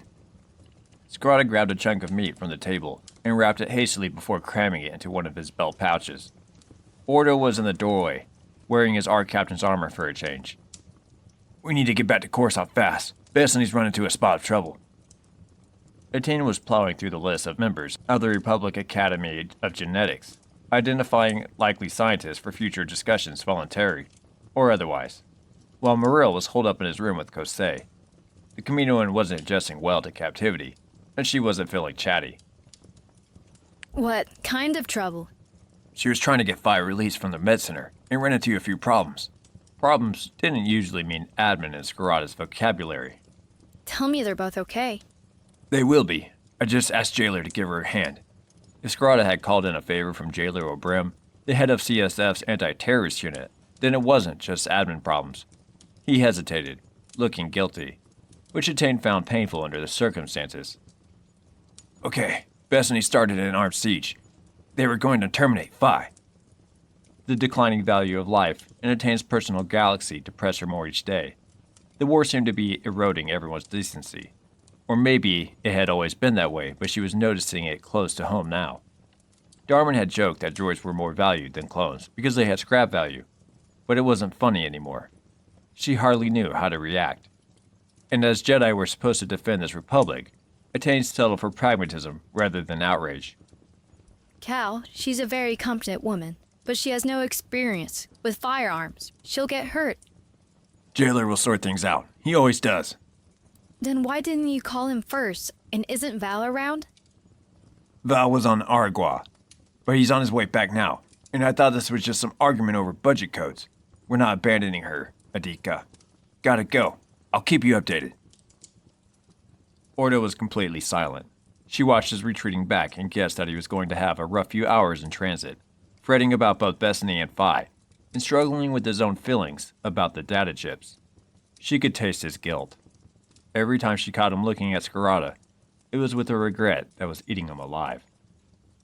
But Scarada was, as she thought on first meeting him, a Gadan, one of Quillora's assortment of carnivorous wildlife, very small aggressive creatures armed with dreadful little teeth, and who take on any prey regardless of its size. Feisty didn't begin to cover it, and Scarada, like Gadans, bounced back from a drubbing fast. Muriel came out of what Attain had started to think of as the interrogation room and laid a couple of data pads on the table. Did I hear right? The lovely agent went and started a shootout? You gave her the blaster. Just aiming at levity, although I don't feel like it. He scrolled through the datapad screens while he sliced a chunk from the leg of nerve one-handed and chewed it thoughtfully. The roast seemed to sit on the table most of the day, oozing a chunk or a slice every so often, and only the bone was left by the evening. It's funny how scaring someone in an interrogation can be more effective than giving them a good hiding. You're talking as one professional interrogator to another, of course. You did a nice job with the Nikto, as I recall, when Val hadn't made much headway. So what scares Kosei? Found it yet? Anonymity. She's a Kaminoan. They don't take primetime ads on H&E. I mean that she won't go down in her own history as one of the greats. With her work gone, she's nothing. Even when she betrayed a government and did a runner with their most lucrative industrial secrets, she could still think of herself as one of the greatest geneticists of all time. Maybe the greatest. Now she's got nothing to show for her work. We trashed her lab, and the lab of her silk cultures too. She's effectively erased from science history, which is probably worse than being dead for her. So what do you offer someone to get them to cooperate when they already think they've lost everything? To rebuild her lab here and put her back on the map. But she knows she can't ever apply what she discovers. You won't let her. She knows you well enough for that. She's quite interested in Jedi genetics. Oh, no. No, absolutely not. Attain was instantly furious. How could you? Muriel looked genuinely wounded. I was only lying to her. You're using my child as some bargaining chip? I'm using the idea of your child as a way of getting his father a normal lifespan, General. You want me to go in there, don't you? You want me to work on her? Muriel shrugged. Here's my problem. I find it hard to separate what I want to do to her from what I want to get out of her. She hurt me and my brothers badly from the day we were hatched to the day 2 years later when Cal Burris showed up and stopped her. They really don't understand human pain and stress, except written on flimsy as some theory. And they don't care anyway, as long as the flesh machine that they build works. Think about your child, and then think how you'd feel if she did to him what she did to us. And that's without being put down at the end of the experiment for fighting back. Muriel always knew how to target her worst nightmares. That was probably why Scarada had let him loose on Kosei. He knew how to hurt, and he was much more subtle than Val. Attain didn't answer. So, Atika, you can see why keeping my mind on cooperation is hard. What harm could it do? Kosei couldn't touch her, and Darwin had everything to lose. Okay, She said. but you're going to do a lot of babysitting to make up for this. I'd love that, he said. He smiled, and he had such an artless, genuinely joyful smile that it was hard to square what he did with what he was. It's going to be wonderful. Attain spent a few minutes composing herself before she went into that room. She walked the circular path through the corridors that had quickly become her routine in the last couple of days, concentrating on a forced bond with the baby. She could feel him growing now. Before she'd been in control of accelerating the pregnancy and healing trances, but now it was as if it had taken the reins and was deciding on his own pace. She had the strongest sense of him being impatient, of wanting to be out in the world and doing things. It alarmed her. It was as if he felt she was a dangerous place that he needed to escape before she took him into any more battles, or traded him for a deal with a scientist whose ethics were repellent. Venku, we live in an age of chaos. You're going to change many lives. Maybe this is where you start, saving your father and your uncles before you're even born. She could have sworn he calmed a little within her. Venku was the future, and Skirata acted as if he knew it. Or at least, was an instrument of the Force. Okay, Awa Bait. Atane took a breath and walked into the room. Kosei didn't look half as impressive or elegant in a borrowed shapeless gown, which was all that Bryler had managed to find to cover a being more than 2 meters tall. He had probably been furnishing fabric hurriedly sewn together. Mandalorian women didn't wear dresses.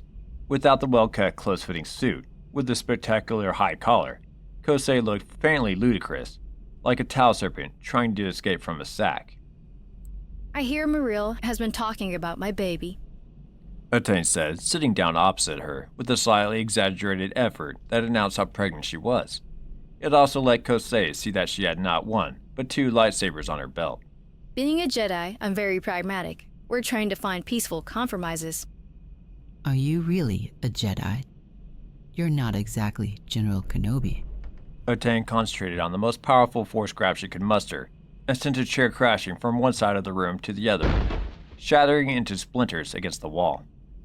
Jedi enough for you? She asked. She patted her bump.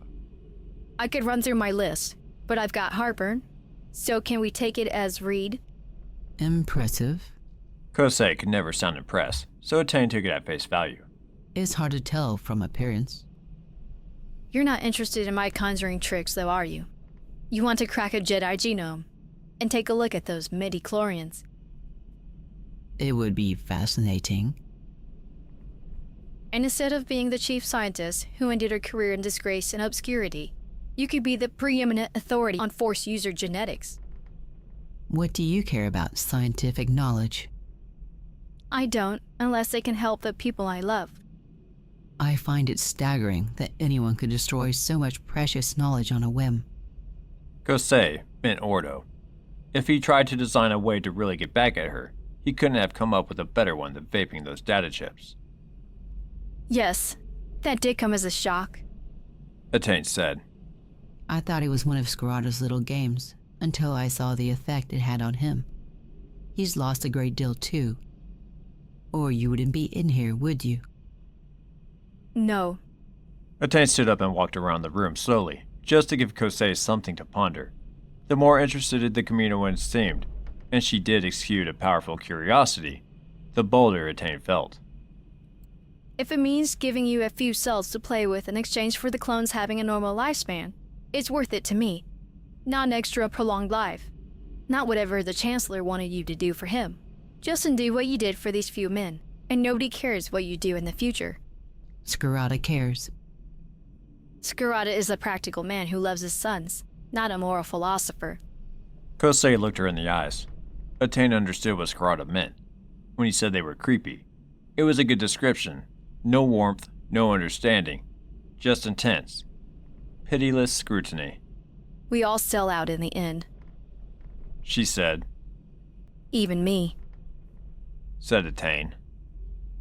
The father of your child is one of the clone units, isn't he? Atane had never heard them called units before. But Darman, all of them were just organic machines built to order. As far as the Kaminoans were considered, product merchandise units. Yes, imagine it. One genome you know intimately, combined with one you've never been able to get your hands on. Kosei's face didn't exactly light up, but Atane sensed a slight lifting of her dark mood. How can I trust you? I'll give you a cryo-suspended sample of my blood now. Atane wasn't sure where she might get a cryo container out here, but Rav Brayler would know. It was the kind of kid that even veterinarians kept for sending livestock samples for testing, so the next farm might have some. You give me a list of some of the genes you regulated to achieve rapid aging, and how they're switched to reverse the process. I'm not even asking for them all at this stage, just a demonstration that we understand we both have something to lose and gain in this. And what after that? When the baby's born, Multipotent stem cells, maybe, from the umbilical cord. Kosei did seem taken aback by that. You've done your homework, Jedi. Well, Muriel had, but Atane was reassured that she could still act convincingly. Do we have a deal? Is it really worth holding out just to remind a few clones that you had that power over their lifespan, when you could move into a whole new area of research? Kosei went very quiet and made that odd weaving movement of her head, back and forth, very snake-like. It struck Atane as the equivalent of a human drumming her fingers on the table while thinking hard. Very well. She said, There are many things I can cite from memory, even without the research from Topoka. Atane sat down and tried not to look triumphant. The heartburn helped a lot. Kosei marked screen after screen on her datapad, and then handed it to Atane. Those are the first sequences that can be switched back with zinc and methylation. She said, Muriel should be able to check that those are valid. Thank you. Atane still wondered if the scientists actually knew the whole solution yet.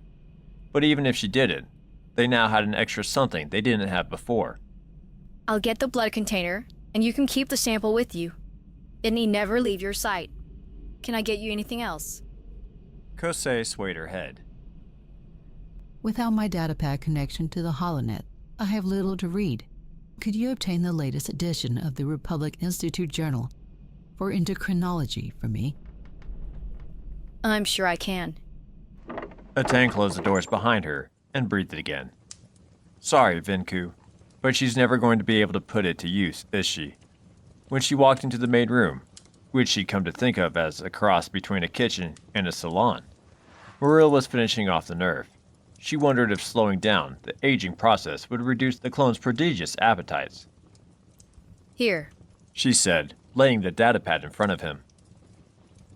All you have to do is offer her your firstborn, and she's as good as gold. Muriel stopped chewing and swallowed hard. He stared at the data. Atika, he said, you're not just good for opening doors, are you? We're taking it a step at a time. What did you offer her? Seriously?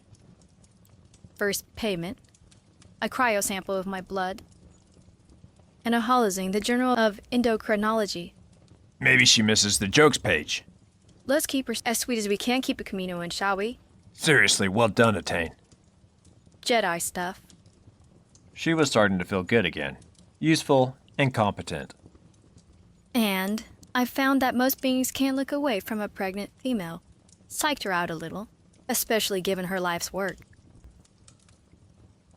It was a job well done, for the time being. Muriel made her a pot of shig, a tisane made from a plant called Bahat, before getting on with examining the data. I'll have to get this checked, he said, and that means farming it out in sections so they don't know what it is I'm working on, but it's a hopeful start. Atane sipped. The shig was citrus-flavored, and kinder to her stomach than calf. It's just such a shame that all the other data was lost. It felt too cruel, just like blown to pieces by your crazy brother. Yeah, Muriel said, and squatted down next to her seat. He put his finger to his lips, for silence, and opened one of his belt pouches. Then he drew out a container, the kind that data chips were stored in, took her hand, and laid it on the little box. Indeed. Muriel. Don't you always do a backup, Atane? Tut, tut. Don't joke about this, Muriel. She was starting to get annoyed with him. Scarada had been mortified by it. Is that what I think it is? We might have behavioral problems, but we're not stupid. It is all intact. Ordo meant what he said, but he didn't use the real set of chips. Atane's ecstatic relief was instantly slapped down by recalling Scarada's face. How could you do this to Cal? What if he'd had a seizure or something? He was devastated. Muriel replaced the data chips and stood up. I know. Ordo and I argued over it, but it was the only way I could get Calbur to act like it was real. He's usually a great little actor, our Burr, but he isn't always good at grief. Kosei would probably have spotted it. Poor man. I'll calm Ordo and let him know he can tell Calbur. Cal's going to be furious. He blames himself. Oh, Ortica, can get away with murder. He's the #1 son. Mariel went back to the datapad and smiled again. And it broke Osei, didn't it? It did, but it had very nearly broken Scarada too, and the tank could see it. And I just lied and used my unborn son to do a deal that I know won't be honored. So where does that leave me? They were living in desperate times, whether it meant that the rules were no longer applied, or that the times they lived in were down to ordinary people abandoning those rules to start with. Attain wasn't sure.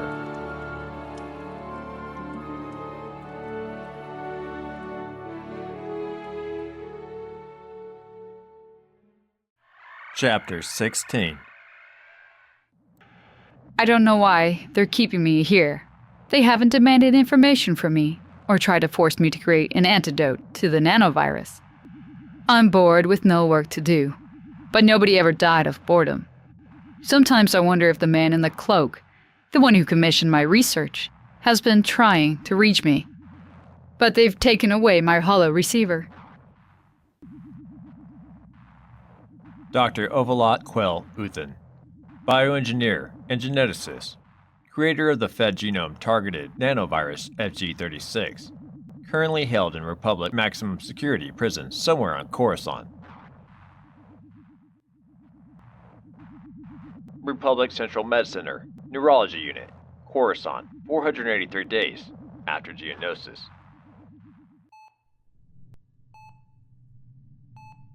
I said move it. Didn't I?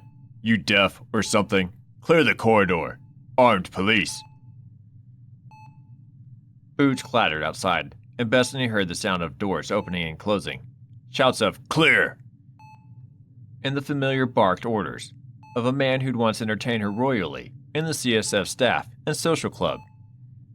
Captain Jailer O'Brim, former Senate guard, loved his work on secondment to the ATU so much that he stayed.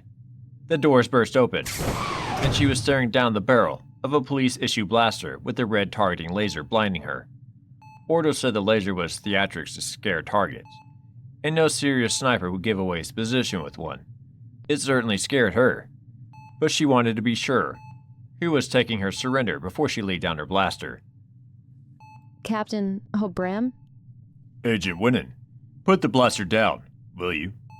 He didn't lower his weapon, and it struck her that he thought she might open fire on him. Come on. It's me. Jailer. Cal called. She trusted him. If she was wrong, no, she had to trust him. And Scarada too. She lowered the blaster, flicked the safety catch on, and put it in her jacket again. That's better, O'Brim said. He held his blaster up in the safety position and leaned out of the doorway. Clear. Boys, stand down. Prepare to transport a detainee. Paramedics, in here. I'm sorry about this, Captain. Bethany could feel her legs shaking as the adrenaline finished its job. She almost sat down on the edge of Fi's bed to recover, but matters seemed too urgent now. I had no idea what else to do. O'Brim looked over Fi and gripped his hand tightly. Firefeck. They want to just finish him off? I've had officers recover from head wounds when they shouldn't have, and ones who died when they shouldn't have. So while I can see him breathing, I want a second opinion, even a third, as many times as it takes. He straightened up. Where's that gurney? Where are we going to take him? Bethany asked. I appear to be stealing government property. He can stay in my guest room, but I've got to find someone too. I've got a secure location. Don't you worry. And care laid on. The CSF paramedics moved in and began detaching Fi from the sensors and wrapping him in blankets. If they want to play this game, fine. I can play it bigger. O'Brim was upset and angry. She'd only seen the world-weary side of him, never fazed by anything, but this was very personal for him, and it showed. He and Scarada were a matched pair. He might have been the only Erotis friend that Scarada had. They certainly saw the galaxy the same way. I better call my boss and let him know he's going to have an unpleasant message from Coruscant Health. Bethany said. Need any clerks at CSF? Because I'm going to be fired in the morning. O'Brim moved in to tuck a straight corner of blanket under Fi's body as the gurney was steered away. Don't worry, he'll never hear about it. Kind of hard to ignore one of his senior investigators storming into a med center and holding patients hostage. I'll make it go away, Obrim said. I'm CSF. I can make all kinds of things go away when I need to. Outside, the medical staff had begun to swarm back, some droid and some organics, and CSF officers cleared a path for the gurney to get to the turbolift. Obrim seemed to have mobilized half a shift to extract 5 from the unit. One med droid, whose identitab showed it was the duty administrator, hovered into Obrim's path. I insist you return the patient to our care. It said, Once we've admitted someone, we have to be able to account for them and show they were discharged properly. Make up your mind, Obrim said, steering Bethany past the droid. 1 minute he's a patient, and the next he's government property. You can't take him. We are responsible for him. Until you shoot him full of lethinial. Yeah, he discharged himself. He's incapable of doing that. Okay, I'm ATU. I've arrested him for looking at me funny. Now move it, or I'll book you for obstructing me. Then arrest that woman for threatening my staff too. Unless you want your rivets felt, tinny boy, step out of my way. This is an outrage. There will be a formal complaint to your superiors.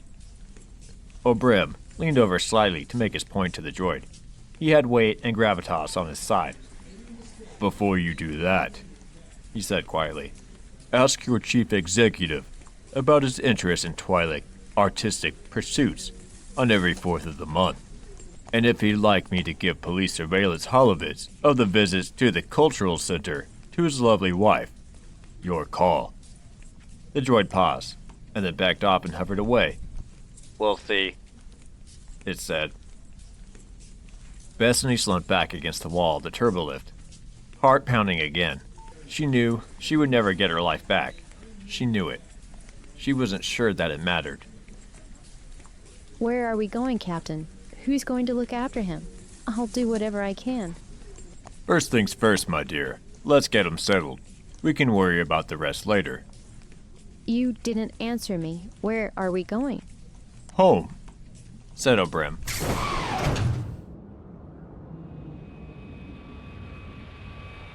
He wasn't joking. At the speeder bay, an unmarked CSF transport was waiting with its rear hatch open. The paramedics loaded 5 on board and got in beside him. Obrim followed in his own speeder with Bethany. It's amazing what you can rent, he said, as if none of the drama had taken place only minutes earlier. You can rent medroids to look after Granny at home, so I've rented one for Phi. I mean, I look after him myself, but I don't know how to get feeding tubes and saline in them. What's your wife going to say? I don't know. I just said I was bringing someone home she had to keep quiet about. She's pretty used to some of the irregularities in this job. Thanks, Captain. Thank you so much. It's Jailer. I think we know each other well enough now, don't we? Yes, I think so. The first hurdle was cleared. She'd managed to get Phi to safety, thanks largely to the conscience of a bunch of cops who were taking a risk themselves. Whatever Obrim said, but the real struggle lay ahead. And it might have no ending for a long, long time. Phi was still in a deep coma, and as far as medicine was concerned, he was dead. But he was still breathing. Bethany was getting used to seeing the impossible happen. It could happen again. Arca Barracks, SO Brigade HQ, Coruscant, 483 days after Geonosis. Kor had the air of a guilty man, and Darman remembered that feeling from when he first walked into Omega Squad. After the commando brigades took massive losses in the first weeks of the war, and squads were reformed as men died. But Kor was RC-5108/8843 now, a member of Omega Squad proper, and not just attached to them. He walked into the barracks recreation room in his new armor, Phi's rig, helmet under one arm, but didn't seem comfortable in it.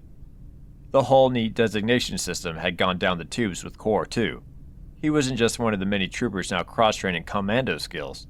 He was a shiny boy, a real Republic commando, and Skarada insisted that he had the code to match even if his numbers didn't fit. Darwin was determined to make him welcome.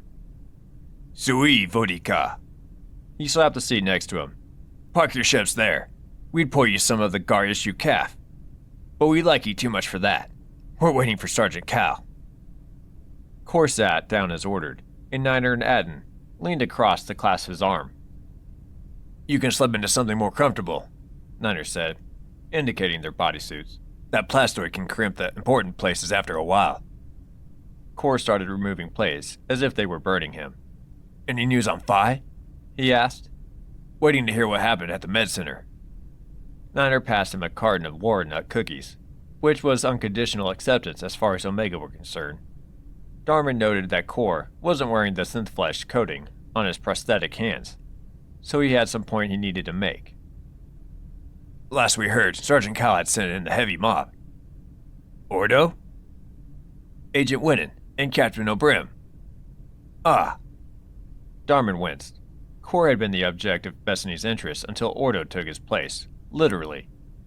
If the former trooper felt that the Null captain had muscled in on his girl, he showed no sign of it. She'd been very kind to him while he was recovering on desk duties. He'd said. That was all. It'd take a lot more than Bethany's kindness to put Phi back on his feet. Kor was uneasy. It was inevitable. I just wanted to say something before we go any further. Get it off your chest, Nervad, said Aden. I won't be trying to replace Phi. Kor blurted it out, as if he'd been thinking about it for a long time, and now wanted to get it over with. I might wear the armor, but I'm not the man, and I'm not going to compete with him. When he's fit, I'm out again, okay? Maybe he was being diplomatic, or he might not have realized how bad things were. Darwin didn't explain. It's okay, said Aden. I was one of Val's trainees. Joining this bunch was a bit rough. Was not, Niner muttered. He'd never been one for a good laugh. But he tried hard, painfully hard, because morale was the squad sergeant's job, as far as he was concerned. It was Deruvian champagne, all the way. Darwin tried to join, in the determined jollity, but Kor still had the din on his chestplate where Phi had a disagreement with a grenade, and there was no sheer joke to be had about it. It was going to be very hard without Phi. So you've enjoyed a rich social education with Muriel and Commerk, have you? Darwin never felt he could talk about that in front of Phi, because Phi so desperately wanted a nice girl, as he put it. And any talk of relationships got to him. Now he'd never get the chance. I saw Commerk once, but he doesn't seem as... And that was as far as Darwin got. Grief ambushed him. He found that all he could do was sit forward with his elbows, braced on his knees, both hands to his mouth to stop the searing ache in his throat, and eyes from turning into uncontrollable sobbing. He froze, scared to move in case that started him off. Eventually, Kor ruffled his hair hard, just like Scarata did, and Darwin got his breath under control, enough to speak. That's what really gets to me, he said. He didn't get what he really wanted, someone to love him, and now he never will. And I'm angry. Okay, Dar. And joined in the hair ruffling. Udisi, you can't do anything about it now. He's not dead, said Niner quietly. Darwin could feel it hanging over them. The conversation that had seemed fine when they didn't realize how much damage he suffered, but now couldn't be spoken aloud because it was too awful. What was not dead? How did the medics know Phi couldn't sense what was going on around him? Brain-dead people sometimes regain consciousness and then reported what they'd heard during the coma, and Darwin could think of nothing more awful at the moment than Phi being trapped in some terrible paralysis but feeling everything. Dead was better. He wanted a cleaner end than Phi. Call it Tane, Niner suggested. She always cheers you up. But Darwin didn't want to call her just to rage about how unfair things were. He settled down with the Holozine so nobody would talk to him for a while, and the others played blades, throwing knives into a target board, divided into rings and quadrants.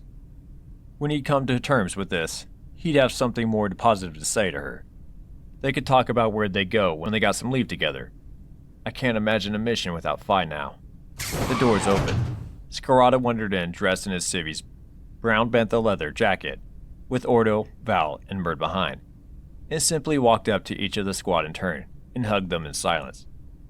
Then Jessa came in, and everyone turned to stare. I thought you were still with Delta when I spoke to you, Scarata said, and it was obvious he hadn't planned to meet him here. What happened? Delta can handle Daruma without me. Jessa didn't look his old self either. He was usually the essence of calm good humor, however bad things got. But he didn't seem remotely serene or accepting now. His face looked hard rather than thin. He was all rigid determination. I was the only one there to slow them down last time. Vi needs me more. What do you mean, Vi needs you more? I'm going to try healing him. Nobody said a word. Jedi could heal, but they didn't do miracles. Scarata lowered his voice in that way he had when things were going badly wrong, and he needed to break the news gently. Okay, son, he said, but Zay's going to skin you alive. He's sending you back to the Daruma job again. He won't take kindly to you going off like this. With respect, Zay can shove it. You sure about that, Boudica? When the war's over, you'll still be a Jedi, and he'll still be your boss. Ah, no, that's where we differ, Cal. We've forgotten what it is to be Jedi. So I'm going to do some real Jedi work now, and help someone in trouble, rather than talk big concepts and run errands for politicians. Where's Fi? Jailer's found a safe place for him. Scarata turned to the squad. You never heard this conversation. Things got a bit hairy at the med center, and Bethany had to... Well, blasters were involved, and Jailer, and half the ATU lads. It was a point at which Fi would have made some witty observation, had he been there. The silence was painful. Sooner I start, the better chance I have, Jessic said. Take me there, Cal, please. They'll kick you out of the order, son. As long as you can face that, fine. Look, if you won't take me, I'll find them on my own. Because I'm really good at that, aren't I? One of my uses, scanning by Jedi. Okay. Scarata got a look at Val, that Dharma could only describe as disappointment. He probably thought Scarata was being soft on Jessic. Let's go then. Ordo, you too. I'll wait here, said Val. Anything you want me to do to stall Zay if he shows? I don't know. Delta's not going to tell him Jessic's gone AWOL, are they? And they could be gone weeks. It'll be a brief conversation then. Scarata, Ordo, and Jessic left as quickly as they'd come in. Darwin fought not to get his hopes up. He couldn't help thinking that nobody really understood what Jedi could do. Least of all, Jedi, it seemed. And Scarata might simply have been placating Jessic. The general badly wanted to emulate Scarata, except with the Jedi bits added like some kind of first aid kit, an early warning system. Avoidance of attachment and anger didn't get a look in these days. But that was the challenge, wasn't it? If you had powers like that, standing apart from the messy business of life was just avoiding the hard decisions. Jessic confronted his. Fire feck, said Kor, sharpening the throwing knives on the Durstill sections of his fingers. Is it always like that in this squad? And how much transit time do you guys clock up? Val laughed. Ah, the clarity of a newcomer. What did he mean? He was only there to slow Delta down, Darman asked. You know how self-deprecating he is. Val fed Mert a cookie. A modest man. It hadn't sounded like that. But then Darman accepted he wasn't at his most attached today. It was a pity Atane wasn't here. He missed her, as always.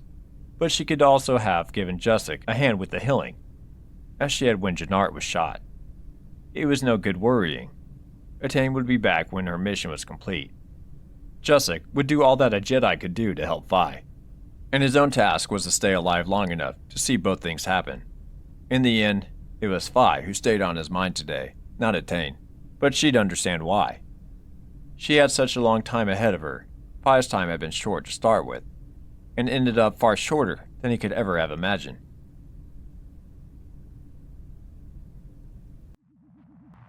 Jailer Obrim's residence, Rampart Town, Coruscant, 483 days after Geonosis.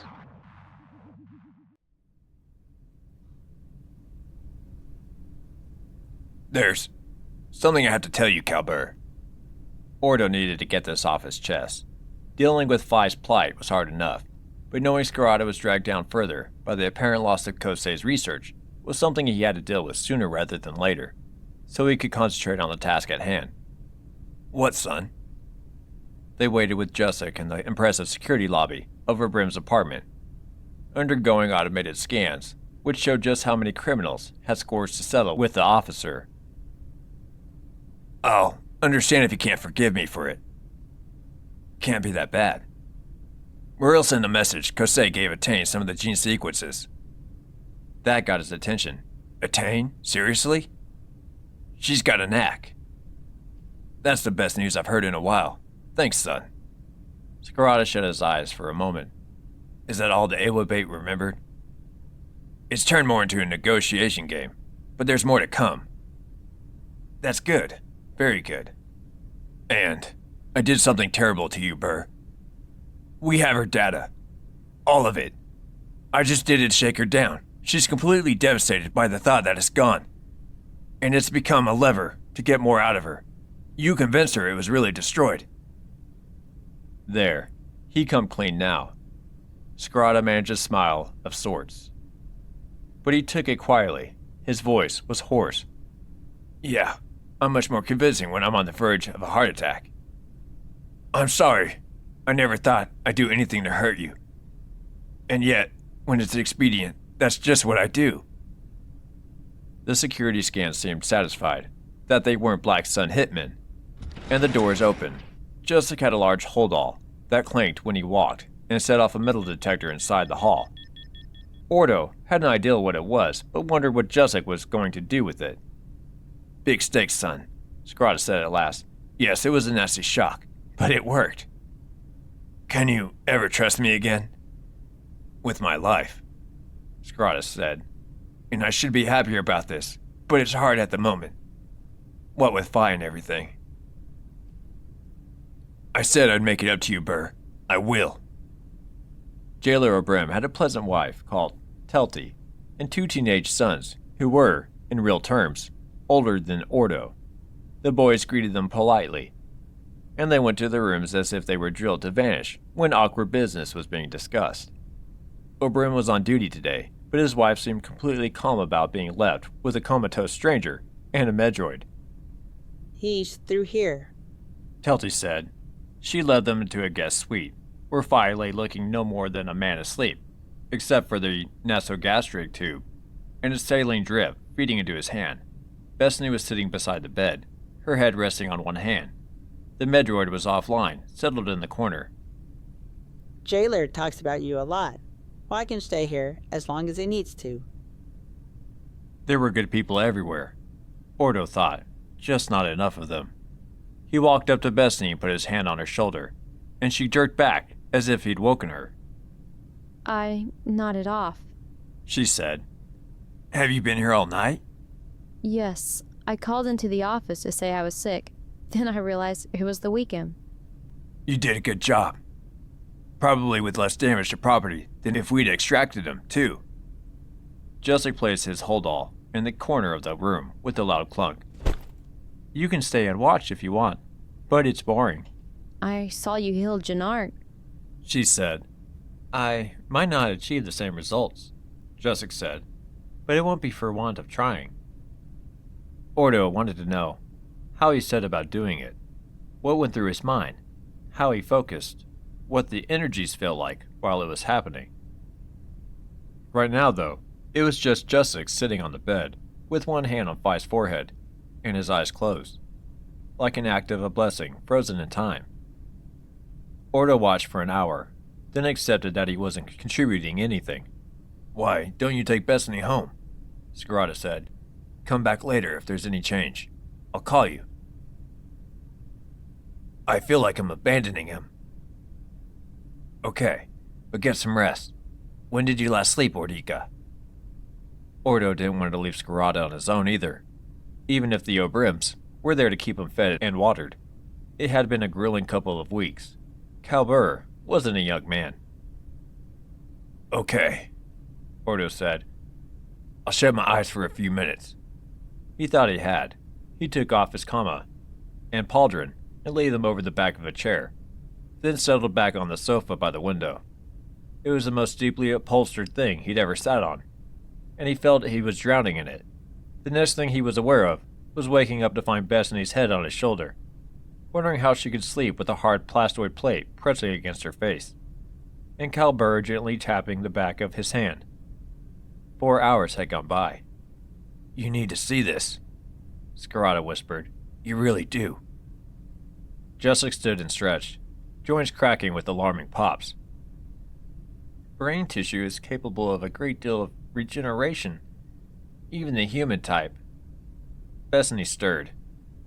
What is it? "Show them, Bardika," Scarata said. Jessic ruffled Fi's hair, and he moved. He did it a few more times. The reaction was consistent. "Don't get too excited," Jessic said. "He's not in such a deep coma now. That's a long way from being conscious, but he's not brain dead either." "You healed that much tissue?" Jessic shrugged. "Oh, medics misdiagnose brain death all the time. I'm just reluctant to give up. Always was a sore loser."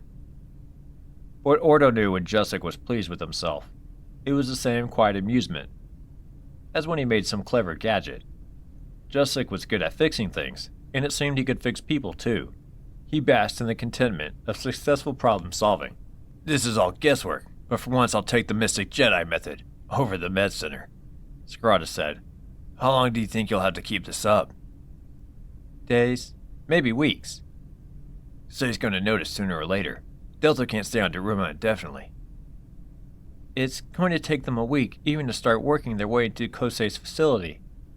Unless we want to risk drilling in there with big conspicuous industrial-sized machinery," Jessic said. "I can take a few days away from Phi then and catch up with them, but I wouldn't rely on Zay turning a blind eye to my bending the rules on Phi, and I'd rather be in trouble for not obeying orders on the Kosei search than indicate to Zay that I know where Phi is." "Sooner or later," Scarata said. "He's going to notice. He's getting a lot less out of the Knolls, too. But maybe that'll be the time to tell him that Jing knows where Grievous is." "Ah, I thought you might," Jessic said quietly. "Well, we've all got our little secrets to trade now, haven't we? Yes, Jing knows, and he thinks it was too easy to be true, hence my silence on the matter." What a dirty galaxy we live in. Ordo did a few rough calculations. "I think we can count on Delta being stuck on Daruma for weeks. And not just because of the cocktails. They're doing the equivalent of excavating with a spoon." "They're not a cocktail kind of squad," Jessic said, sounding almost regretful. "They won't take advantage of it at all. For some reason, that depresses me."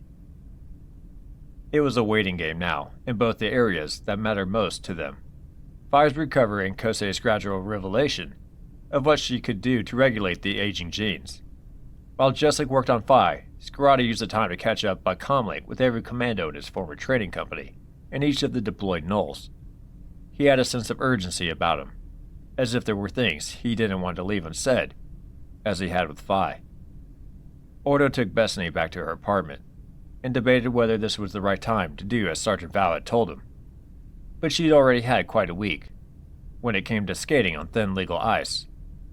Spying on classified defense projects and abducting patients at Blaster Point was plenty to be going on with. He'd wait a few days before he involved her in the murky world of bank raids and stolen Shironi sapphires. Chapter 17. "Sir, we've managed to get a strip cam filament into the collapsed chamber using the mechanism from a self-embedding charge. It's going to take weeks to remove enough material to search for organic remains. But one thing the cam has picked up is what looks like a chestplate of Mandalorian armor. I'll leave it up to you to decide if you want to pass that information on to General Zay." Sitrep from RC-1138. Boss, to General Jessic.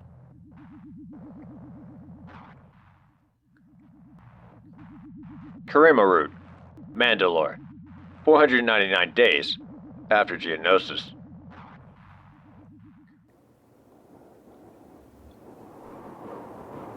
You said you wanted a laboratory.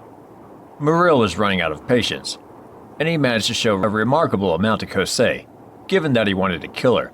This is a laboratory. The Kaminoan scientist couldn't quite bring herself to step into the structure. Attain tried to encourage her. This is as good as you're going to get for the time being. She said, And it means you don't have to wait for a conventional lab to be built. This is Mandalore after all. It's an agricultural trailer. Kosei sounded crushed.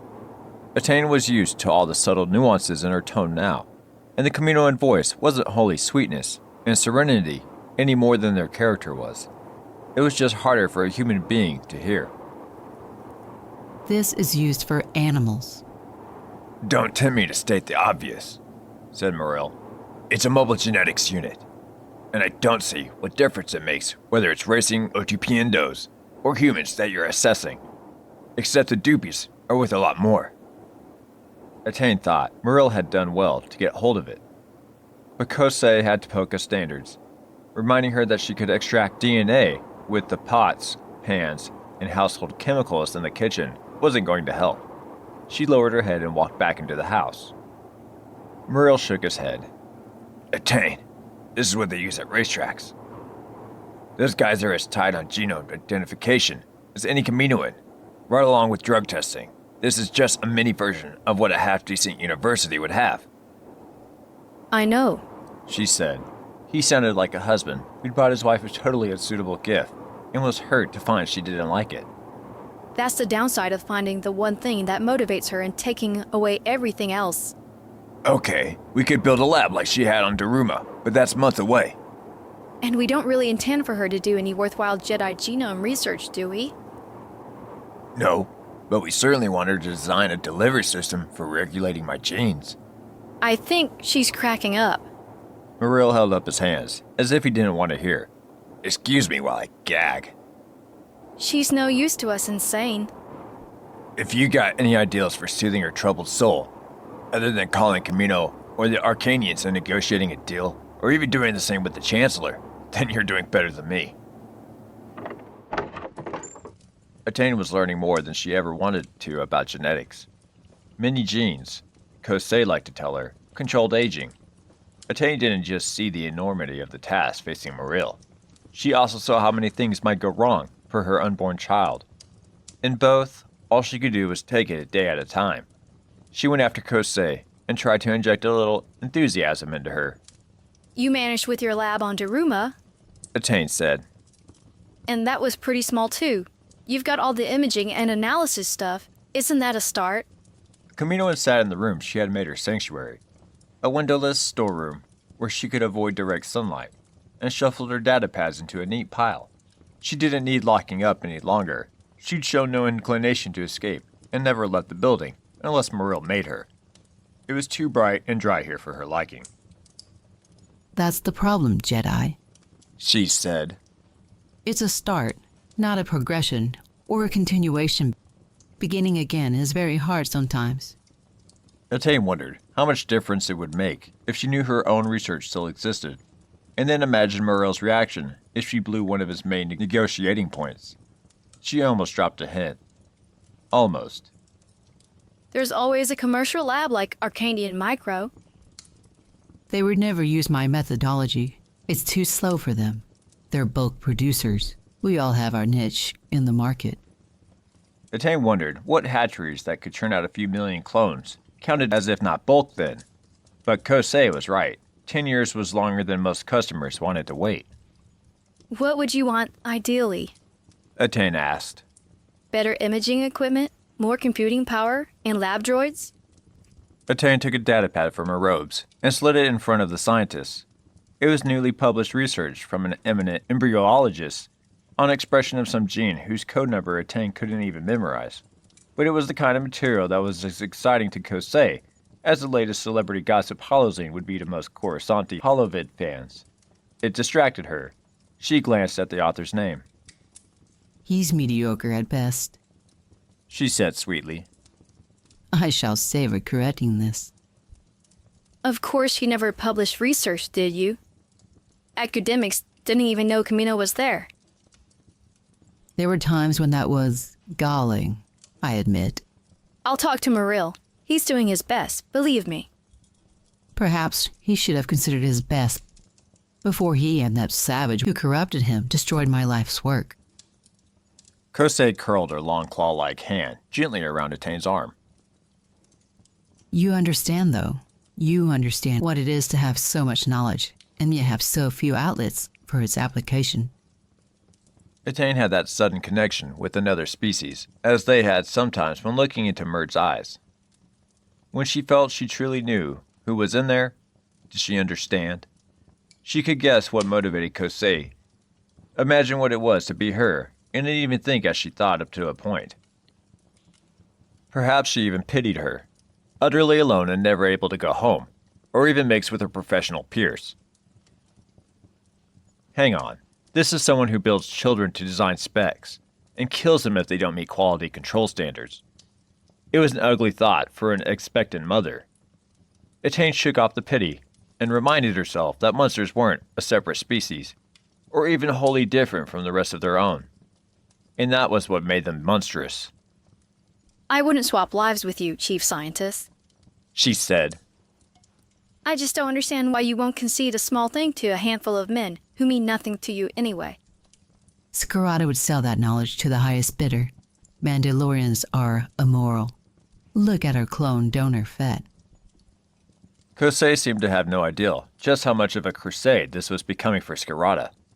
He'd moved rapidly beyond the focus of just saving his boys. He was now repelled by the whole idea of cloning. I don't think he would. Etaine said. He's not a paragon of virtue, but I think he'd use it solely on his troops, and then defray it. He'd never sell it. She hoped that might soften Kosei. It happened to be the truth, and sometimes the truth was so unexpected in a dishonest world that it was a shock weapon. Etaine left her to chew that over and went back to the Mobile Gene tech unit parked outside. Muril was wiping down the surfaces with sterilizing fluid, like a fussy droid. I don't think my hearts and minds initiative is working with her, Marika. She said. That's because she's missing one of the essential components in that pair. I'll give you a few nanoseconds to work out which one. I think she's finally coming to the end of her tether, after being away from Camino and all her comfort zones for a year. I don't think she's thought it through when she bolted. Muril stood back to admire his handiwork, visibly subdued. To Etaine's lay eye, the lab looked pretty impressive, but then she had no idea what Tipoca City laid on for its scientists. The whole planet relied wholly on cloning exports. Like I didn't think through what might happen if we got the research, grabbed the scientists, and then thought we had all the kit for making a solution to the problem, Muril said at last. Even Knowles misjudged situations. That's why we're human, and not droids. I think, Etaine said, that you grabbed an opportunity because it was senseless to ignore it, and then started to put too much faith in it, as we all do sometimes. And no woman who conceived a baby as she had could pass judgment on any clone for seizing what he could. Sometimes things worked out. The Force made her certain that something positive, she didn't yet know what, would come of all this. It had to. Jailer Oberyn's residence, Rampart Town, Coruscant, 499 days after Geonosis. How's Fi today? Bethany asked. I brought Dar to see him. Jailer Oberyn stood back to let them in. See for yourself. And if you can get Barden to relax for a while, you'll be doing better than me. He clapped Darwin on the shoulder. Good to see you again. How's Kor settling in? Fine, sir. He blew up a gas storage facility on Leal last week, and he was very pleased with himself. Sort of his qualifier for the squad, if he needed one. I'm glad to see you boys know how to have fun. Fi was propped almost upright now, but the tubes were still in place, and the Medroid, one that was programmed only to nurse, thankfully, checked the saline drip before leaving them with him. Jessic seemed back to his relaxed self. I waited for you. Jessic said. Time for the next stage. Darman perched himself on the edge of Fi's bed and took his hand. Everyone did that automatically now. Jessic opened the holdall he'd brought on the first night and began pulling out a set of Mandalorian armor. I raided his locker, he said. You know how much this meant to him. The Jedi let out a gray leather comma, like a tablecloth where Fi could stare straight at it, and placed a red and gray helmet and armor plates on top of it. See that, Fi? Jessic sat on the other edge of the bed and tilted Fi's head a little, so if he was conscious of anything, at all, he could see the thing he prized most. A set of armor he'd pillaged on Quilora from a mercenary called Hoken. Bethany found it odd that they didn't seem to find killing a Mandalorian unsettling. You keep looking at that, Nervad, because you're going to be wearing it as soon as you're back on your feet. I promise you. You're a free man now. Jessic leaned over and looked into Fi's face, as if he expected him to answer, but the commando's eye movements seemed random and uncoordinated. Jessic settled at Fi's side again and put one hand on his scalp, pouring every effort to repair the damaged tissue in his brain. Bethany thought it was time to leave Darman with his brother for a while. Oberon stood at the doorway a long time, and eventually surrendered to her tug on his sleeve. She could have sworn there were tears in his eyes. There were certainly tears in hers. They stood in the kitchen, and the captain busied himself making calf, missing the cup and scattering grains everywhere. He's never going to be back to normal, is he? Oberon said, voice cracking. Even if he makes 90% of what he was, it'll still be hard on him. The clones have a very high definition of normal, I have found. They're also incredibly resilient. That boy in there. That boy saved my men from a grenade during a siege by throwing himself on it. I say that's worth more than a thank you and a few L's at the CSF staff club. He can stay here as long as he needs to, right? Bethany had heard that story so many times now from so many CSF officers, most of whom hadn't even been present during the incident, that she was beginning to understand how reputations and legends were made. Oberon was one of life's hard men, and he didn't cry easily, but Fi has somehow become an icon, a symbol to the police, at least. Of all those in uniform who did the dirty jobs and got no thanks, he'd become a hero. In his Ordo mission every time she used the phrase, Mandalorians had no word for hero. Right. Said Bethany. And I'm glad Cal's got a friend he can turn to. Someone his own age to play with, eh? Oberon rattled Cubs and said nothing, with the same expression on his face that she'd seen on Scarata's. It was the face of a man working out who he needed to hurt to make things right with the galaxy. Is this what we elected? What? We both work for government enforcement, or Coruscant citizens. Is this what we thought we were getting as part of the deal? What's happening to the Republic? I know I've asked myself the same thing. I did 28 years in the Senate Guard before I transferred to CSF. Did I take my eye off the ball? I wonder if it happened on my watch, and I didn't spot it. Police can only deal with the law, not ethics. But these decisions are being made by politicians I've known and protected for years. It makes it personal betrayal, I suppose. Oberon seemed to focus on the calf again. Technically, in law we just stole government property.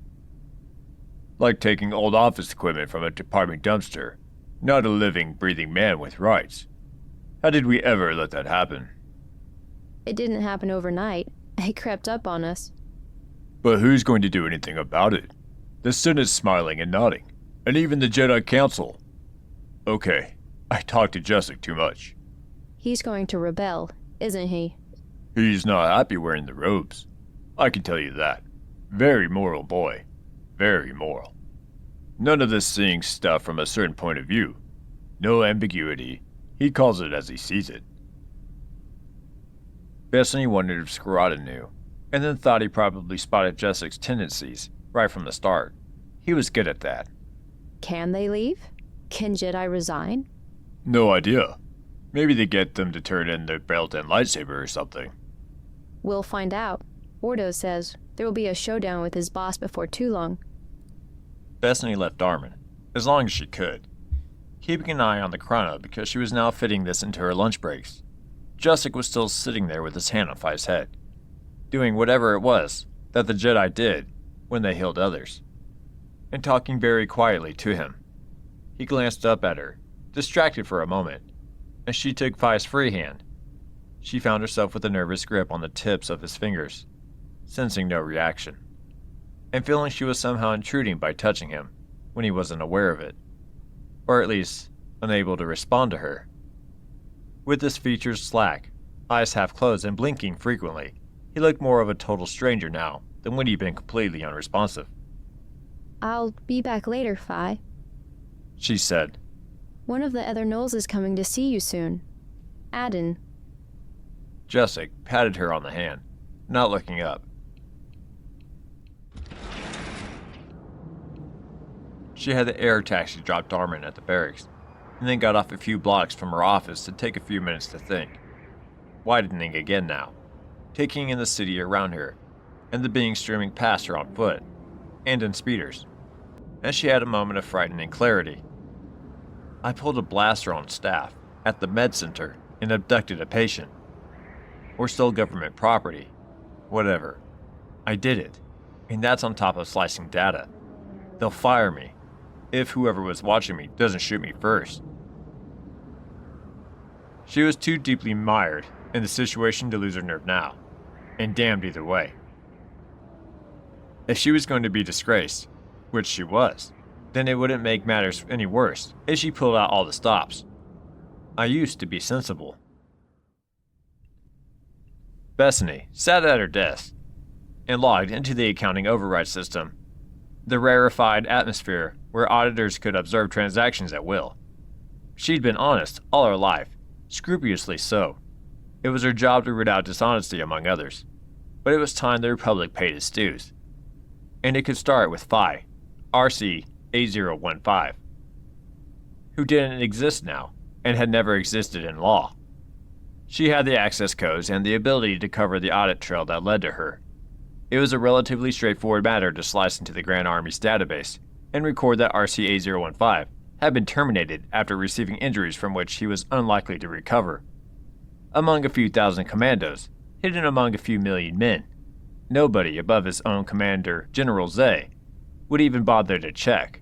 His place in Omega Squad was already filled, and clones died every day. She hit the execute key, and Fi was a free man for the first time in his short and tragic life.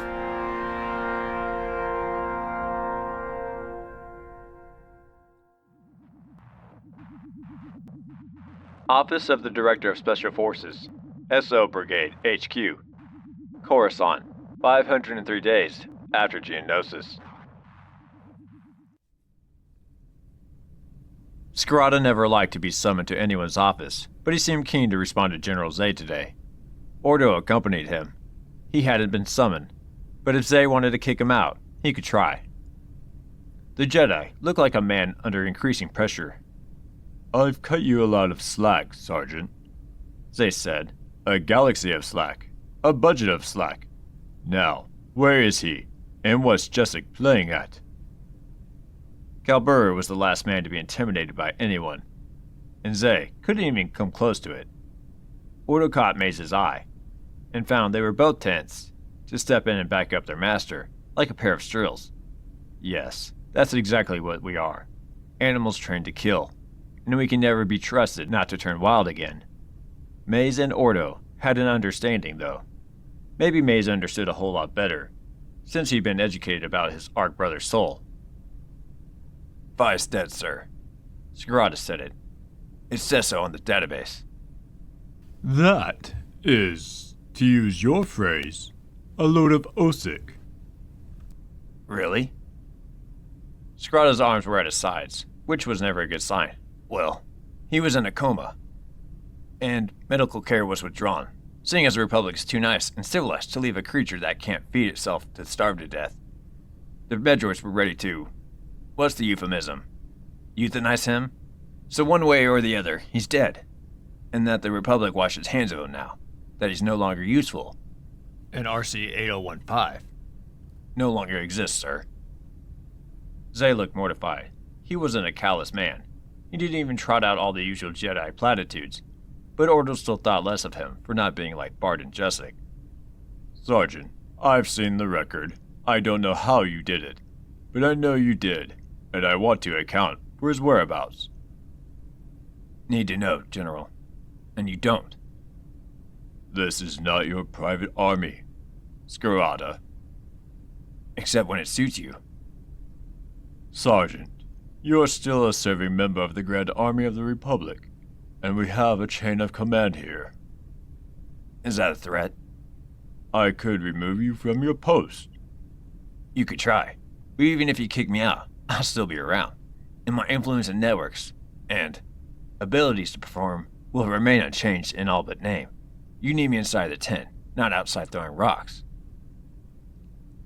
Zay probably understood that he created the out-of-control Scarada standing in front of him, and that there was no putting the man back in his box. Ordo was, as always, proud of his father and inspired by his refusal to be cowed.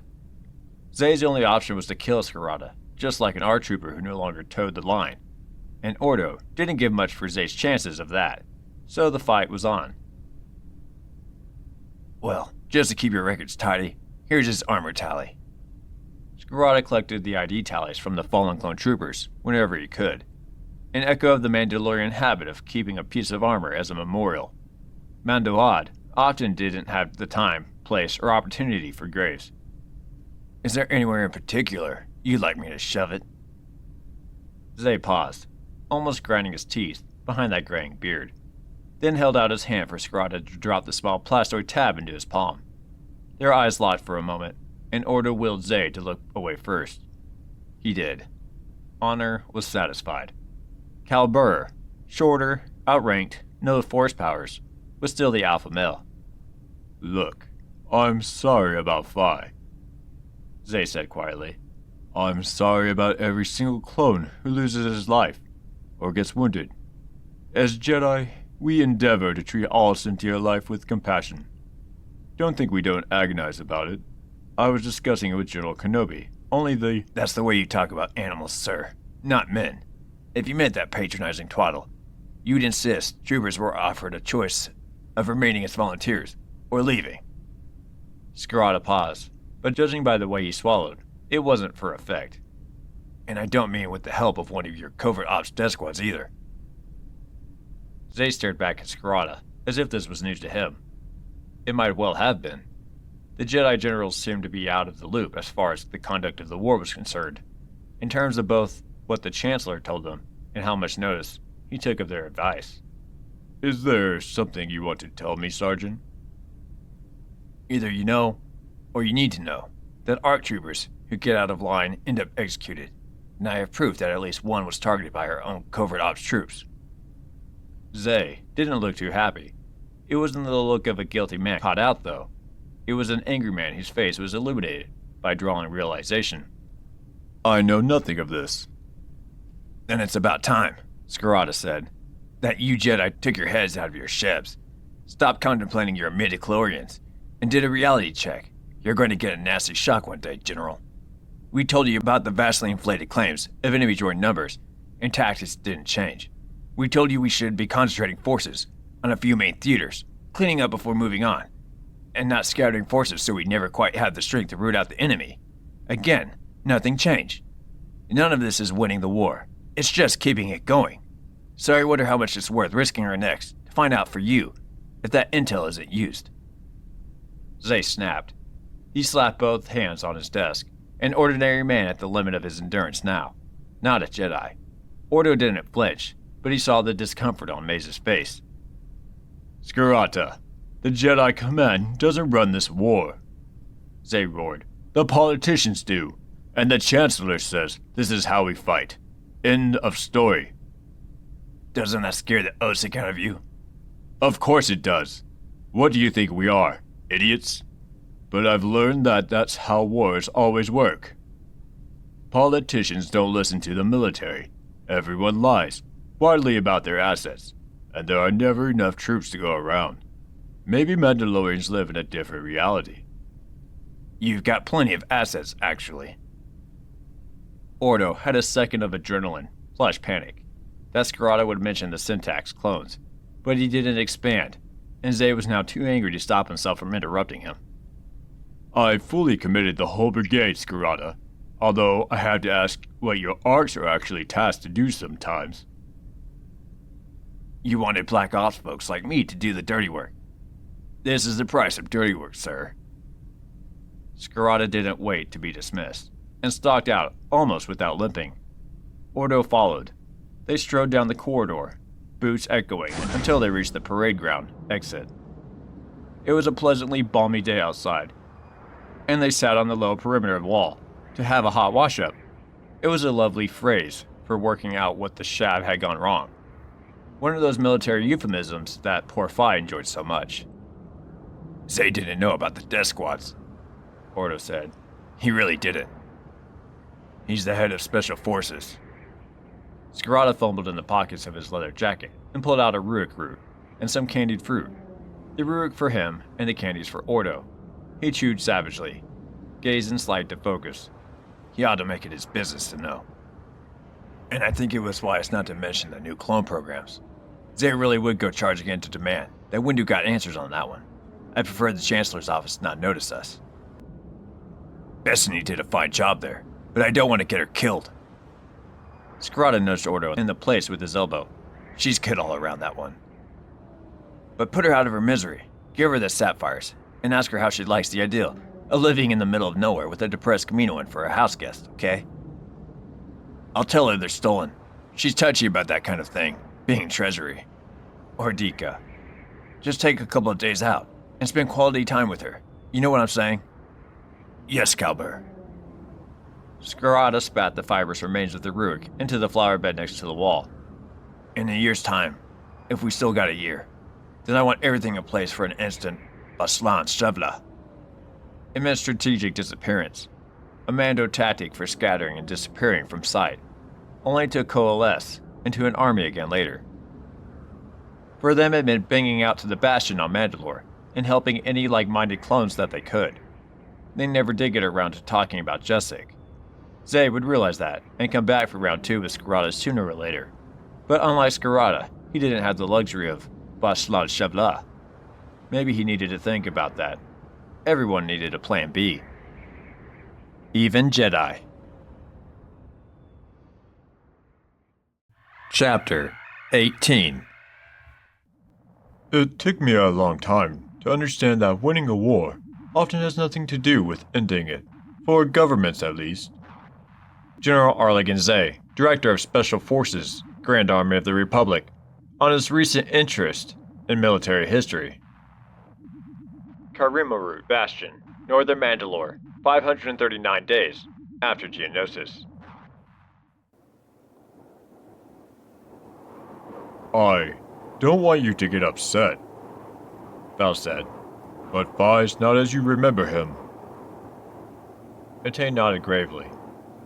As they waited for Ahan to land, Val wasn't sure if an emotional shock was a good idea for a pregnant woman so close to term. But he had Rav Brailer here if any of that female stuff needed attending to. Murd followed Etain around, staring fascinated at her belly. He's still fine, and I think I understand post-coma recovery now. Etain said. You have no idea how much medical literature I've read recently, but Murd's worrying me. Brailer flicked her thumbnail against the butt of her blaster, making Murd whip his head around to stare balefully at her. And I can worry Murd, can't I, my little stinkweed? Val felt the need to defend his comrade. Strills have very acute sense. Remember, it knows the baby's coming. As in snack opportunity? As in parenting, Rav. Murd is hermaphroditic, remember? Is capable of being a mother too. And you know how female animals will mother anything. Even you, Wallen. Etain looked up at the first distant throb of a drive decelerating for landing. I really wish Dharma knew right now. I really do. Nearly there, kid. Brailer said, squeezing her shoulders. There'll be a right time soon. But there was probably never a right time for her to see Phi again. Ahan still on her dampers. ticking and creaking as the drives cooled, and the cargo hatch eased open. Zhang stepped out, steering Phi on a repulsor chair. I was just passing through, Zhang said. but this crazy Mando Ad said he booked a vacation here. Attain didn't even pause. She rushed up to Phi at a respectable speed for a woman laden with cargo, and flung her arms around him. But he didn't quite have the coordination to respond, and simply flopped his arm over her shoulder. He was wearing Gez Hoken's armor, at least on his upper body. The leg plates probably needed extending. Hoken had been a much shorter man. Justic understood motivation very well. We're going to have to feed you up. Attain said. You're all bone now. Phi said indistinctly. He means physiotherapy, Zhang explained. You might struggle to understand his speech, but give him a stylus and he can manage to write a lot of what he can't say. He has to point to objects, too. He can't find the right words. Oh, and he forgets a lot. But for a dead man, he's doing great. Val found it particularly cruel that Phi, a funny, eloquent lad, had been effectively silenced by the injury. But it was very early days. Growler went over to fuss over him too, but Phi had spotted that Attain had filled out rather a lot in the midsection. He pointed. Attain shrugged. Your eyesight's fine then, Phi. Nevers. I'll tell you later. She said. Let's show you the presidential suite and see what the care droid can do.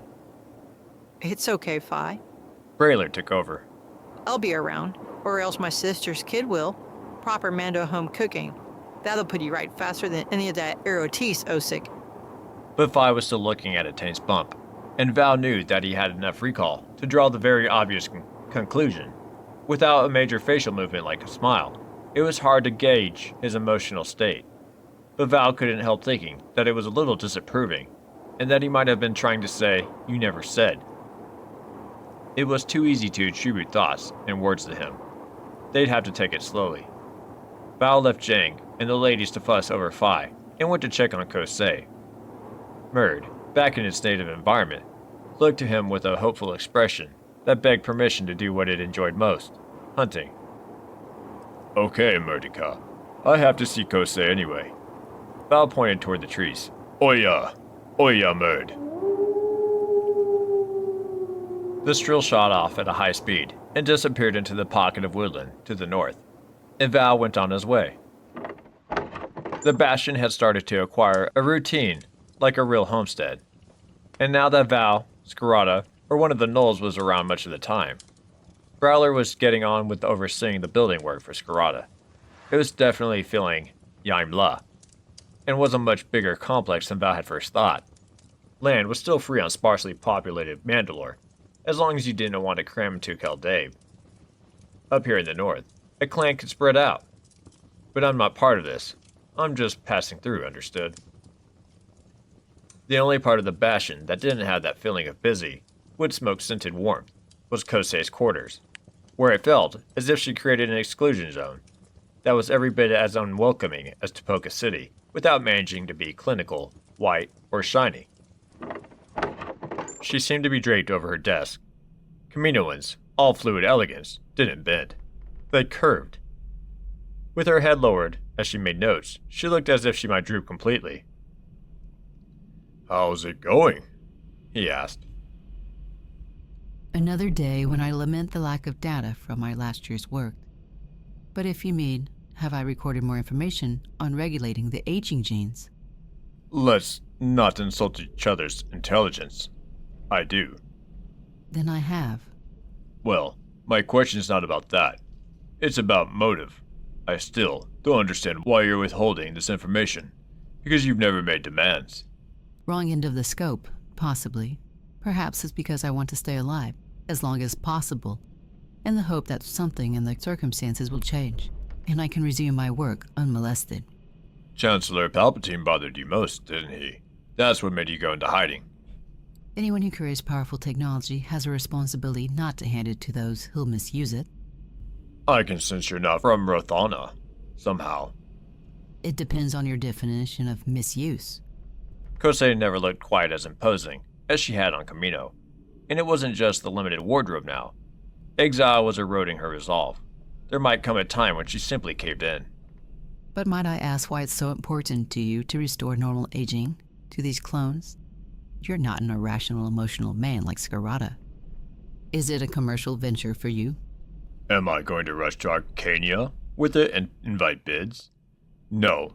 No commercial value except to those interested in subverting genetic rights management, who tend not to be those best, able to pay anyway. Curiosity, then, or to prove your interrogation skills? No, it's because it's unfair to deprive them of a full life. Crushing the weak is the hallmark of a small mind. The Jedi said Scarata wouldn't sell the data either, and would probably destroy it after he'd made use of it. That's Cal all right, Val said. All he wants is to put his boys right.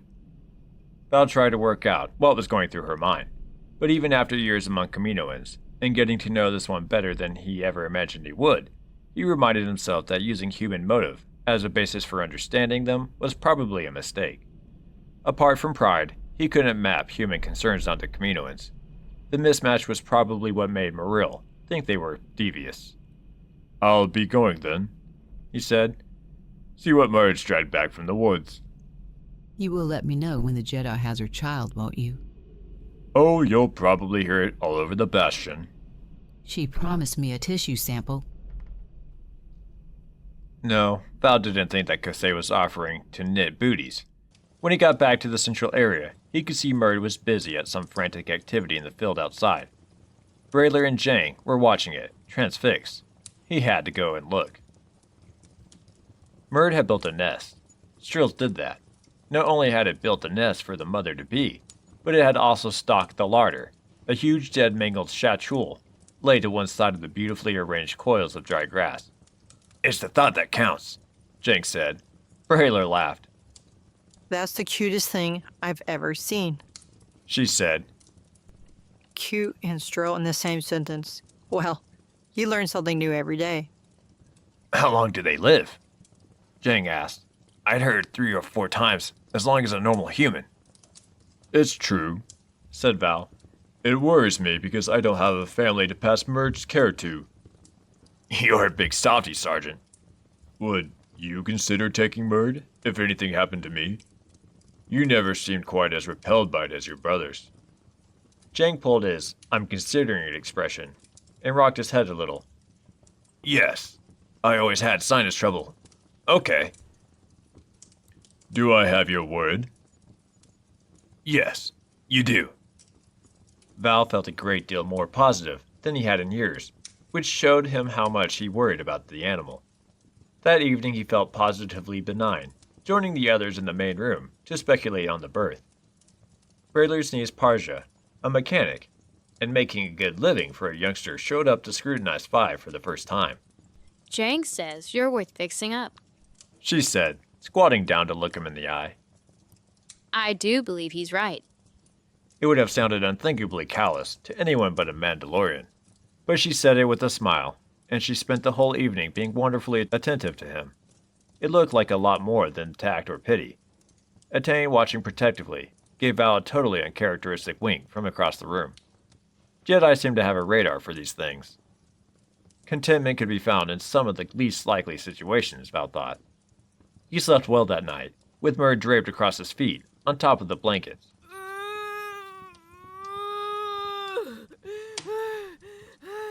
It was only the sound of a woman in labor that woke him.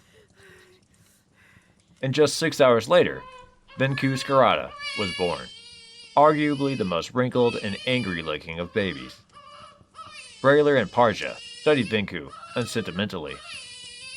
Kandosi, Brayler said, taking the baby in her arms. that's a very healthy boy.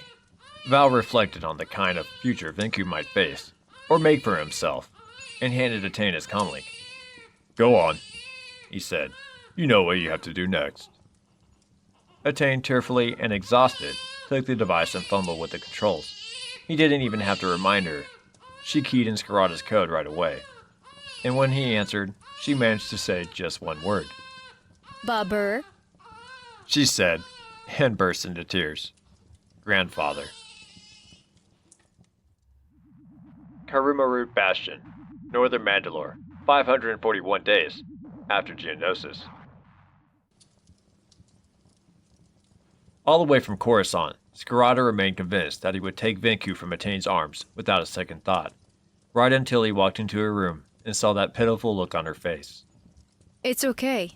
She said, I'm tired, and my hormones are all over the place, so if I start crying, just carry on as if nothing's happened. I haven't changed my mind or anything. Skirata leaned over to look at Vinku. Then Atane held the kid up for him to take. There you go, Babur. Vinku's beautiful, Skirata said. He really is.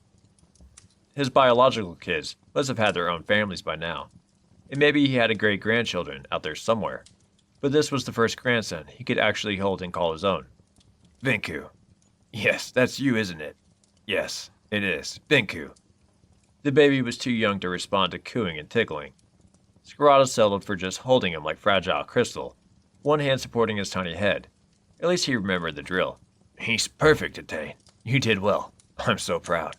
It's nice to be able to roll over in bed again, without getting stuck. She said tearfully.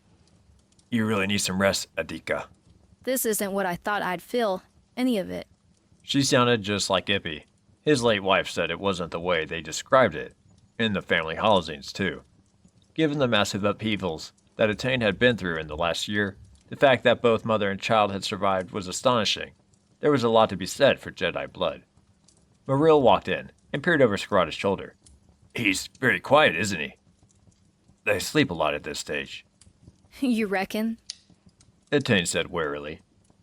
Vinku looked like an average baby with nothing remarkable about him, except perhaps his head of fine, wispy dark hair, and that ordinariness was the most wonderful thing Skirata could imagine. It was a long time since he'd picked up a newborn and been stunned by it, and it broke his heart that Darman couldn't be doing this instead. I was wrong. Shab, was I wrong? I can't keep the lad from his son. You don't have to go through with this, Skirata said. I know what I said before, but you could just raise him here if you leave the Jedi Order. Rav's around. We're all passing through regularly. You could even go to Caldabe and have plenty of neighbors around you. But what about Dar? She asked. I need to rethink this. I don't want to be sitting here worrying while he's fighting, Cal. Women with small kids do that, Atane. It's hard being the rear party to a man at the front, but they do it. It's different when I'm serving. I feel like I've got some control over the situation, even if I haven't. And who needs you most now? Skirata couldn't blame her for dithering and changing her mind. He'd had kids of his own and adopted a lot more, but even he found the world was a different place once the child was there in front of you. It changed everything. And Atane didn't seem like the naive and well-meaning Jedi who enraged him so for thinking it was a good idea to give Darman a son by omitting to tell him that she was taking risks.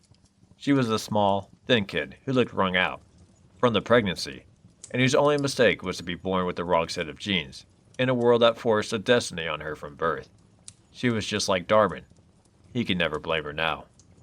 You haven't asked me something. She said. Birth weight? Don't you want to know if he's strong in the Force? Skirata trod tactfully. He found he was determined not to think of Vinku as a Jedi, and waiting. That could never be allowed to happen. Is he? It's not a given, is it? No, it's not.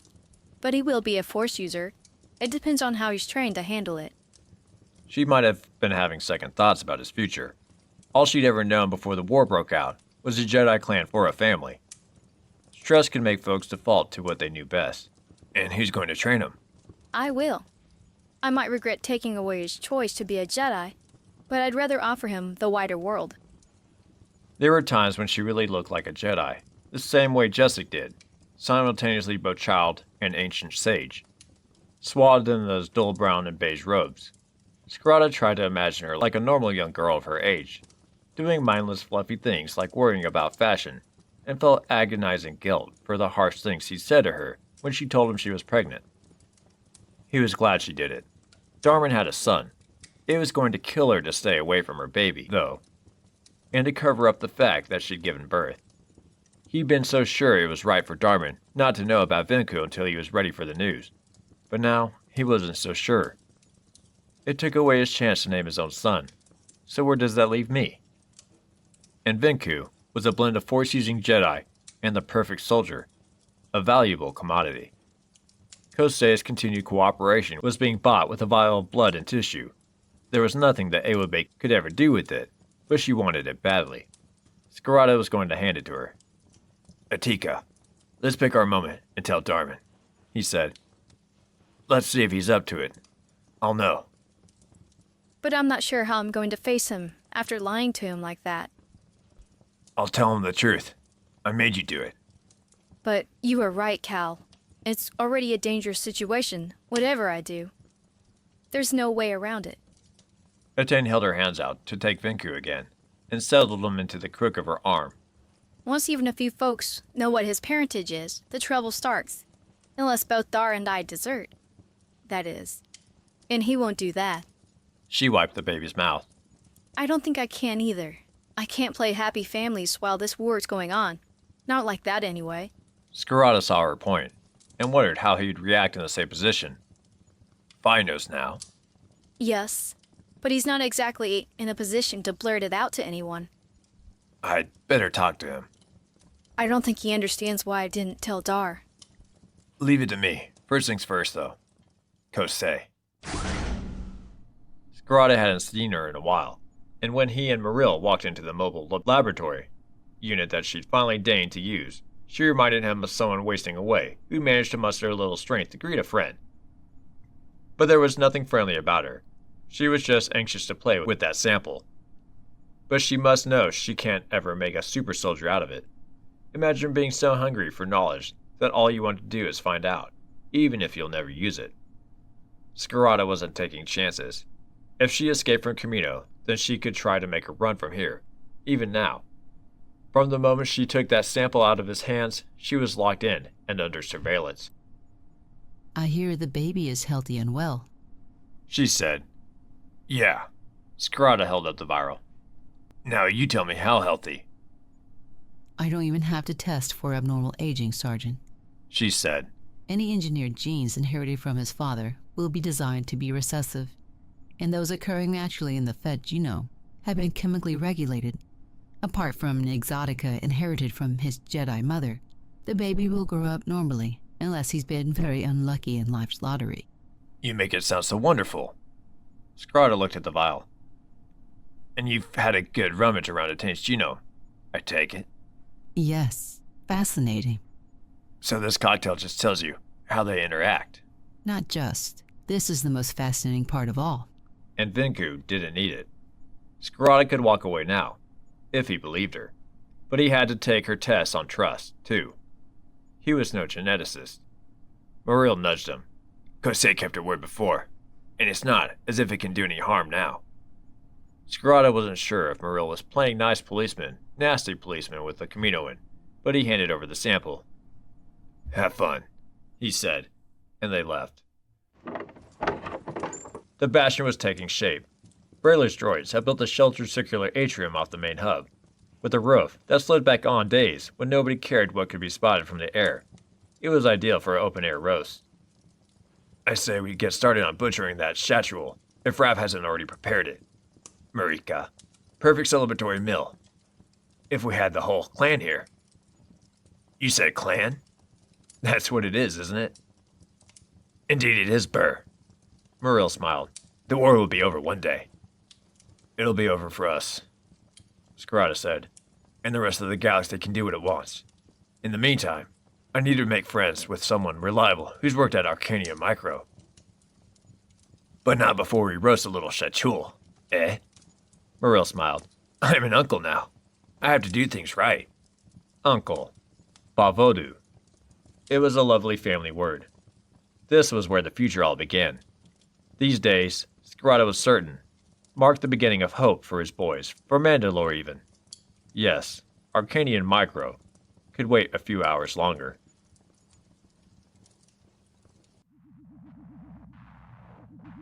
Karimaru Bastion, Northern Mandalore, 545 days after Geonosis.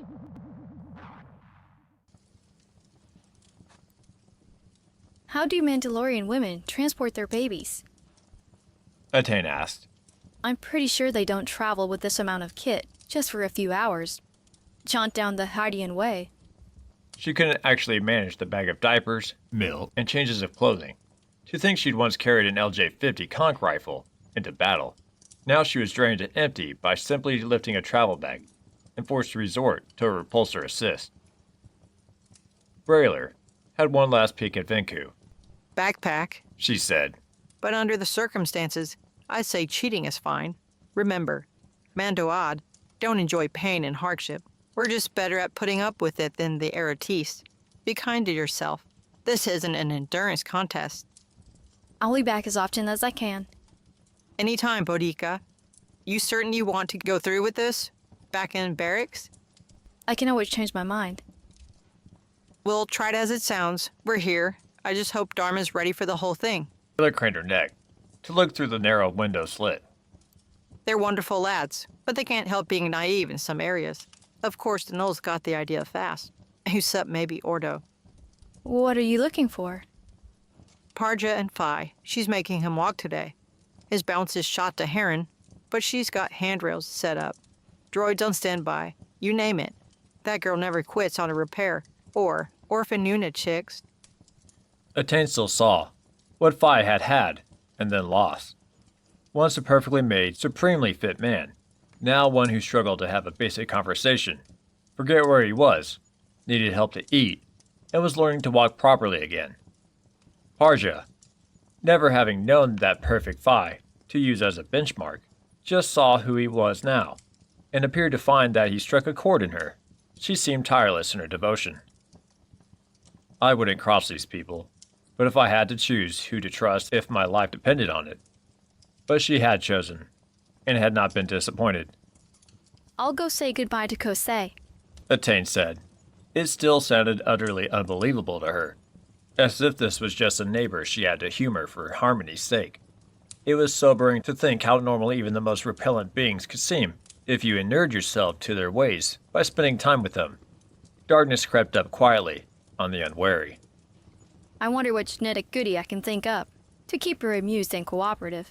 Brayler resumed her business as usual tone again. You know Cal's going to have to shoot her one day, don't you? I suppose I do. Personally, I'd do it now. Take the files you have to another clone master and trade it with them, because they all know how to age clones fast at some stage. Or just haul the Sheber down to Arcania and let them shake it out of her for you. Brayler placed a large floppy parcel in Attain's straining bag. If she knows anything worth having, that is. That's the shachul, by the way, roasted and sliced. Share it with Dharman and the boys. Right way to celebrate the birth of a son, even if you can't tell them yet. Attain walked around the outside of the bastion to Kosei's laboratory. Vinku held close to her, and caught sight of Parja guiding Phi between two fence rails. Phi fell over. Parja hauled him up with the aid of a droid, and they started over.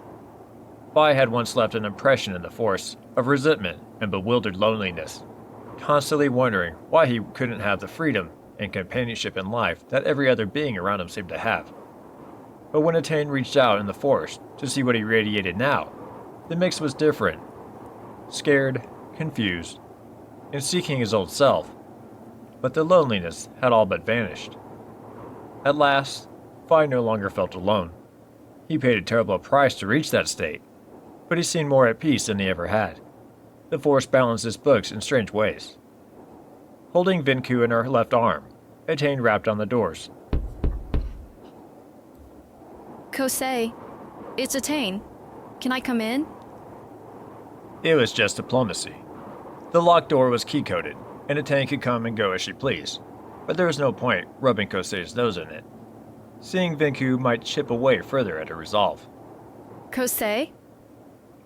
There was no answer. Attain had a sudden cold panic. The Kaminoan had fled with the tissue samples. Don't be stupid, she can't escape. She's just engrossed in something. Attain keyed in the code and walked in anyway.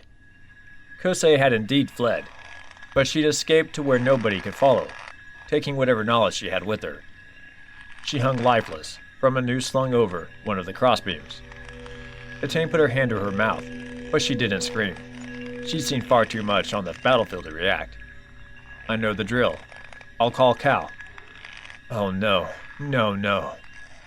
She found herself cursing in a sobbing voice, under her breath as she summoned Scarata by comlink, and glanced at the note on the datapad that lay still illuminated on the workbench. Thank you, Etain. It was fascinating. Once more, Kosei, geneticist without equal, had the last word.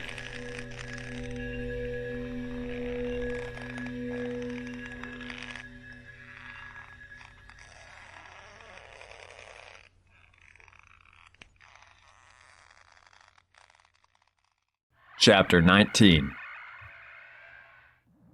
Maze, if you ever find you wish to pursue an alternative career, let me know privately. Mind, I'm sure I could acquire some resources to help you relocate. General Arligan Zay, to his aide, R-Trooper Captain Maze, after receiving inconclusive answers about what might happen to clone troops wanting to leave the army after the war. Crimeroot, Bastion, Mandalore, 545 days after Geonosis. So the Awabate was still jerking its chain, even though she was dead. Scarata leaned against the doorframe and stared at Kosei's body, wondering what he had missed. Val and Maril checked it over carefully. I don't do full postmortems, not even for a hobby, said Val. But I can't see how anyone could have come close enough to Kosei out here to assassinate her, even if they knew we were holding her. She was getting more hacked off with life by the day. Maril removed the ligature. She must have known she wasn't going home, but I never had Kaminoans down as suicidal. Excessive self-esteem. It might have been the ultimate act of contempt for us. Val prodded the cadaver thoughtfully. But they're not the most cosmopolitan and well-traveled of species. Big deal for them to leave Kamino. Personally, I'm not surprised she went off the rails. I'd have taken the pearl-handled blaster and done the decent thing ages ago, Muriel muttered, but then I'm not an arrogant, xenophobic piece of Tatsushi. Scarata could only see a tenuous stream of data that had finally dried up. I'm glad to see this hasn't traumatized you boys, he said sourly. His shock hadn't taken long to give way to anger. I was getting worried that it might have scarred you for life. She already done that to Muriel, of course. She might have run out of information to give us. She might, said Scarata, have been jerking our chain all along. Well, I know what I'm going to be doing for the foreseeable future. Collating what we've got and finding another geneticist. Or 3 to advise me. Muriel slotted a probe into the computer. Just checking she hasn't trashed the data. No, she thought her work was too sacred, even to have as much as a full stop erased. What a gal. Scrub the theory on the ultimate act of contempt then. I still think we should risk it and do a deal with Arcanian Micro, said Val. Every cloner has to handle accelerated development. It's what they run on. But they're cheap and nasty, Muriel said. So, we're not buying from them. We just want them to say, hey, those are the genes you need to switch on and off. And then we go get the regulator manufactured by a pharma company. I've got that in hand, Scarata said, unable to take his eyes off the dead Kaminoan. He half expected her to be playing dead. Not a corpse at all. First things first, once we know what it is we've got too, Muriel said, we're sitting on the cloning equivalent of the sacred school of Gurasalia, and we can't read the language. Not well enough, anyway. They still had a dead Kaminoan to dispose of, too. Scarata wondered what use he could make of her now. Nobody would ever believe he hadn't killed her. He wasn't sure why he hadn't, in the end. So maybe there was some advantage to be gained here. If she couldn't be useful to him alive, she'd earn her keep dead. Delta's still digging away under Action World Island, aren't they? Yes, Calber. I think they need to find what they're looking for. Put the Chancellor's mind at rest. Get him off our areas of interest, so to speak. How are you going to plant her there? Val asked. We're not, Scarata said. I'm going to have a word with Delta. Muriel shook his head. They're not us. They stick to the rules. They'll tell Zay. Val looked offended. Don't underestimate how diplomatic they can be, Cal. They didn't tell him about the bank raid, did they? Okay, Wallen. I'll get my story straight so we don't dump Jessica in as the leak on Kosei. And I'll provide some forensics for them to slap on Zay's desk. Done. Now, what about the body? I'm not looking forward to this. Scarata's hatred of Kosei and her kind didn't extend to making what he had to do next any easier. But help me move her into the barn.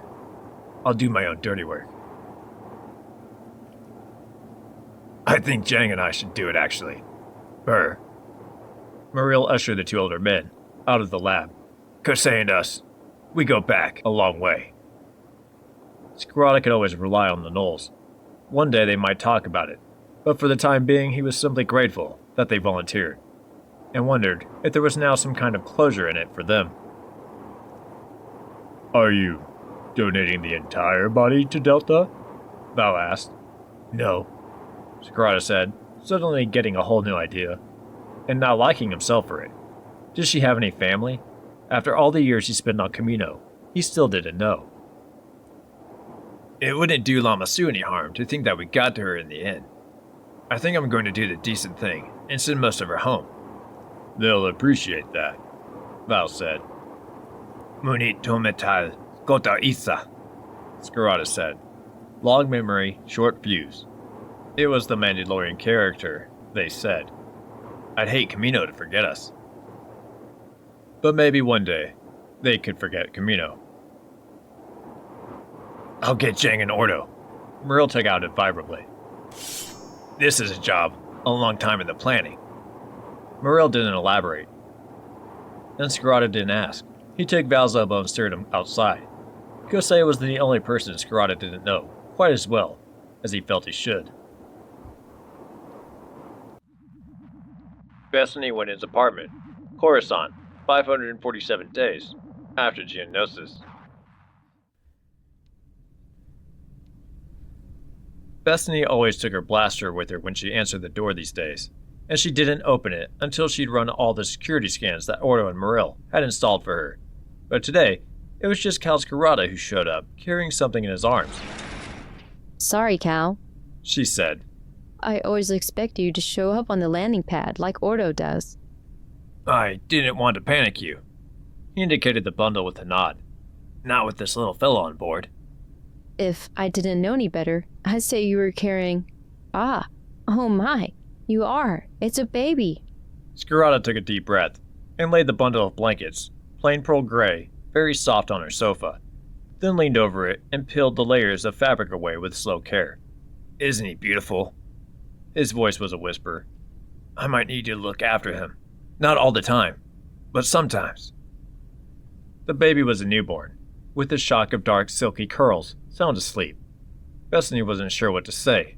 She was so fond of Scarata that she'd do pretty well anything for him. But she knew nothing about babies. And she still had a regular job. He took her hand without looking away from the sleeping child and squeezed it gently, as if the two of them were sharing a wonderful joke. It's Darman and Atane's son, he said. Vinku. Oh. The information floated on a current of disbelief before sinking in and shocking her. Oh my. This is going to be a little awkward for a while. Darman hasn't a clue he's a father. I'm still deciding if he's ready to find out. Bethany couldn't take her eyes off the baby. He was real. A real-life baby, lying on her sofa. She still had trouble taking that in. So that's why Atane's been out of touch for a while. I never had guessed. She wants to carry on as a general. Vinku woke and started fretting, making a little ineffectual kicks. Scarata picked him up again, with all the ease of a father who'd done this all before, a long time ago. If the Jedi Council finds out she's involved with Dar, then she gets kicked out. So as far as everyone except you, me, Bardika, Val, the Knolls, and a select few on Mandalore is concerned, this is my grandson. Which he is, really. I've got such a tangled domestic past that it won't surprise anyone to find my family dumping a kid on me. I suppose having him brought up on Mandalore was out of the question. If his father can't raise him, Scarata said, then the duty falls to me. Bethany still had a lot to absorb about Mandalorian custom. But you're on active service. You live in the barracks, don't you? Exactly. Now I rented a place for Lacima by the Craggett restaurant, so I'm going to move in there for the time being and see how we cope between us. Scarrata was a compulsive fixer who could make anything happen through his extensive network of contacts. One day, Bethany would ask tactfully about his life before the Grand Army, but she already knew it would give her sleepless nights. You rented an apartment for her? You think I leave her stuck at Quibus? You know how Twilight girls get exploited in cantinas like that. She's Atten's lady, and that means she's family. I'm a regular at the Craggett, and there are plenty of CSF lads using the place, so it's secure. He seemed a little embarrassed. Perhaps he was worried that Bethany would feel he'd failed for not setting Lacima in a smart neighborhood like her own. I'm insane. I really should say no. What do I know about kids? Okay, just bear in mind my office hours. Have you asked Jailer too? I've asked a lot of them lately. I'd rather avoid asking again. But it's the best compromise I could think of that still lets Attain see Vinku when she's not deployed. We'll make it work. She said. It sounded like the most insane promise she'd ever made. But then she'd abducted a comatose commando from the med center and done plenty of other ludicrously dangerous things recently. This was just one more act of lunacy on a growing list. Scarrata gave the baby an exaggerated grin and kissed him on the forehead. It's normal for Mando boys to accompany their father on the battlefield from about 8 years old, but I think Vinku is going to be an early starter.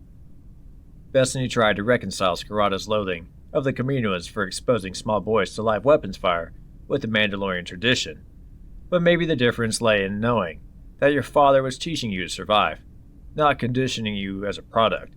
She wondered if the kids felt the difference. It was a question to ask Ordo. So what happens now, Cal? Would you mind if I brought Omega Squad here to, well, introduce him? I can't take him into the barracks. Zay might sense him. They can feel each other in the Force, Jedi. Oh my, yes, his mother is a Jedi. He's a Force sensitive. Oh boy, we've collected the full set of problems. Of course you can. Bethany had instant thoughts of what buffet food she might put on the table. She was always ready for guests who never came, and aware that she craved belonging. The pull of Scarrata's gang was that she never felt like an outsider there. Are they back in town? I try to make sure they get the shorter missions, yes. He held up his hands defensively. I know. I've got the best part of 90 boys from my original batch out in the field. But Omega are special. One day, are you going to level with me about everything? Even the stuff you're better off not knowing? I've been under surveillance by Republic Intel, and I'm digging in files that are awfully close to the Chancellor. A lifetime of knowing what she didn't need to ask and what was best left deniable went straight out the window. I might as well know the worst. Okay. Scarrata picked up Vinku and walked around the apartment with the infant cradled against his shoulder, gently patting his back and making doting grandfather noises. Now wasn't going to be the time she got the explanations, then. Maybe it needed a whole day's debriefing program to cover a long career of removing people and things, or dragging them screaming to a client. She had no illusions. She knew the company Scarrata kept. He came from a dirty world, as did Ordo, but she still felt cleaner in their world than she did in the glossy corridors of the Senate, or even on the streets surrounded by citizens who were too preoccupied with the latest holovid to ask what was happening to their society lately. Here. She said, holding out her arms to take the baby. Show me how to hold him. Introduce him to his Aunt Bethany.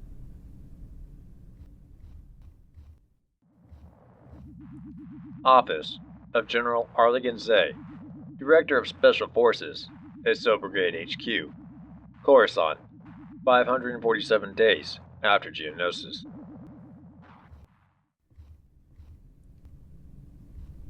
Attain knew this was going to be bad, despite the informal arrangement of comfortable chairs in the office and the calf on the small table, but she could take it. There was absolutely nothing that General Zay could say or do to her that would shift the gauge with her now. Okay, she might get weepy, but that was her postnatal hormonal chaos. She wasn't ashamed. She had a child, and that changed the way she saw the whole galaxy. Jessic, also summoned for the refocusing conversation, sat with his arms folded across his chest, like a little Scarada, exuding silent defiance. His beard was trimmed short. He'd braided his hair tightly into a tail, and suddenly, he didn't look quite so much like a Jedi despite the robes and lightsaber. He looked like a man, age unknown, who'd had enough. Etain gave him a gentle touch in the Force. It'll be okay. He turned his head slightly and smiled, and it was clear that it would not be. I'm delighted that you could both make it, Zay said. It was going to be the weapons-grade sarcasm today, then. Given your very busy schedules. He gave Etain an especially long look. The Gurlanans thank me for your excellent work in evacuating Quilora, General Turbukin, and your help in the reconstruction process. You can't touch me. I have a son. All I fear is for his welfare, and his father's, not mine. I did what I could, sir. Intelligence reports that some of the displaced farmers have joined the Separatist resistance already. It was never going to be a popular decision. And yes, I incurred more non-Gar casualties than I would have liked. So a label on that, Zay. Commander Levette deserves a more experienced general. Zay was still scrutinizing her closely. She felt him reach out in the Force, seeking out what he couldn't detect with his ordinary senses. All he got was her fatigue and sense of accomplishment. But he misread it totally. I can see it's taking a toll on you. It has, sir. And you, General Jussic. I apologize for dragging you back for Daruma, but I've been concerned about you. I'm fine, sir. And I have no idea where you were for the last few weeks, but I doubt it was all spent on Daruma, no matter how loyal Delta are in covering for you. Jussic didn't answer, but it wasn't a guilty silence. Zay looked from Jussic to Etain and back again, as if looking for a break in the wall of conspiracy, and obviously didn't find one. He defaulted to crashing through the wall in typical Zay style. I want you both to listen carefully. We are very thinly stretched, and if I had a Jedi to spare, I would have pulled both of you out of active service by now. You are both competent, and I don't doubt your good intentions, but you're coming off the rails, both of you. He paused. It was the I'll let this sink in pause, and for some reason it made Etain bristle. Now, I understand your comradeship with Scarada. He's an excellent soldier, but you are Jedi, and we're fast approaching the point where I can cut you no more slack. Get back on the chart, start following a few procedures. Scarada is not your role model. He's a Mandalorian. Yes, sir. Etain said. Zay didn't get a word out of Jussic. General, does that make sense to you? I think we disagree on definitions, sir, Jussic said carefully. Like Jedi. Which is? I'm being a Jedi, sir. It's something you live in every interaction you have with each living thing. Not a philosophy you discuss in abstract terms. And I'm not sure that the kind of Jedi the Council wants us to be is good enough. Well, you wouldn't be the first Jedi Knight or Padawan to be rebellious. It's normal. I did it at your age. Then why aren't you doing it now, sir? And what would I rebel against? The war? It's a good place to start. Jussic, I'm not blind to the concessions we have to make, but I have to answer to the Council and to the Senate, so I don't have the luxury of waging little crusades on the margins. But that's what we're supposed to do, sir. Make a difference as individuals. I'm sorry, but a Jedi's primary duty isn't to keep a government in power. It's to help, to heal, to bring peace, to defend the vulnerable. And when those are just slogans we throw around, and not how we treat individuals, it's worse than meaningless. Jussic didn't seem to have broken a sweat, and he left an impression of a sorrowful calm in the Force. Etain could feel a growing strength, emanating from him like a lodestone. So, he paused and swallowed. So, I'm requesting a transfer, sir. I want to resign my commission and serve as a combat medic. Zay's shock was palpable. His expression softened, and whatever dressing down he was getting ready to unload on Jussic seemed to have evaporated. Attain hadn't been expecting this either. This was a stranger sitting next to her, but the Jessup she had always known was in there somewhere. "I'm not sure there's a mechanism for that, Jessup," Zay said at last. "Okay." Jessup nodded a few times, looking down into his lap for a moment. "I've given a lot of thought to the consequences of not leading my men in the field, and whether I'm making their situation worse by doing this, but I can't live with it any longer. We sanction the use of a slave army. It's against every single principle of our beliefs, and it's a stain on us, and we will pay the price of our hypocrisy one day. This is wrong. Therefore, I have to leave the Jedi Order. And I've just left my baby in the care of others because I want to stay." Attain was in turmoil. She felt as strongly as Jessup did, but she couldn't bring herself to leave now. Suddenly, she couldn't see the roots of her own motives. All the certainty she built so carefully, precious certainty, the things she craved from the earliest days when she felt unsure of her ability to be a good Jedi crumbled, and she felt both a coward for not standing up like Jessup did, and yet unable to walk away from her troops. "You're sure about that?" Zay said. It wasn't a question. "I am, sir." "Then may the Force be with you, Barden Jessup. And I regret losing you. What will you do now?" Jessup looked as if a massive burden had been lifted from him. He also looked scared for the first time.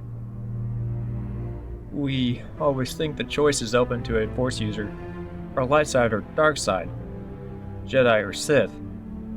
But I believe there are an infinite number of choices beyond those, and I'm going to make one." He stood up and bowed his head politely. "May I keep my lightsaber, sir?" "You built it. You keep it." "Thank you, sir." The doors opened, and then hissed shut behind him. Attain was left in a wasteland. Zay let out a long breath. "I regret that," he said. "I really do." "Very well, General. Dismissed." Attain walked to the doors and turned around just as they were closing.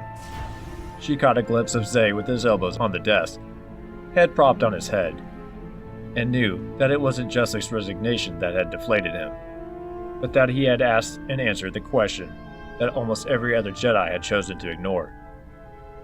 It was a stain indeed, and they could all see it.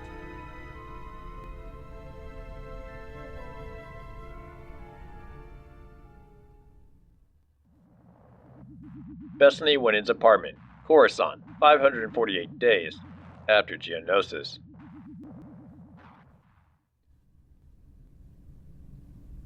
"Aren't you a bit old to look after babies, Sarge?" Niner asked, crunching his way through a plate of crisp moss chips. Scarada gave him that special Mando hand gesture of friendly disagreement, the one he taught his boys never to use in front of polite company. "I raised you lot, didn't I? But we were a bit older, and you had a team of care droids, and you were 10 years younger." Bethany topped up the bowl of chips, while Darman peered at the baby. With his wispy dark hair, Vinku didn't look much like Scarada, but then nobody had seen his kids, and they would all have been in their 30s or 40s now. He wondered what had happened to make them hand over a tiny child like that to a man fighting a war. But that was Mandalorians for you. They were compulsive adopters, and if someone was in trouble, they all pitched in. Scarada certainly looked besotted. He wrapped the child in a blanket with the deft hands of a man who knew how to handle babies, and cradled the bundle against his chest with a big grin. Attain and Bethany were making a show of keeping the food coming, and Attain looked upset. Well, Jessica had walked out of the Jedi Order. It was a shock for everyone. Scarada swallowed hard, as if he was going to start crying. He was so hard that he didn't care who saw his emotions. And Darman admired that. "His name's Vinku." "That's nice," Atton said. "What would you call a son, Cor?" "Not Sev, for a start." They guffawed. "I'd go for Jory." "That's not a Mando name." "I'm still catching up on Mandalorian stuff, guys. Just a white job who's been promoted, okay?" Darman chewed over the question. "Cad," he said. He was aware of Attain and Scarada looking at him. Maybe he wasn't showing enough interest. Cad's a nice name. He moved a little closer. Attain looked uncomfortable and stared at her boots. Maybe she didn't find babies as fascinating as Scarada did, but then it was his grandchild. It was to be expected. Can I hold him? Darman asked. He wanted to show some enthusiasm, because Scarada was Firefang. This was his own father in as many senses of the word that mattered. The man who raised him. It was rude not to admire his grandson. Darman held out his arms, and Scarada hesitated with an expression on his face that Darman couldn't fathom at all. It looked like sorrow. Here you go, son. Scarada laid the baby in Darman's arms, moving them into position. There was a technique to baby holding, apparently. They don't react much at this age. They basically eat, sleep, and need their diapers changed. Darman, surprised at how heavy the bundle was, inhaled cautiously. Little Venku just smelled vaguely of powder and skin, but the baby did react. He opened his eyes and tried to turn his head. Unfocused and totally uncoordinated, his eyes were pale blue-green and glassy. He's got your eyes, Sarge, Darman said, lost for anything else to say. What he actually felt like blurting out was so insane that he didn't dare. That babies were so tiny, so helpless, that he couldn't imagine ever having been so small. He had a vague memory of babies in glass vats in Tipoca City, but that was different. This was a real-life kid in his arms, and he had no idea what to do next. Their eyes change color, Scarada said. Yes, there was a definite huskiness about Calbur's voice, which usually meant he was emotionally charged about something. They're all blue at first. Pretty well. Might be totally different in a few weeks. Right, said Darman. Do you want him back now? You can hold him as long as you want, son. I don't think he's comfortable with me. Oh, I don't know. I think he's fine. Darman felt inexplicably uneasy. The baby seemed to be doing his best to squirm toward him, and for a moment he felt as if Attain was reaching to him in the force. But that was impossible. She was right there, right next to him, looking toward the doors as if she wanted to get out of the room as fast as she could. I'd make a rotten father, wouldn't I? Darman said. Scarada looked him straight in the eye, still with that same expression that was somewhere between tears and contentment. Darika, you'll make a great dad. Believe me, a terrific dad. Yeah, maybe, but not yet. It was the first thing that came into Darman's head. The baby scared him, and he wasn't used to fears he couldn't come to terms with or remove. I need to do some more growing up first. Here, take him before I drop him. Great. What a stupid thing to blurt out. It always upsets him when I talk about getting older. Scarada just smiled sadly and held out his arms to take Venku. Attain seemed uncomfortable and shot through the door. She was in a hurry to get somewhere, and Scarada jerked his head at Darman to follow her. Go and take some time together, he said, easing his hand into his pocket to take something out. Just go and do normal couple stuff. Plenty of credits on this chip. Here, go have some fun for a couple of days. We'll eat all the food and talk about you when your back's turned. Scarada was a touchingly generous man. Darman took the credits and squeezed his shoulder. This was his family, his sergeant, his brothers, and however much he wanted to be with Attain, he needed them too. So Niner had his answer. Thanks, Calbur. Scarada smiled. Nika, Tal Gai Saad. Darman understood what that meant, but it didn't really need saying, because Scarada had taken on the responsibility of being the commando's father a long time ago. You know what that means, Dar? You've adopted me. Formally, I mean. Yes. He patted Darman's cheek with his free hand. Time I adopted you all. Are you rich, Sarge? Cor asked. I always wanted a rich dad. Richest man alive, Scarada said, half smiling. You'll be amazed what I'm going to leave you in my will. Scarada sometimes had his little jokes, and the commandos didn't always understand them. Darman didn't like to think of his sergeant writing a will. It was all too early for that, but then he was a soldier and those things had to be dealt with sooner rather than later. We'd rather have you, Calbur, Niner said. though a country estate on Naboo is a reasonable second choice. They found refuge in laughter again. Darman left Scarada with his grandson and went to look for Etain. He found her waiting in the lobby, sitting on the fat, upholstered arm of one of the sofas, arms folded tight against her chest. She looked upset. What's wrong? Etain shrugged. It's just sad, that's all. He's happy. Darman showed her the credit chip. He loves kids. He'll be in his element. Look, he gave me this and said to go off and have some fun. Anywhere you want to go? Etain had that same expression that he'd just seen on Scarada's face. He knew he must have said something wrong, but he wasn't sure what. He unfolded her arms with a little gentle pressure and took her hand. The baby's upset you somehow, hasn't it? He said. Of course, being a Jedi, Etain would never have known her parents. Does it remind you of being taken from your family? No, let's think about where we can go. She threw that switch and turned into the little general again, her wavy brown hair bouncing as she walked briskly ahead of him, hauling him by his hand. Have you seen the botanical gardens at the Sky Dome? Amazing plants in there. A nice place where you can eat all kinds of stuff. Darman knew all about plants. He had his Gar-filled craft database of everything he could safely eat if he had to live off the land, on a mission, planet by planet. It was a novelty to think of plants as something fascinating to admire. But his mouth felt connected somehow to uncontrolled thoughts that just dug him deeper into his emotional mire. He had to say it. He knew what was bothering her now. She wanted him to have a normal life. And she probably thought he wanted a child now that he'd seen Vinku, because Mandalorians love their families, and that was how she saw him. If it's the babies that's upset you, he said, you don't even have to think about having one for ages. Not during a war. It's not a good time, is it? Not for either of us. There, he'd said it, and she would feel better now. Let off the hook. There was no point dwelling on his shortened lifespan. Neither of them knew what was around the corner. He'd take the pressure off her, because it was the responsible thing to do.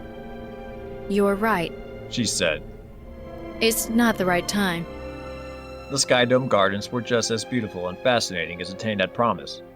He could tell she was trying to be cheerful and enthusiastic about them, but there was something sad and wounded about her that he didn't know how to make better. Evacuating Quilura must have been worse than she'd let on, but she'd tell him in her own good time.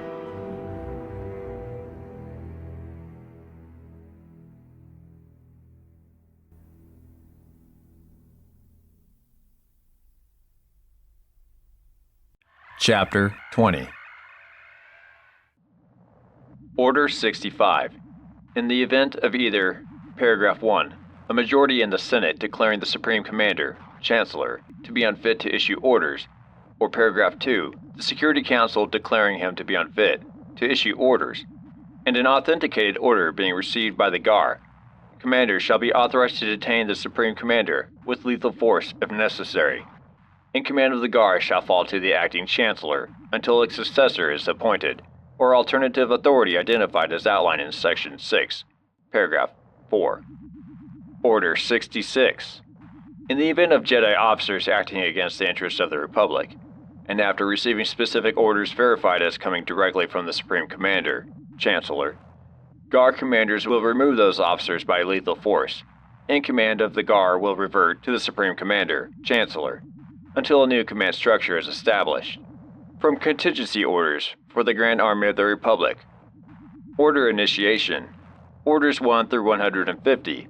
GAR document COCL 56-95. The Kraget, all-day restaurant, lower levels, Coruscant, 548 days, after Geonosis.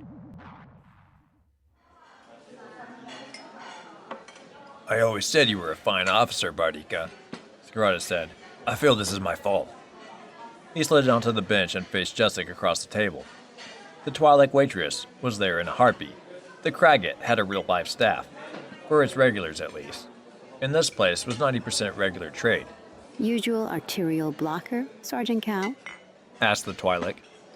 His dancing days were over, but he still brightened his day. Extra egg? Please. And top up the cat for my skinny young friend here, too. Scarada waited for her to walk away. Bardika, I'm sorry it came to this. I'm not, Jessup said brightly. It hadn't ruined his appetite either. If anything, he looked purged. Okay, it's scary to walk out, but I did it, and I had to. The only thing I feel bad about is leaving my command. Not that the men need me holding their hands, and not being on the inside for you any longer. Scarada had long since decided that Jessup was an exemplary man, but a potentially lethal officer. He wouldn't see men as resources to be expended in battle to win wars. The price worth paying. He cared too much and stayed too close. And so he would never be an efficient tactician. Scarada both loved him for it, and knew he was a liability. And so, had made a silent pledge to keep the kid alive, whatever that took. Jessup had made a stand on pure principle, a man's decision that so few of his superiors seemed to have the guts to make. That was Mando Carla. Son, I need you now on the outside, more than you can ever know. Anyway, you haven't left your boys any more than I have. You'll see plenty of them. You just, well, shifted sideways into a self-employed consultancy capacity, right? I have to get a job and a place to live for the first time in my life. The Jedi Order doesn't set you up for life on the outside. No resettlement package, just like the clones, but at least nobody sends a hit squad after us. You've got a job to walk into. It was such an uncanny timing that Scarada decided not to make any more cracks about the Force, or maybe he was just a 5-star opportunist. And a home, if you don't mind sharing a space with me and Lasima. Oh, and Vinku, in fact. Yes, thank you. He's going to need someone around with your special skills to help him deal with his own abilities. Attain won't be there often enough. I'd love to. I really would. But I can still be useful in the war. Oh, I know. Poor old Zay. He thinks that if he confiscates your identityship, you're locked out. He really doesn't get it. I think he knows otherwise, said Jessup. But he doesn't want to be reminded of it. The waitress returned with more hot plates and jugs of caf. Vinku, then? I think we might need to call him Cad. Why? The lads were talking about names, and Darman said he liked Cad. He really ought to choose his son's name, even if he doesn't know it yet. Jessup chewed, contemplating. Call him Cad, then. Kadika. You weren't called Cal when you were taken in by Moonin. Doesn't mean he can't be Vinku, too, if he wants. See, you're a real problem solver, earning your keep already. And I get to take him to Mandayan when I visit Phi. Deal. They finished their meal in relatively happy silence. There was nothing so bad that it couldn't have something worthwhile wrung from it. The good luck was simply a matter of what you decided to do with the hand you were dealt. Scarada had climbed out of the depths of despair of recent weeks, and was back on the attack, making things happen. Kosei, she definitely hadn't had the last laugh, not by a long shot. New drawer. He was glad the Kraggett never asked his patrons to open their bags for security checks, because the nice Twi'lek waitress probably wouldn't have seen him quite the same way ever again. Here's a code key to the apartment, Bardika, he said, but let Lasima know you're coming, because she's still a bit nervous of unexpected visitors. I've got to do Delta a favor. They haven't reported to Zay yet. I asked them to hold off until you were ready. Good lad. Jessup's gaze flickered and settled on the bag. Is it in there? Uh-huh. Gross. But Jessup carried on eating. It was an act, but he was probably trying hard not to think Jedi thoughts about compassion. Anything I can get on with while Kadika's asleep? Yes. The boy was a gem. He really was. Scarada was thankful for whatever it was that put fine sons, in his path. See what you can dig up on high-security prisons here. There's a certain scientist I'd like to visit. One who knows a lot about Fett clone genomes. Dr. Uthin must be bored out of her skull by now. Handy that Omega hauled her back from Quilura, isn't it? Jessic winked. Kind of destiny. I promise, said Scarada. No more force jokes. This is no time to make new enemies. Scarada walked out onto a grimy lower levels walkway, carrying his prize in a cryoseal box, in a bag, and found out he was whistling. No, she wasn't going to have the last laugh at all.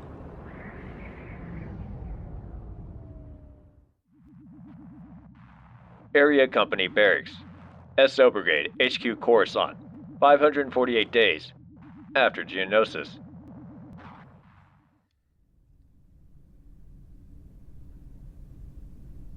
Delta Squad were still waiting in the TIV on the landing strip when Scarada got there. And Sev wasn't very happy about it. This had better be good, Sarge, Scorch said, looking ruffled and in need of a haircut, when he took off his helmet. We haven't eaten in 12 hours. Well, thanks for not signing in yet. Scarada put the bag on the deck of the cramped compartment and pulled out the box. He handed the package to Sev. Guess who? Sev looked at the box suspiciously. This isn't the family-sized pack of spicy warrior nuts, is it? No, definitely not. But if you're going to open it, be careful not to drop it. It'll make a mess. Sev swallowed. And why are you giving us this, Sarge? I want you to walk into Zay's office, put that on his desk, and tell him you found her. You can have Tapoka City check the Camino and DNA records. Her? You know who I mean. Kosei? No, the Queen Mother of Shabla Hapes. Who do you think? Of course I mean Kosei. She's dead then? Either that, or she overdid the diet. Scarada rolled his eyes and popped the seal on the cryo box. Sev held onto it, but the smell hit him, and he took the briefest of glances before closing it again. I've made it look like she had an encounter with incontinent ordnance, so it fits your story. And it's a body part she couldn't do without. Not something like a finger that any amateur Chikar could slice off. It's absolute proof she's dead. Sev had stopped counting the kills he'd made, and he was no longer sure if Tinny's outnumbered Wets on the tally. But this shook him, maybe because Kosei had been such a figure of authority for most of his short life, and because the Mandalorian knot he found anchoring the headless skeleton now made sense. You killed her then, Sarge. It was your knot. No, son, neither. Scarada was looking around as if he was expecting company. She had Mando bodyguards, though. And I didn't kill her. We just found the body, I swear. I'd tell you if I'd done it, because I don't care any longer, and frankly, I'd have enjoyed slicing her up. The sadistic Hatun. But I didn't, and that's all you need to know, for your own good. Scarada turned to go. Boss caught his arm. I hear we lost General Jussic. You'll see him around. And what happened to Phi? Scarada looked aside, as if concocting his official line. Sev knew that look now. RC-8015 is dead, lads. Call me if you need anything. They watched him go, and closed the hatch behind him. The Shab fight's dead, said Boss. I'd love to know what really went on there. No, you wouldn't, because we don't need to, Fixer said. Go deliver your present to the old man, then, Sev. Let's call Index on this whole time-wasting exercise. Sev held the box gingerly in both hands, just in case he had an embarrassing spillage, and made his way down the corridor to Zay's office. He wondered whether to tell Zay what was in the container, or just let him open it, and ask him to make a wild guess. Sev would get a few moments of amusement out of his general's reaction anyway. We just found the body, I swear. I'd tell you if I had. Yeah, you sure did, Cal, Sev muttered. I believe you. Sev would have been disappointed if Scarada had done anything less than fulfill all the vows he'd made to slice the Caminoan into Awa bait. It crossed Sev's mind that this also enabled him to look Val in the eye and not have to feel he'd failed his sergeant. Yeah, Scarada was a thug, and a thief, and even a little nuts, but he had his sense of honor and decency where the troops were concerned. This was a very generous favor to do for them all. Sev put down the box, rapped the knuckles of his gauntlet against Zay's doors, and waited. then tucked his helmet under one arm, and Kosei's newly packaged head tightly under the other. He jerked his own head at the others, a leave me to it gesture. The door slid open. The general was sitting at his desk, tapping a datapad on the edge of it, in distracted annoyance at something other than Sev's interruption. "Oh, 7," he said. "You're back." "Sir." "I could do with some positive news, if you have any." Sev placed the box in front of Zay and took a step backward. "Not sure if it's positive, General," he said, "but it's certainly definitive." Zay stared at the package for a while. Then he looked up at Sev. "Oh?" he said. Jedi had that spooky sixth sense. Maybe Zay knew what was in there already, but he looked anyway, and didn't recoil, even though his face went distinctly ashen when he lifted the inner sill. "I think she's dead, sir," said Sev. Zay closed the box. "You think so? You should take up medicine, my boy." "You can check the DNA with the Kaminoans. At least the Chancellor has a definitive answer, even if it's not the one he was hoping for." "Would you care to fill in any of the details? Because Palpatine is going to ask me how this trophy came into my possession." "We dug our way into the lab she constructed. It had collapsed after an explosion. Messy." "Kosei wasn't the careless type." "No, but she had a lot of people with short tempers on her tail." "Dead when you got to her, you say?" "We didn't kill her, sir. You said alive. We can do alive when we try hard." Sev stared into Sev's face, then sighed. "I know you're telling the truth. If you have any information on who got to her first, though, I'm sure that the Chancellor would love to hear it." Sev rode his apparent honesty a little further into dangerous deception territory, and hoped the omission didn't show up in the Force. "I don't have any proof who killed her, sir," he said, "but I think that the Kaminoans took a dim view of her jumping ship with their trade secrets like that." "Speaking of which..." "Nothing, sir." It was all true. All of it. Sev could see Zay measuring each word he said, a little frown puckering his brow. "Her computers were totally trashed. No sign of any data." "And presumably Kaminoans would know what they were looking for." "We found a few dead Mandalorians, though." "Ah." "No ID. Might have been there to protect her, or might have been caught in their own attack. Either way, no Kosei, and no data. We did our best, sir." Zay's shoulders sagged. He was a big man, but suddenly he looked smaller than Skirata. "I know, 07, I know. You did well to find her. Take a day's leave, all of you. Dismissed." Sev wasn't expecting praise. He always felt he was letting someone down, usually Val. So the comment caught him off guard. He also wasn't sure what to do with the day off, but sleep and excessive eating were the first things that sprang to his mind. He saluted, turned smartly for the door, and then stopped. "I'm very sorry to hear General Jessic has left us, sir." Zay was still staring at the box on his desk. "So am I. It's always a blow to lose a good man, but it's worse to lose a good Jedi when we need to keep our focus." Sev didn't have a clue what he meant, but nodded sympathetically. Then he left and put distance between the office and himself, as quickly as he could.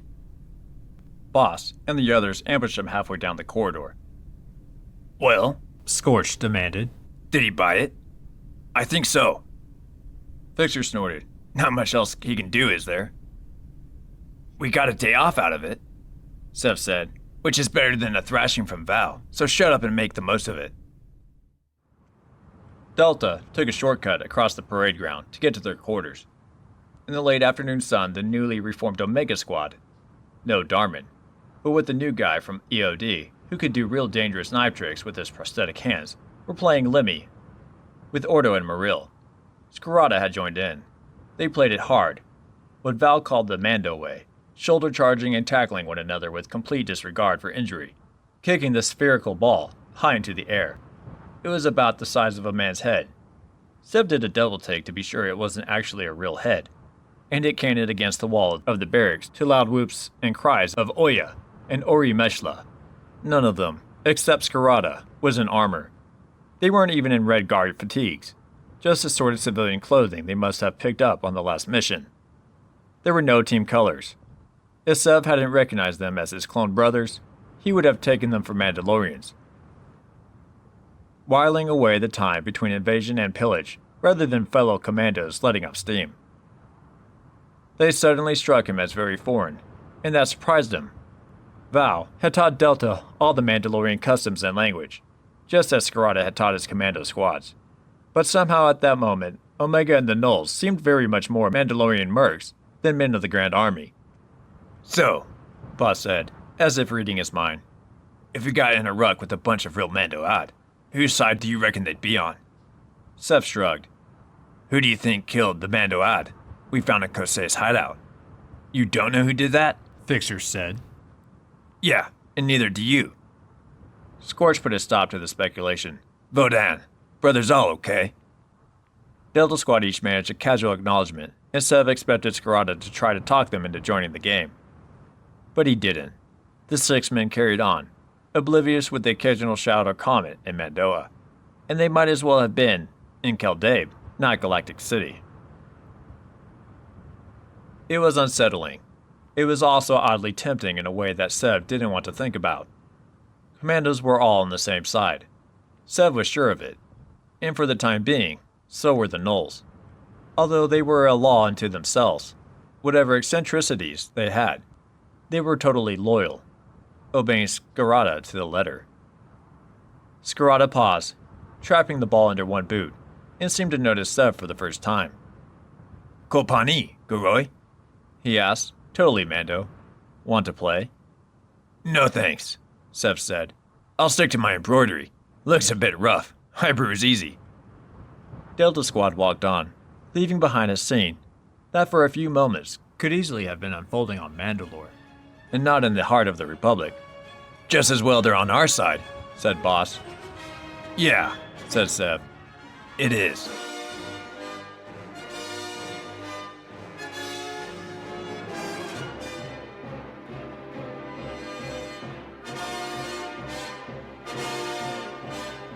Thank you for listening to Star Wars Republic Commando True Colors. Written by Karen Travis. I want to thank George Lucas for the creation of the Star Wars universe. I want to thank my family for their support in my endeavor to create the Republic Commando series in audiobook form for you. And I want to thank the Lord God Almighty for his blessings. Thank you.